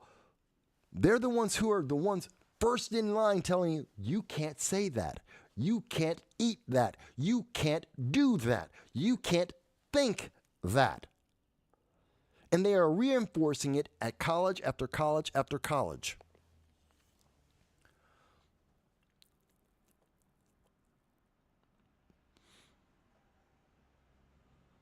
So, this is really, really upsetting to me, folks. And I think it should be upsetting to you. Now, if you disagree with me and you think, Mike, you just don't understand. Okay, fantastic. Tell me how I don't understand. Tell me that these things aren't happening. I'm showing you the evidence where it is happening. It is happening before your eyes. You can look at the TV shows. You can look at the words. Don't just watch it empty and just vaguely see what's happening there. Look at the characters they're inserting. Let's see, how many black people were in Iceland in the Middle Ages? 1? Then why do TV shows that happen to be taking place in Iceland suddenly have 1 out of 3 people are black? They're not. 1 out of 4 people are Asian. They're not. That's not the history. That's not correct. Boyland. What's her name? Boyland from the United Kingdom. She's now a black person. No, she's not black. She's white. It was the Middle Ages in Europe. She's white. Deal with it. That's the history. Cleopatra wasn't black. Deal with it. That's the fact. That's the history. Why must we change all that? Because somebody has a feeling? What about your feelings? What about my feelings? Why do our feelings suddenly don't count? And some mystery person that we have never met, that we've never had a conversation with, that has no connection to our life, their feeling is suddenly more important than your feelings and your life. Why do I have to change so that some mystery person that may not exist is going to feel better? They're not living my life. I don't care if they feel better about my life or your life. Why are we complying? Because we're being trained to. Because progressives have told us if you just comply, you'll feel better. How many happy progressives have you seen? How many happy, joyous, well-adjusted progressives and socialists do you see out there? None. They're all miserable. They all hate their life. They hate everything. They're constantly complaining and having a miserable time because there's always a feeling. Their feelings are never satisfied. There's never enough. It's always got to change. So why do we have to change to be miserable like them? Just because they're miserable doesn't mean that we're obligated to be miserable. But yet we're seeing that in more and more. It's in our entertainment. It's in our sports. It's in every aspect of your life. And saying, I don't notice it, isn't the answer. Saying it doesn't bother me isn't the answer. Because that doesn't make it go away. That doesn't make it stop. I'll give you an example of what I'm talking about here. You want to stop a bully? If you have a bully in school, because bullies are not new. There have always been bullies in schools. It's not a new concept. This isn't something no one has ever dealt with before. Today, the problem is, oh, there's a bully. Go get a teacher. No, knock him out. That's what I told my nephew when he was 6, going back a few years, but when he was 6, yeah, I told him, knock him out. Well, he's bigger than me. Pick up a chair and knock him out. And even if you don't knock him out, even if you lose the fight, he will have respect. He's not going to pick on you that way ever again. Why? Because you're going to fight back. You fight back, and now you're going to get a different level of respect, and you're going to be treated different, and they're not going to pick on you that same way. Oh, but I'm going to get the teacher. Yeah, he'll pick on you every day for the rest of your life. That's not going to stop him. That's like saying, oh, well, gun control. I'm going to punish all the legal gun owners. That doesn't stop the criminal. That doesn't stop the crazy person. And we know that. We have decades of evidence that, yes, 22,000 gun laws later, the criminals and the crazy people don't stop abusing the law. They don't care. Law-abiding people do, sure. And that is 99.99%. Actually, it's 99.994% of all of the gun owners in America. Sure, they follow the law. But it's that super small percentage. They're the problem, and they're a big problem. And writing another law doesn't stop them. Does this make sense to you folks? Is this example, showing you these examples, does that clarify it for you? Do you see what is happening to your life? What is being pushed onto the next generation? Because trust me, they don't care about me. I'm 56. I'm a black man. That means I'm probably within 10 years of dropping dead at any given moment. And they know that. That's the statistics. Those are the numbers. I'll probably be dead by the time I hit 65, well before 70. I'm in the last legs of my life. They don't care about whether or not I comply because they expect me to drop dead. It's about my nephew. It's about my nephew's kids. It's about your kids. It's about your grandkids. They're after them, not you. The reason why they're pumping out She-Hulk and Hawkeye and Madam Web isn't because they're trying to get you to watch that. They're trying to get your kids to watch it because that's the only thing they have to watch. That's why they're trying to go and they're putting out the Velma series. Not because they think you will find it funny or that you're going to watch that cartoon. It's because your kids are going to watch it and they have nothing else to watch. The entire Disney Plus movement, everything they've done with Marvel, what they're doing with the Lord of the Rings, it's not about me. I've been a fan of the Lord of the Rings since the 1980s. I'm one of the reasons why they made the movies in the first place. Think about it. The reason why the Lord of the Rings has been translated into 62 different languages, is one of the greatest books ever, and was the reason why people have been trying to make a movie about it since 1970. And they kept making movies until they got it right with Peter Jackson. Why did that happen? It wasn't because, orcs are black. No, everyone knew orcs are just what they are, orcs. It's a fantasy world. They're not black. Black people existed. They weren't them. No, it's because it's a story about good and evil. And yes, it's got some undertones of Christianity in it. And it had a fan base. It was so popular that people followed it. No one cares about Rings of Power. No one watches Rings of Power. 2/3 of the people who started watching Rings of Power gave up, said it's not worth the time. Same thing with She-Hulk. Same thing with Echo that came out this year. No one cares because we understand the propaganda for what it is, and propaganda isn't entertaining unless you have never seen anything else, unless you've never had any other choice. And that's what Sony's talking about. Sony is the example. They're the test. Gee, will people switch over because they've been told they can only play this game on this platform, even though they bought it, even though they were playing it on their own, on their computer, on their own property. They now own this. And now, instead of owning it, they're going to be told they're sharing it. And that someone else is going to be under control of how they play that game. You no longer have the freedom to play the game your way. You're going to play their game your way. You're going to play the game, your game, the way they want it to be played. the way they feel like it should be played. And you're going to have characters that look like the way they want them to look like. Not like you. You don't get to customize your character and look like you want to look. You're going to look like how they want. So that means the men are going to look like girls. Girls are going to look like men. Whether or not you want that, that's what they're going to do. You're not going to be just a guy. You have to pick your pronouns. And they're going to tell you which pronouns you get to choose, rather than just leaving you alone, and it doesn't matter.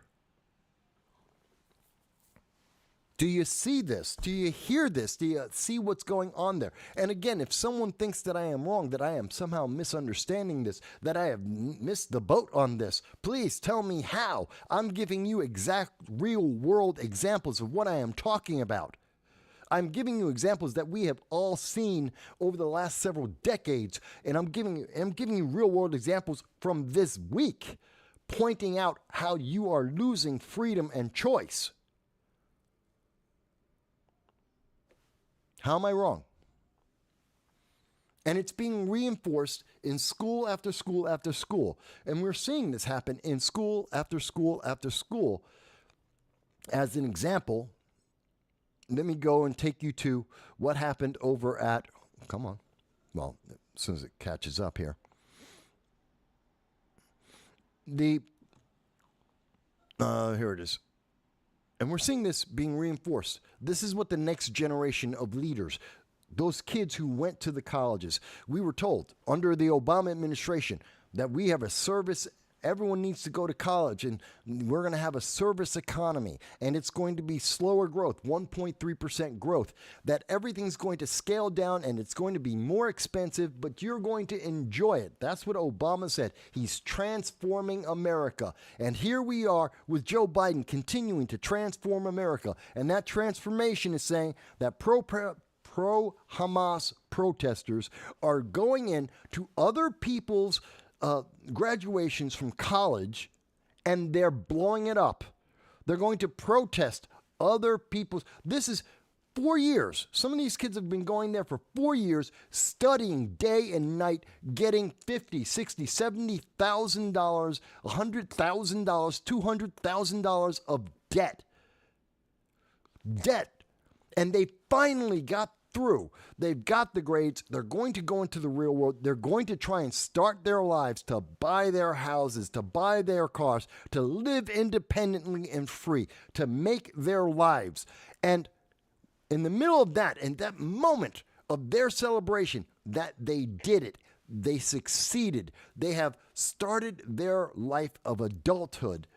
Then they've got these kids who are saying, oh, by the way, you're just an evil, horrible person, because you don't believe what we believe. Because you're not supporting terrorism like we support terrorism. How dare you? How dare you be so selfish as to have completed your college and planned your life? How dare you celebrate that without celebrating terrorism? You have to support terrorism. Give your money to these terrorists. And when I point that out, I'm the bad guy. Oh, Mike, how can you say that? Look at this. This is on Twitter. No graduation as normal. No graduation is normal when our tuition dollars have funded the murder of over 35,000 Palestinians in Gaza, and every university is now rubble. Let's think about this for a second. Let's break this down. First of all, no graduation is normal. Wait a minute. You don't care about, you're more than happy to have a normal graduation. Kids in the Sudan are starving to death. Kids in Haiti are starving to death. You don't care about them. There are lots of countries around the world. Kids are poor or starving. You don't care about any of them, but you care about what? Hamas? Why? Because you were told to. Because it's political. Because there's a political advantage for an organization to prop up Hamas instead of worrying about the Sudan or worrying about Haiti. And by the way, what about the kids starving in America? But no, this is your graduation. You earned this moment. Why can't you have a normal graduation? Because there's always something else that they will say you can't celebrate because there's someone else's problem they value that they think is important right now that you have to submit to.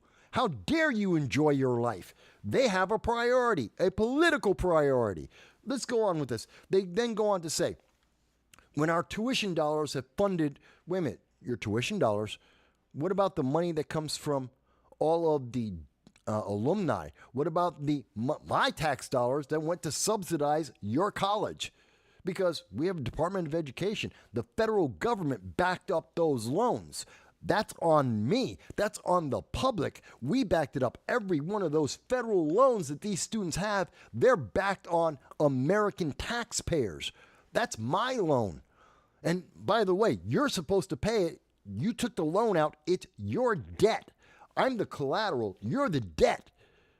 So you have to pay it off. But now you want me to pay for your debt in full. As you tell me, well, we're spending the money wrong. I didn't get to choose that. But let's go on. 35,000 Palestinians. How many of those Palestinians are members of Hamas? See, that's another thing they don't separate out there. Oh, they're all Palestinians. No, some of them are members of Hamas. Some of them are military combatants. They're not all civilians. In fact, Hamas will admit that at least 6,000 to 7,000 of them are members of Hamas. At least. They won't be exact because they always lie, because they're terrorists. But we know at least that there's actually about 15,000. Yeah, there are 15,000 civilians who were caught in the middle of a war and they died. And that is bad. Not a question. But it's not 35,000 innocent people. See, they like to play with the numbers. They like to mix and match the numbers so that they get the most emotional impact. It's not 35,000 children. It's not even 35,000 civilians. There's a bunch of Hamas militant fighters, combatants, army members that are in that number. Oh, but you're not supposed to think about that. Again, don't think. Why are you thinking? Why are you actually paying attention to the details? Feel the emotion, Mike. It's their emotion. Accept and believe their emotion. It's now your emotion. You don't get to have an emotion. You don't get to think. It has already been approved. This is the answer. What if you don't agree? What if I don't agree? I'm an American. I have a right to choose, even if you don't like that choice. Why must I accept their feeling? Why must I accept their choice on my life? Oh, they don't like to have this conversation. They don't like you to think about this conversation. You're not supposed to have this argument with them. They don't have an answer for that. They go on to say, we are protesting not just genocide. By the way, it's not genocide. You can't say the Palestinians are being genocided. Since Israel is accepted, since the Palestinians have been in Gaza, their population has increased 500%. Let me say that again. The Palestinian population in Gaza has increased 500%. They have more rights and freedoms in Gaza than anywhere else in the Middle East. Even the supporters of Hamas agree with that. Even Cenk Uygur of the Young Turks will tell you that it is a fact that if you are a Palestinian, the best place you could possibly be is in Gaza because that's where you have the most rights and freedoms. And to say it's a genocide is a lie. It is a fact. It is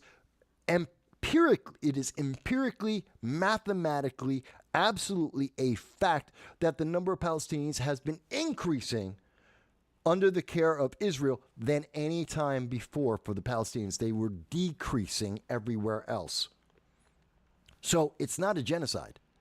Oh, but Mike, that's just not fair. That's not a nice thing. That doesn't match what the news media wants you to feel. That's not what the members of Hamas want you to feel. The colleges, they don't want you to think about that. Yeah, but they don't get to choose my life. And the facts, the empirical fact doesn't change whether they like it or not. Now, here's the part that really gets me about this one. But a scholasticide as well. They're protesting a scholasticide. Look at that. A scholasticide. What the hell does that mean? It's a scholasticide. They made the word up. It's not a real word. They made up their own word. It's the death of schools. That's what that would mean. That is, if you're looking at the definition and you're trying to figure out what's the definition, scholasticide, UN experts deeply concerned over scholasticide. That's in 2024. What does it mean? Scholasticide, definition. Notice, this isn't the Oxford Dictionary. This is a made-up term that they made up in 2009. It's not a real word. Where is it? Show me the Oxford definition. Let's find it. Is there an Oxford definition for this? No, there isn't. Matter of fact, let's go.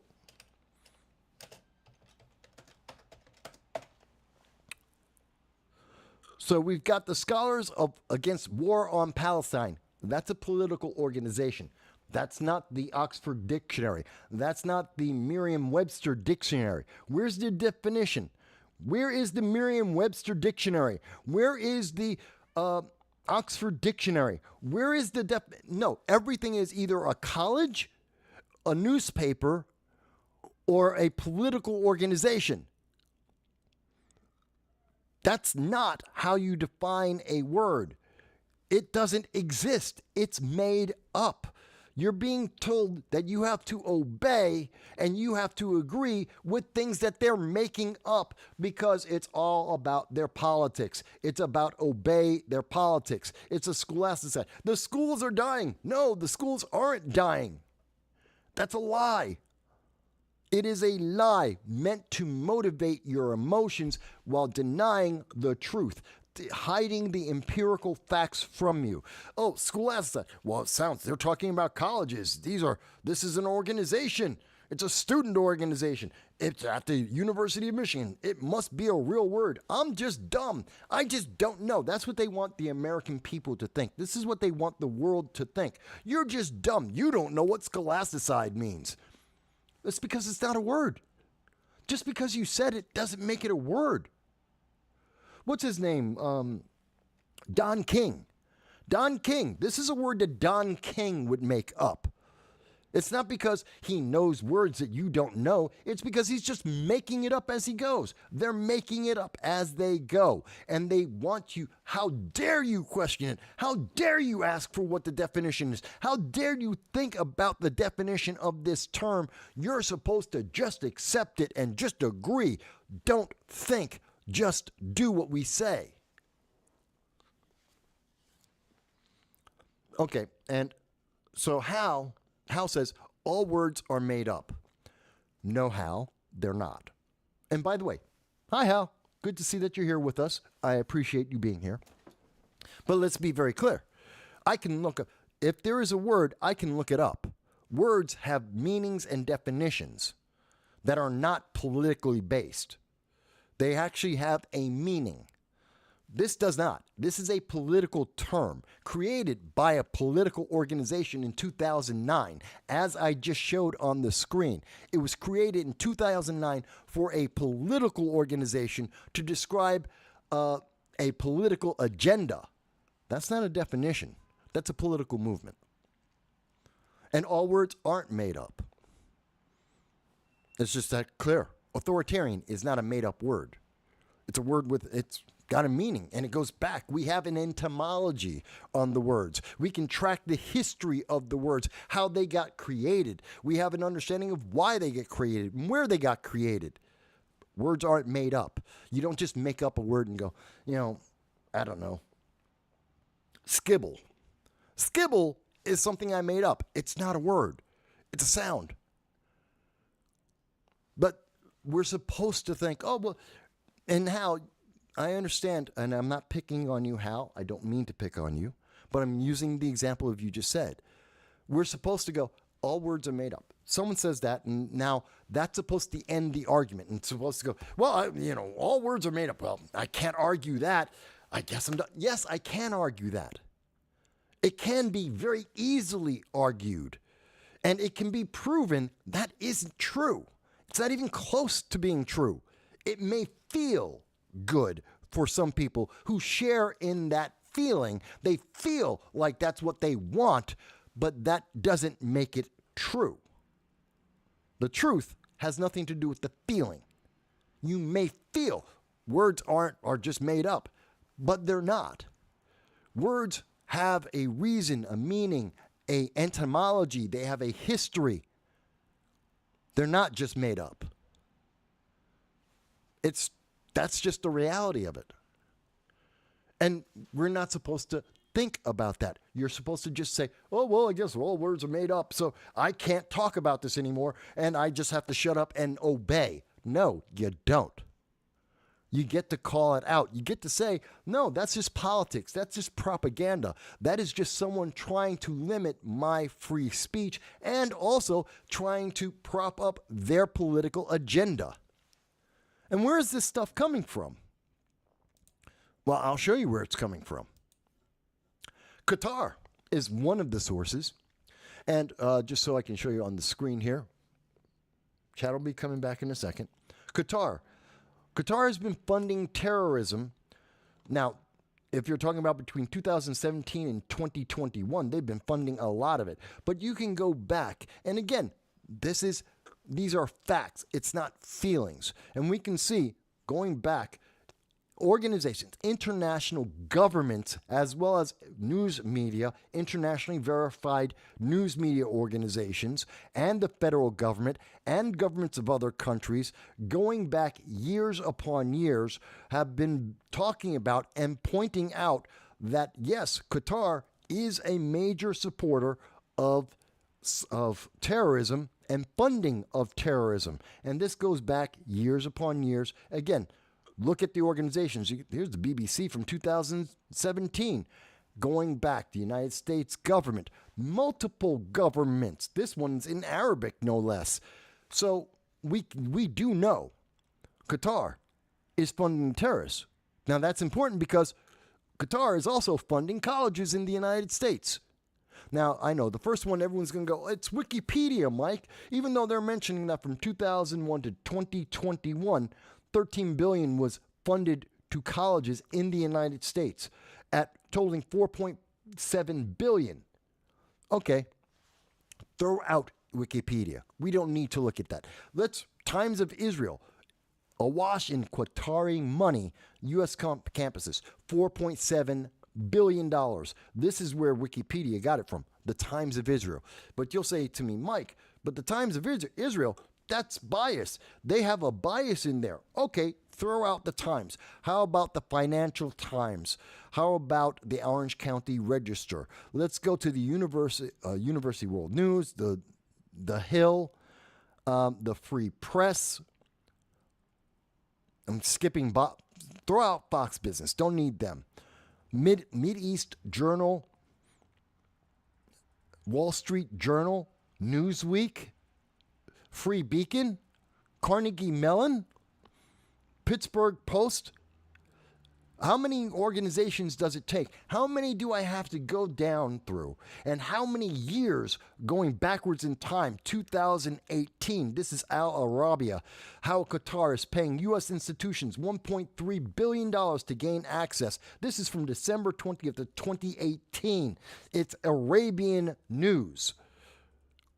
And they recognize that this is Qatar that is putting in this money. It's not just a recent thing. It's something that's been happening for multiple years, if not multiple decades, that is having an influence. This is from Georgetown University in Qatar. There's that relationship right there. Billions in foreign money. How many organizations do I need to point out? How many years backwards in time do I need to go to point this out? Now you may say, well, Mike, why is that important?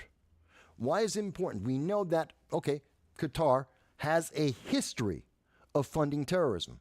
Qatar also has a history of funding colleges in the United States.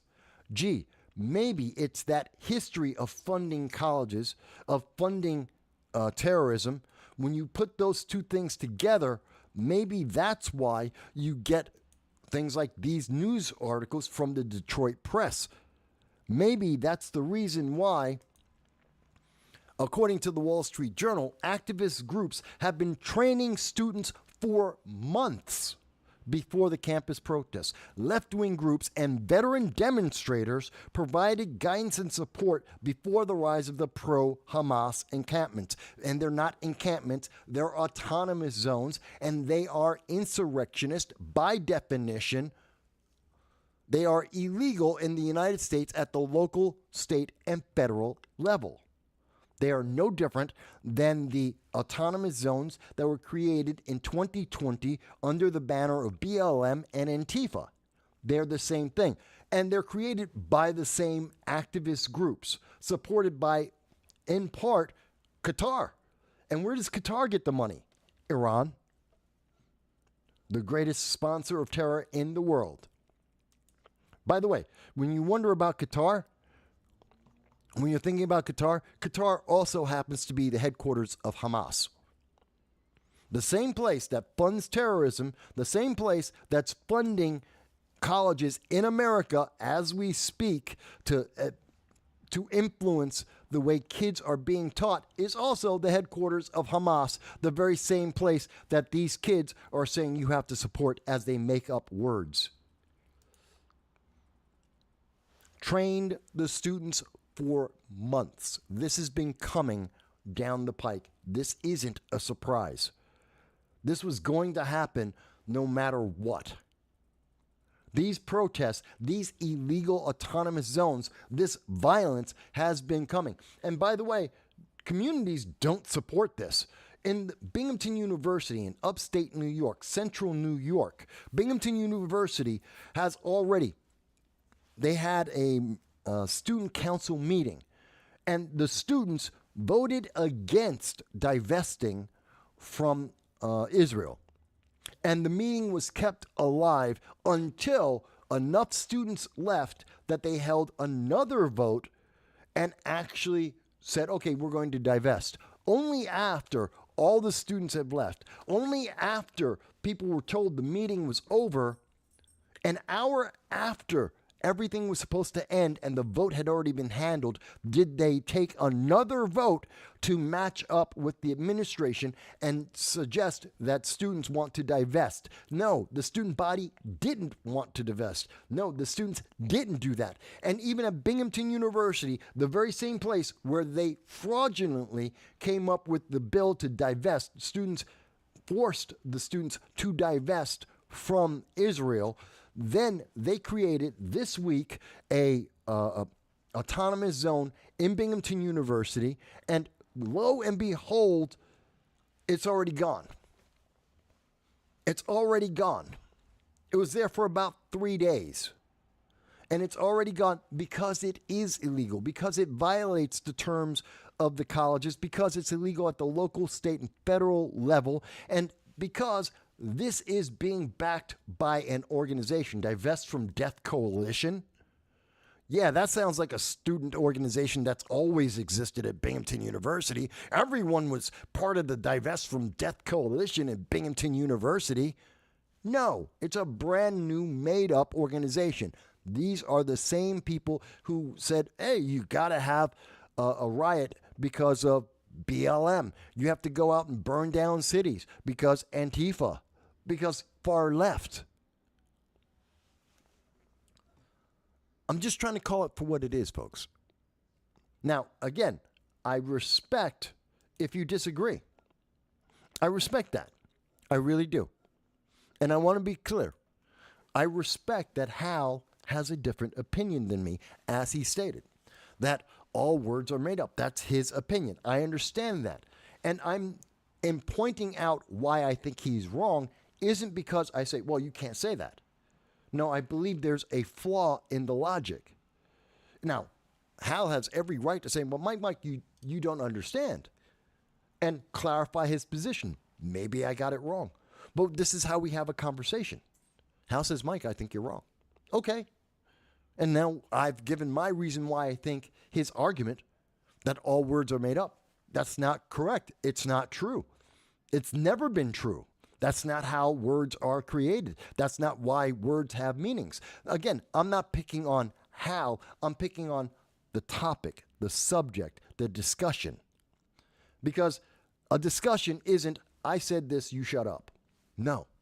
Because that's what we're seeing at colleges right now. That's what we're seeing at colleges across America. That's what's happening at Columbia and Binghamton University. That's what's been happening at Harvard and the University of Chicago. They're saying, oh, this is what we say, and now shut up. These are our feelings, now shut up. You have to adopt our feelings, our thoughts, and shut up.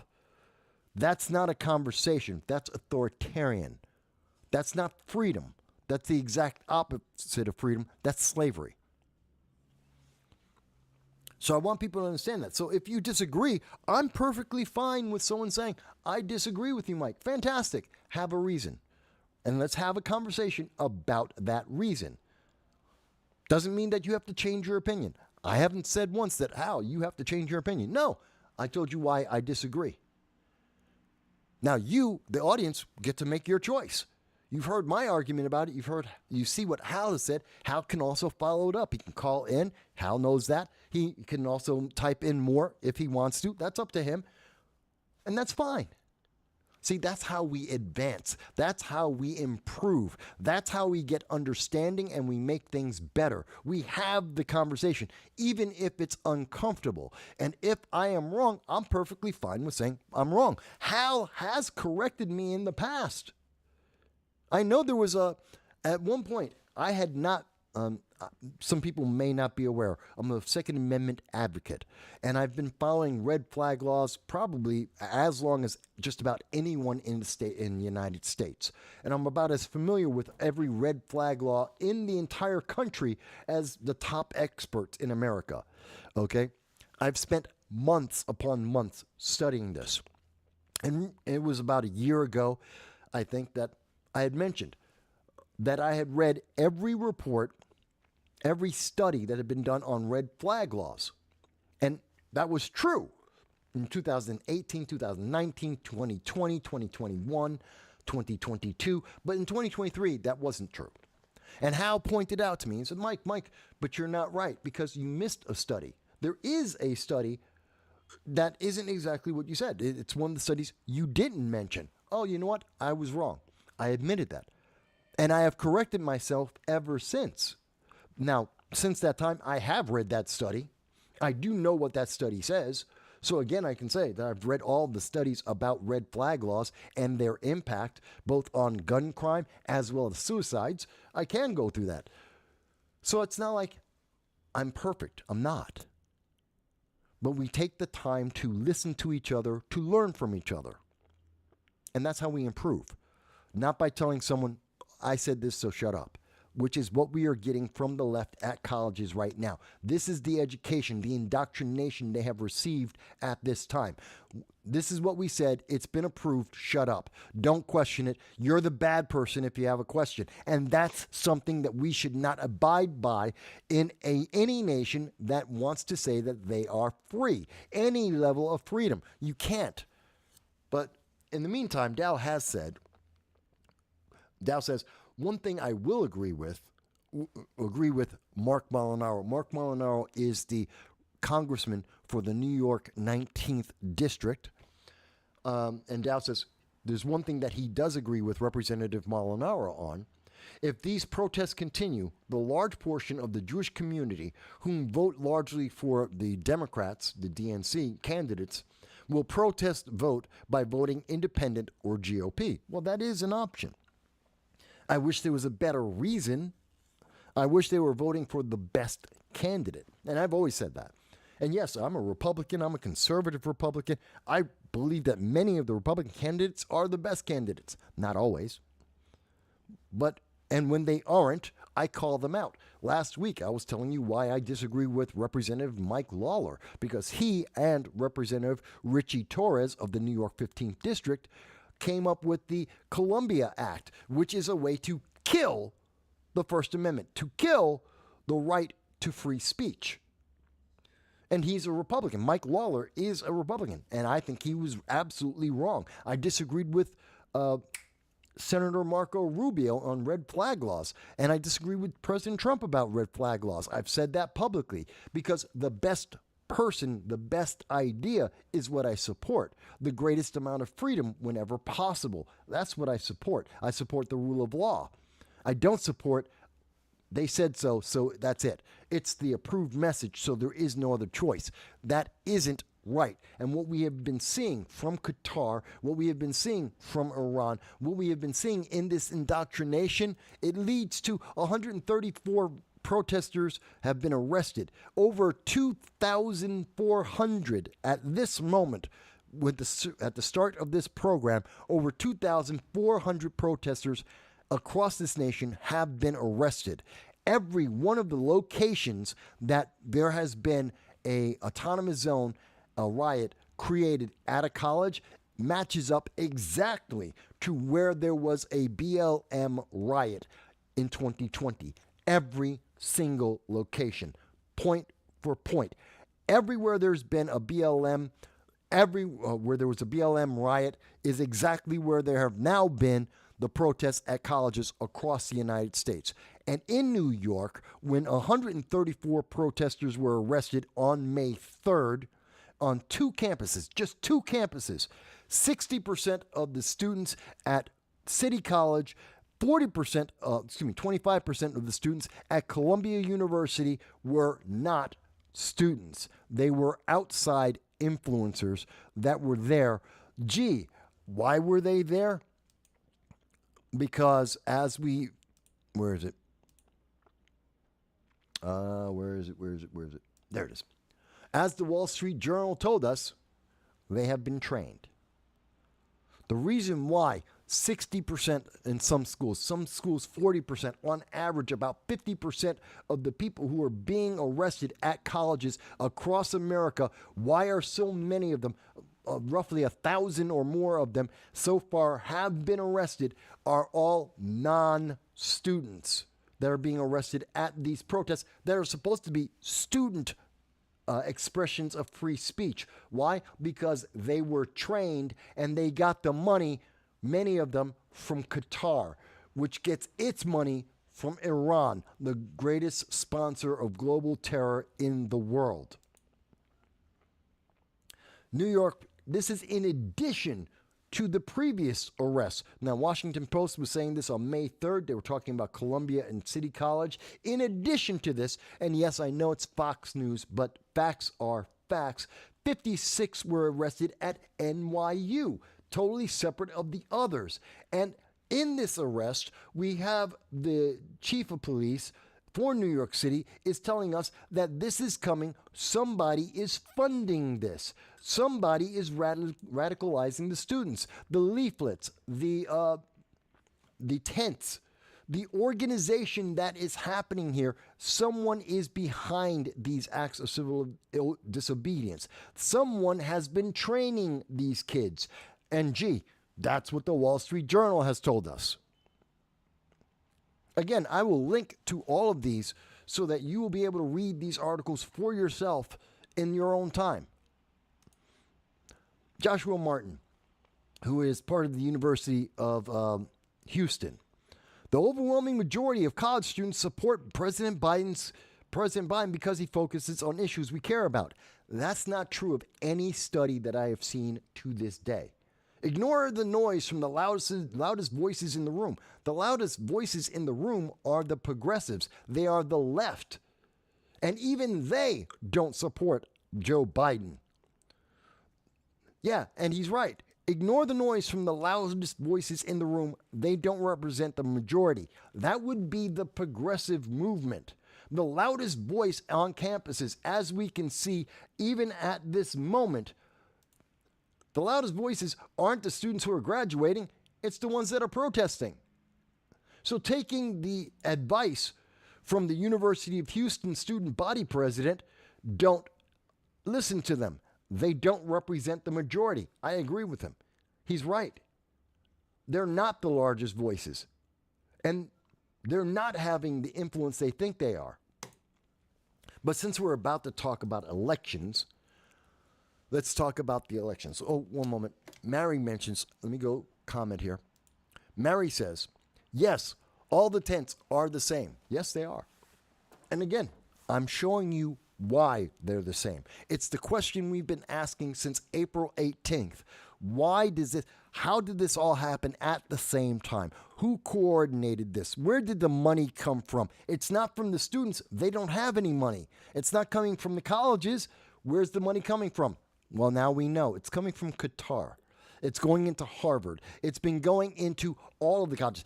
Roughly 50%, just under, it's about 45% of outside funding to colleges in America out of $13 billion, $5.1 billion has come from Qatar, which gets a lot of its money from Iran, who have a vested interest in destroying America, who they call the Great Devil, and destroying Israel, who they call the Little Devil.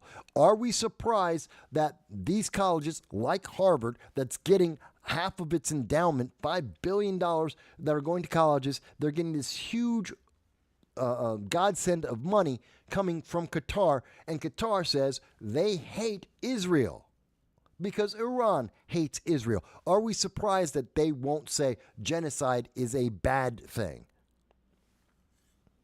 Again, you don't have to believe what I believe, but let's have an honest conversation about the facts. Let's deal with the facts as they are, not the feelings, not the interpretation. This is factual. I'm showing you the evidence, folks. We're hearing a lot of people tell you about feelings. I don't care about feelings. Feel whatever you want. We're talking about facts. This is what is happening. This is the indoctrination that is being put before us. Believe what they tell you only. Only the approved message. Only what has been said, what has been told to you. Do not question it. Do not think about it. Don't say anything. They'll make up terms to make you feel like you're inadequate, to make you feel like you don't know what's going on. No, they just made up words. I showed you that. They just made up stuff because it's a political advantage for them to make you feel uncomfortable, to keep you quiet. And they will call you names like an ist and a phobe to try and silence your voice, to try and discredit your character, to try and win the argument without actually presenting any facts, because when it comes to the facts, they lose every single time. But as I said, that brings me to the 2024 election. The 2024 election is going to be insane. And to make sure that that's clearly understood, so this is Real Clear Politics. Let me show you this clearly on the screen right now. Real Clear Politics, they are a neutral, independent site which is cited by every major international news media organization. Everyone accepts and confirms this is as independent and neutral as you can get when it comes to talking about polling for any election, especially the presidential and congressional elections in the United States. No one else has as much data that is neutral. So there is no bias here. And looking at their data, looking at the composite, looking at all the races, looking at because the candidates are Trump, Biden, RFK, Cornel West, and Jill Stein. And I understand Jill Stein, Cornel West have no hope in hell. They will be lucky to get 1% of the votes in November. Lucky as hell. If combined, they equal 1% of the votes. But they are candidates. They are in the polling, and they are included. I include them when we talk about this. And when we look at this, what do we see? Yes, RFK Jr. is at about 10%, and he has been falling down. His rating used to be consistently at about 16%, and it has been dropping. Less and less people are interested in him for several reasons, not only his vice presidential pick, but several other reasons. So he's losing, but he's still at about 10%, which is significant. But the big thing is Donald Trump's winning. 42% versus 38%. Yes, I'm rounding. It's about 3.2%. Now, people say, but Mike, that's any one poll. You could be wrong. Okay, let's look at the history going back. This goes all the way back to November 15th of 2023. Looking at about 7 months of history, what do we see? Donald Trump has always been more popular than Joe Biden. And yes, Joe Biden was kind of catching up and then started losing again consistently.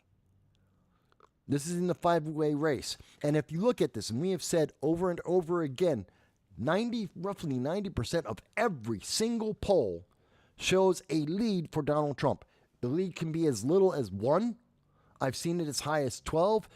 Usually it's somewhere between 1 to 3 points above, but consistently, and this is going all the way back, Donald Trump wins. This is a neutral site. This is a independent site looking at everybody. That's the NBC, New York Times, The Economist, YouGov, Rasmussen, NPR, Forbes, Fox, Quinnipiac, Harvard Harris. Look at the poll, whichever poll you want going over time. The best that Biden usually does is a tie or 1%. Occasionally, the best he's got here over the last, going back to November, is 5%. Now, why is this important? Why am I pointing this out? Hang on. There's a good question here before I go further.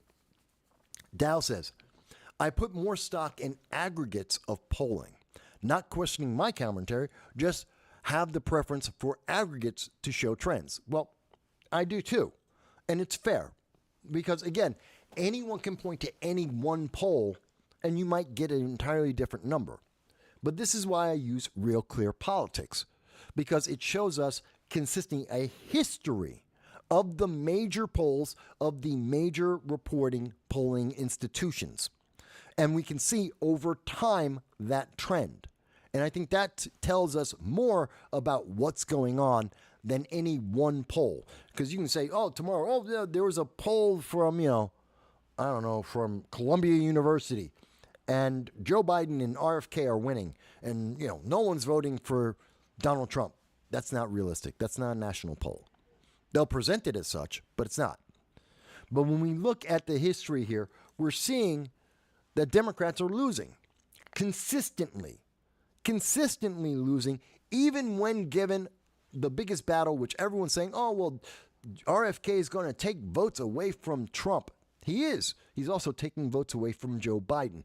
And overall, the net result is it doesn't change anything. He's taking away as many votes from Joe Biden as he is from Donald Trump. And so the end result is Trump still wins. Now, that doesn't mean that RFK can't win enough. He needs 12 electoral votes, 3 states, essentially. If he can win 3 to 4 states, he changes everything. History in America changes. If he can win 3 to 4 states as an independent. Is it possible? Yes. Will it happen? Don't know.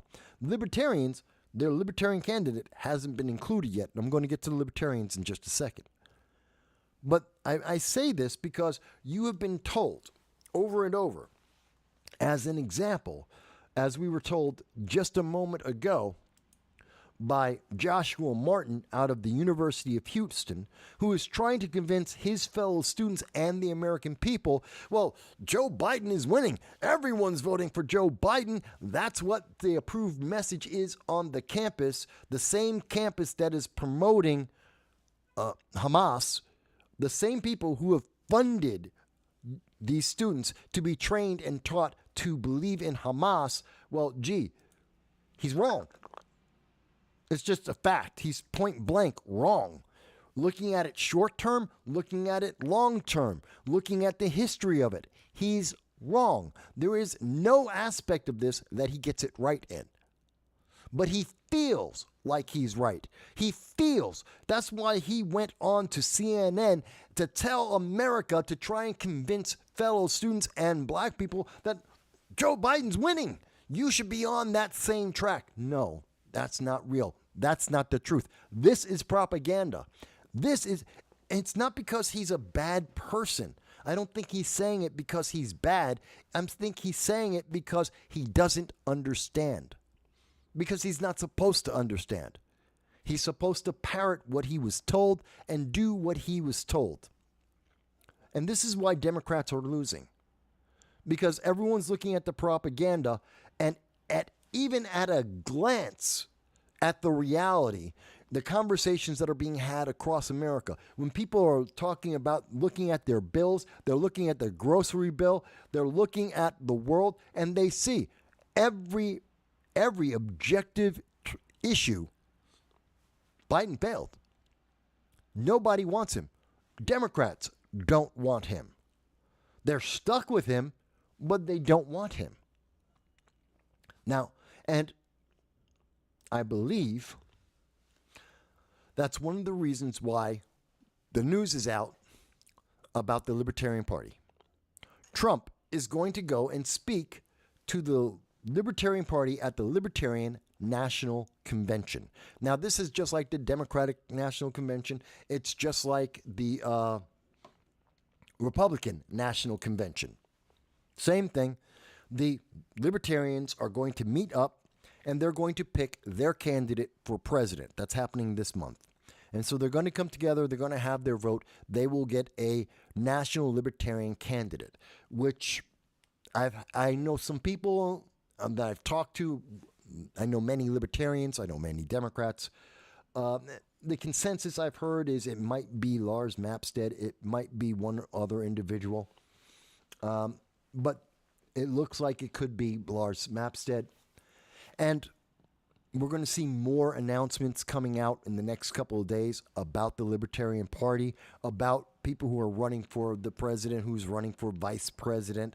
I've heard some words about that. But they sent out, the Libertarian Party sent an invitation. I know this. They sent an invitation to Donald Trump. They sent an invitation to Joe Biden. Joe Biden said no. And that really surprised me. Not only did he say no, his people, anyone who would represent him, all said no. All of them said no. And now we heard, and the rumor, I was going to do the show this week, earlier this week, I had heard from several sources that told me that there might be an individual from the Trump campaign that was going to come to the Libertarian National Convention, which I plan to go to and cover anyway. And I was planning to go there and cover it, and so that sounded really interesting.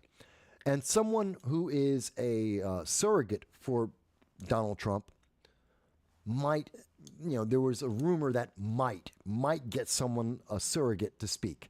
Not Donald Trump. When this came out in the news and everyone heard Donald Trump's going to speak, shocked everyone. Everyone I knew, and I know all the news media, everyone was shocked. It was like, you got to be kidding me.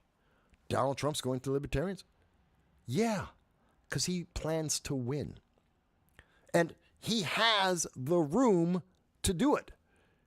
He has the room. He has enough of a lead. He has enough of a consistent lead that he thinks he can go to the Libertarians.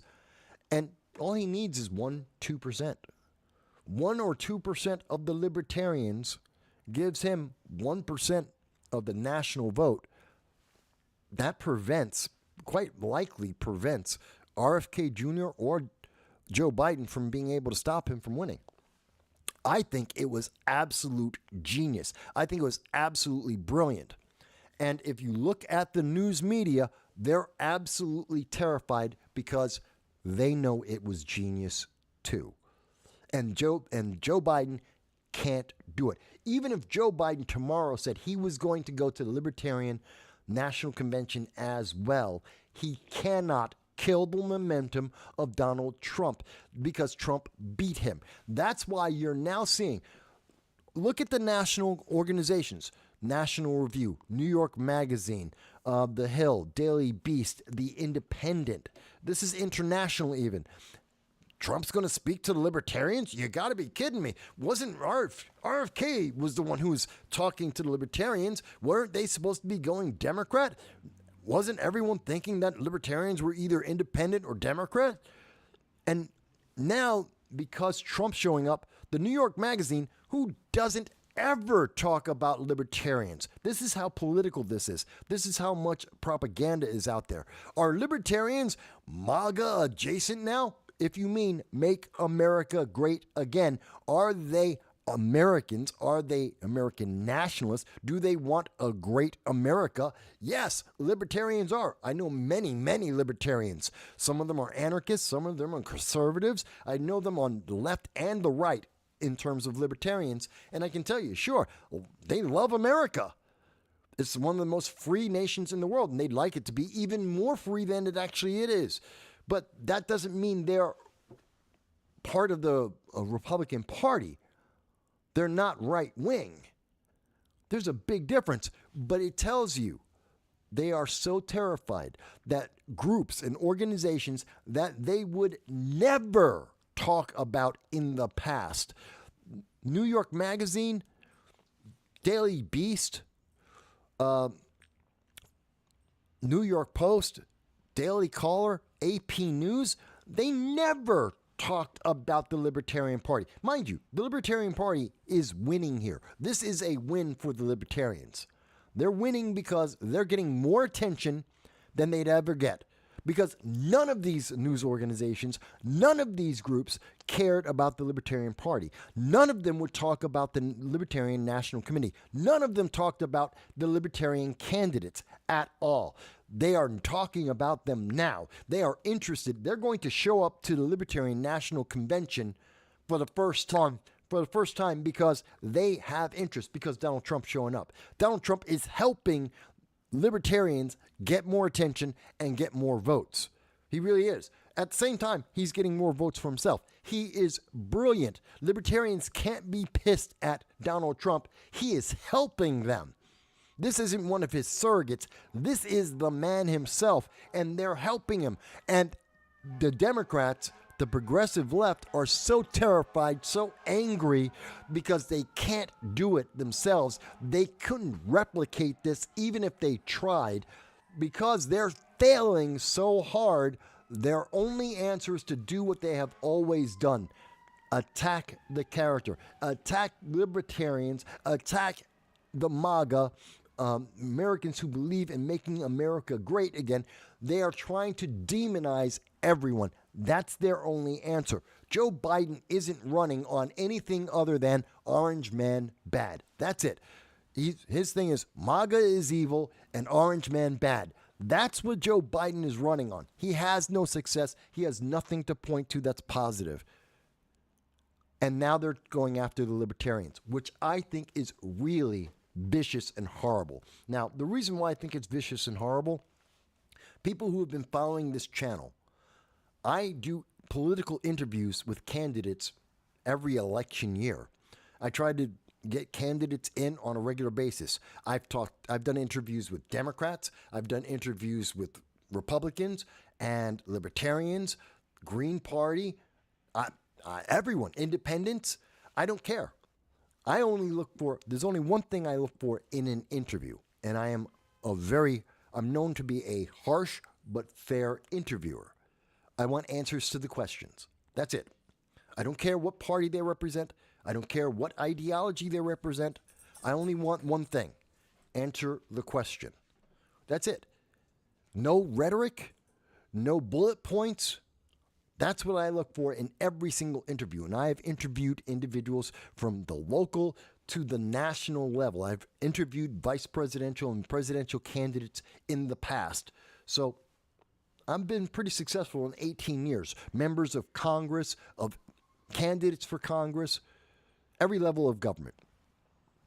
But I am seeing now something I've never seen before, that they are out there demonizing anyone and everyone that doesn't go by what is approved. Again, this is what we are seeing in every single college. We're seeing this in high schools. We're seeing it in sports. We're seeing it in entertainment. We're seeing it in video games. And this is all politics. It's the same thing. How dare you say that you're MAGA? How dare you say that your vote for Orange Man bad? You are a bad person. Stop speaking. You're supposed to have their feelings. Don't you know? Did you not see the young black man on CNN? He told you black people should be supporting Joe Biden. Why should I care about that? Especially when Joe Biden has failed consistently in every single case. What, I'm supposed to believe the money that Qatar has put forward to support Hamas, a terrorist organization, just because they spent the money, that makes them right? I don't think so. And let's be very, very clear. When I say consistently that Joe Biden has failed the American people, failed everyone, let's look the unemployment rate as we can see right now, and I'll show it to you all. This is from the Bureau of Labor Statistics themselves. Unemployment is up again. It was at 3.9 in February. It's at 3.9 in April. We're seeing that the number of people who don't count as part of the unemployment number has gone up again. That the number of people who are employed as a percentage of the population has gone down again. The bigger thing, and I've shown this before, this is table A8. You can read this for yourself. It's from the United States government. You will see people are not working because there are no jobs.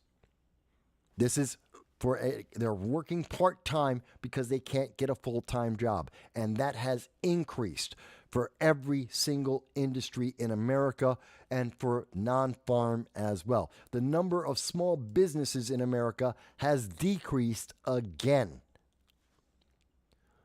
The trend is there. We see this. The numbers are right here in front.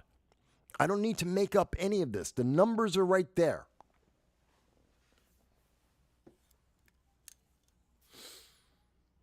Now, I see the comment, and let me address that.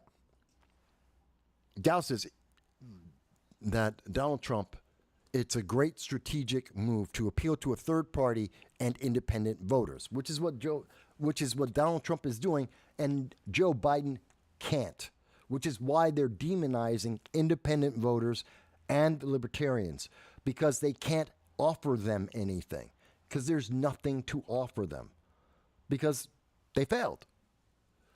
Joe Biden has failed. Bidenomics has failed. Every policy, look at the world, the stability of the world, everything has failed. We've been talking about it for 5.5 hours. Oh, God, I'm a little long today. Okay. And to mention your other point, Lars Mapstead, I will be doing an interview with Lars Mapstead. He is potentially a libertarian candidate for the 2024 election. Again, libertarians haven't picked their candidate yet, so he is a nominee. And I will be speaking to Lars Mapstead.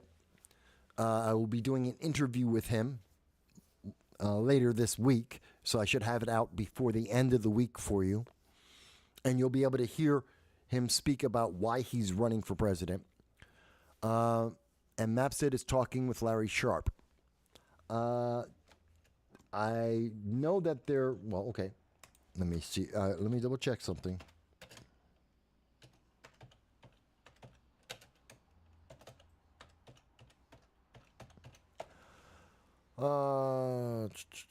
No. Let's see. Okay. I can. Okay, I can announce it now.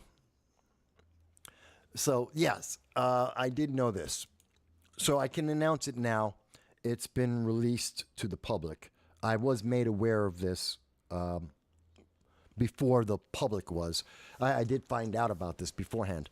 That Larry Sharpe is, who has run for New York governor in the past, is going to be running as the vice presidential pick for Lars Mapstead.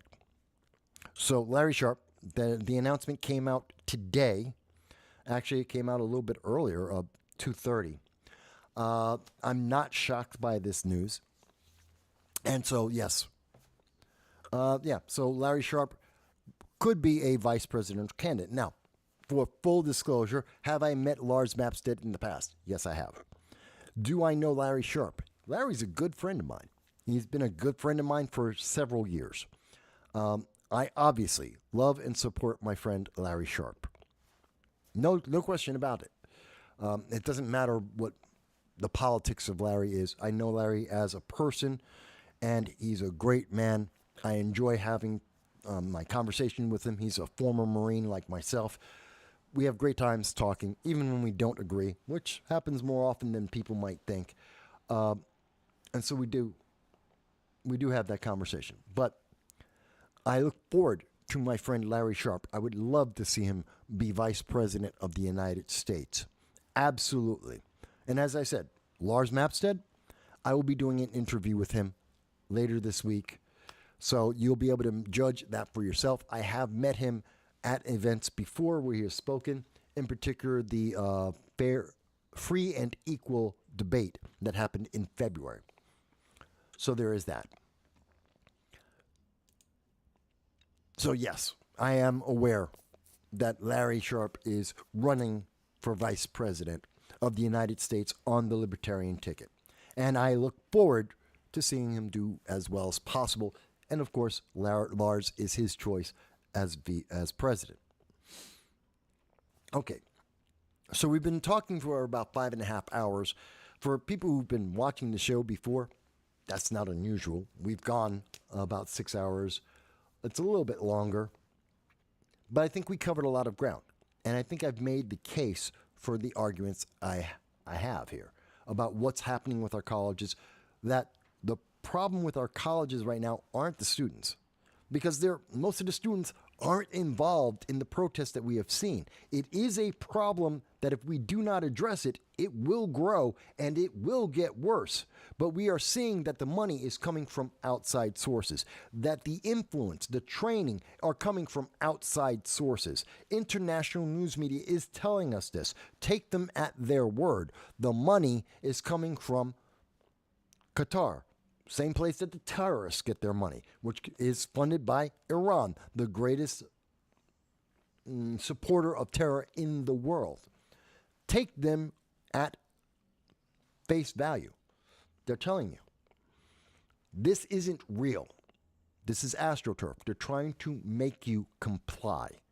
They're saying you're the bad guy for daring to say, but wait, they killed innocent, Hamas killed civilians from around the world. They kidnapped civilians from around the world. They tortured our people, and they're killing our people.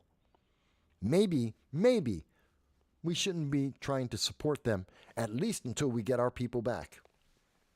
But these are all conversations I want you to think about. I hope you've enjoyed the program. I want you to please consider, that if you've made it through any part of the 5.5, almost 6 hours that we've been speaking, please, if you made it through that, like, share, subscribe. That's all. Like, share, subscribe. If you really feel good about it, you enjoyed it a lot, then go to our Patreon and you can join us for $1.50 a month. $1.50, that's it. Not even a cup of coffee. Barely the creamer in your coffee once a month. And donate, because it helps us. It definitely helps. But all we really ask for is to like, a share, a subscribe. That's it, to help us get to our goal, 5,000 subscribers. That's it. My goal this year, 5,000 subscribers. That's what I really want to get to. If we can get there, we've had a great year. We got 6 months to do that. A little bit more than 6 months. With that said, I'm going to go now. I want everyone to have a great day. I thank you. What, they sent the police after me or something? I was afraid they doxed me or they're trying to SWAT me or something. God knows, some people would try that. Except they don't know the exact address in the Bronx. Ha-ha. But anyway, I thank everyone for taking the time being here with us today. I love that we have a huge audience that is with us today, right now, on all the different social media platforms. I appreciate each and every one of you. and I look forward to seeing you all again. I thank everyone who is with us over at Rumble, especially.